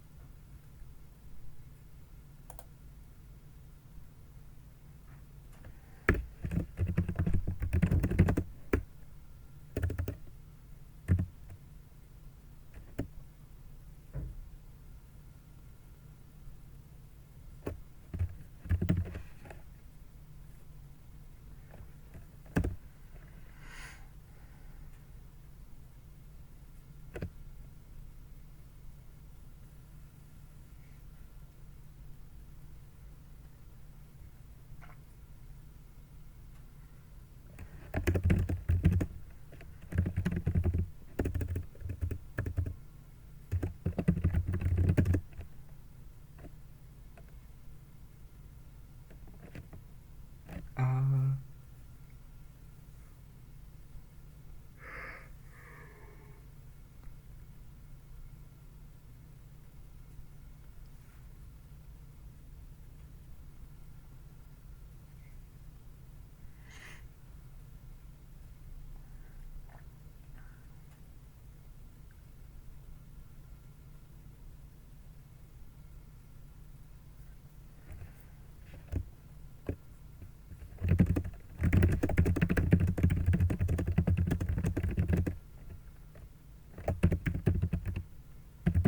Wait, have I used dispenses? Wait.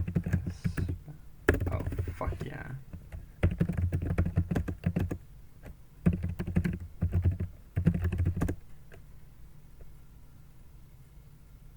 Dispenses deterministic. Natural world.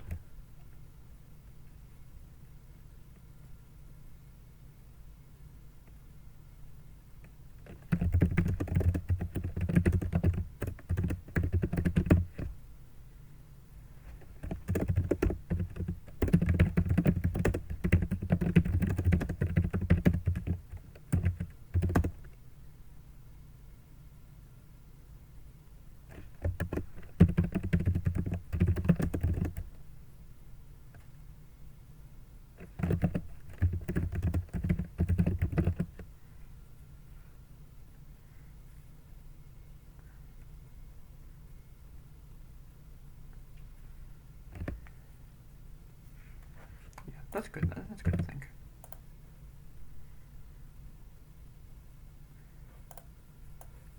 I was gonna do spelling. Yeah. I don't know. I don't know if this is good. I don't know what he wants. I don't know what he wants.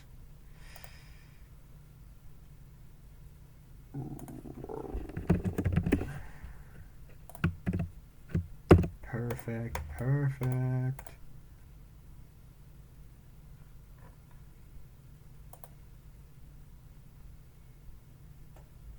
Why?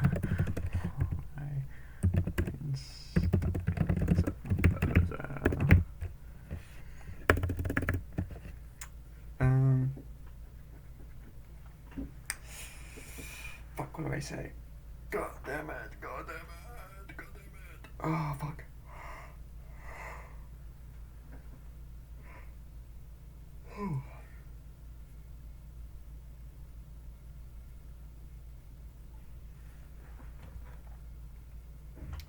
the natural world.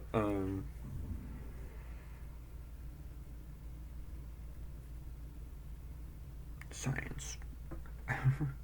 Epic rap battles of history. Science versus religion.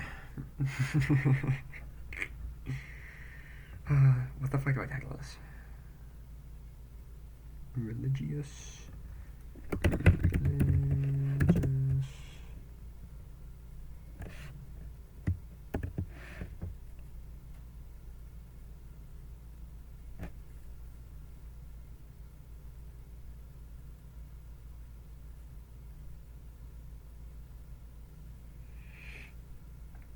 What is it about?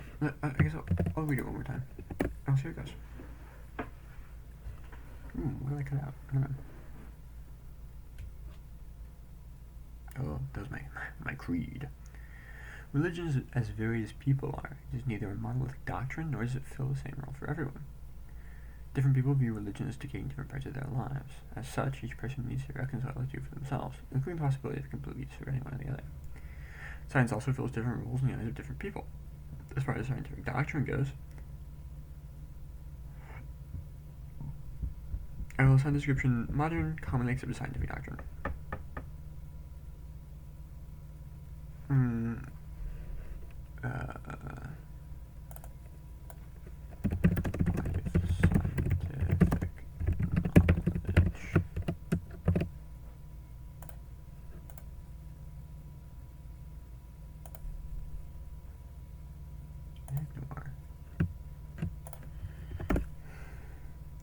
Modern, commonly accepted body of scientific knowledge. To add another layer of complexity, people who believe in a different level of realism and fundamentalism in both science and religion. Einstein's approach presumably works for him. It is impossible to say whether it is successful or not, as it merely states his view on the separation of roles and distribution of realism. His approach may be a potential candidate for resolution for many others, but one cannot assign universal success or failure without taking a lot of heavily debated stances. No universal stance on the reality of science, the reality of religion, the division of natures, etc. Division of natures, fucking whatever. Perhaps the only stance not taken is on the body of religious doctrine followed. The only relation to this project can see some question.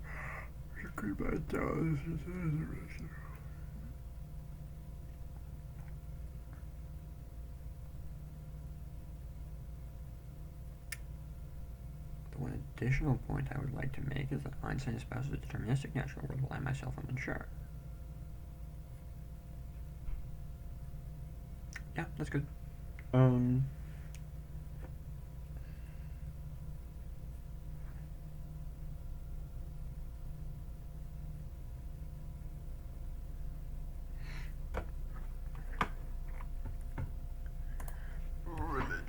Religious, fucking, I don't know, dude. What, religion? Hey, you can make a religion out of that. Bill Wirtz would have some things to say. Men.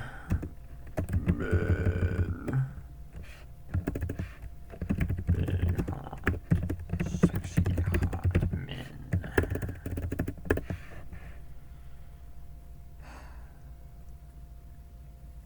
Fuck.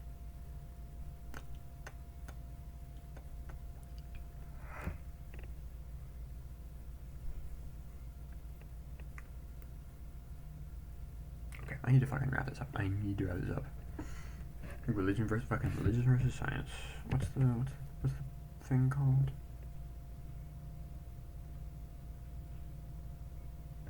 What's the fucking Halo map? Truth and reconciliation. It's a chapter, I think.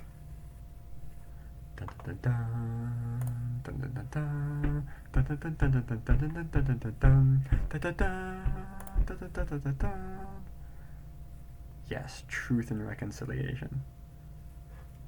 Fucking fantastic.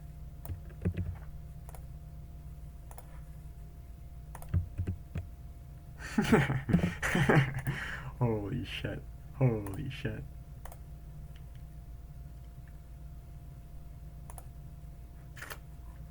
This is fantastic. Oh my god.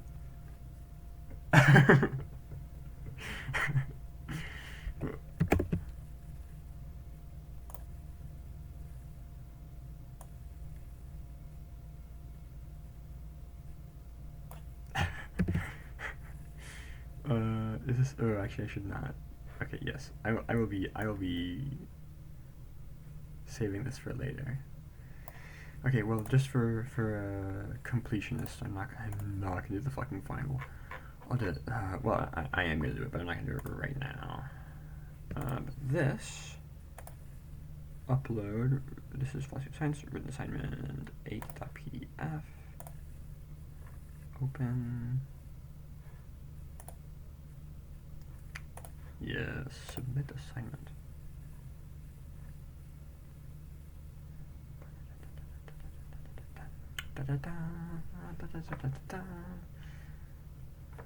Okay, and close. So now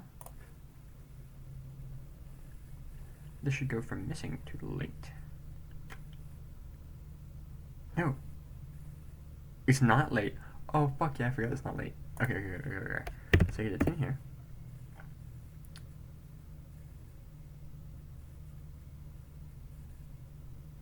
Wait, this one I got 100 on, right? Oh, only minus 2 points for lateness. That's pretty sick. Okay. Okay, so late module 6 written assignment. Say I get like maybe 1 point deducted. We'll say 2 points deducted plus the late for a good measure. That range is 0. Module 7 written assignment. We'll say 5.5 again. Or yeah.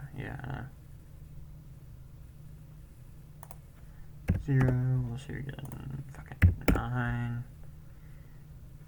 And we're gonna final exam. What does this give us? What does this give us? Oops.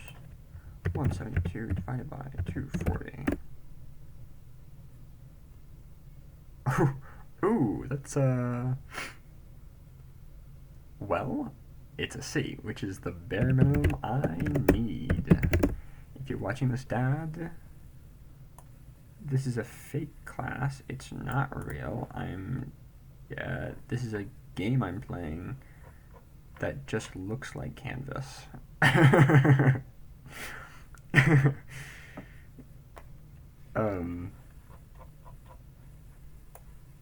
would be surprised if my dad made it through all this. But anyway, okay, so yeah, final exam. Yeah, I mean, I guess I can upload this as soon as I want because I didn't actually do the exam. I guess that one's not technically due yet, so I guess technically couldn't upload this. I don't know. Regardless, I'm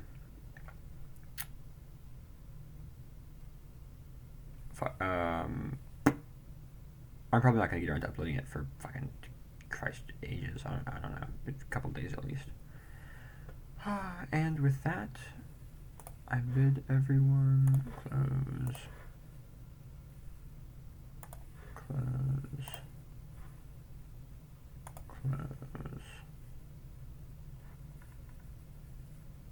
Chapter 12.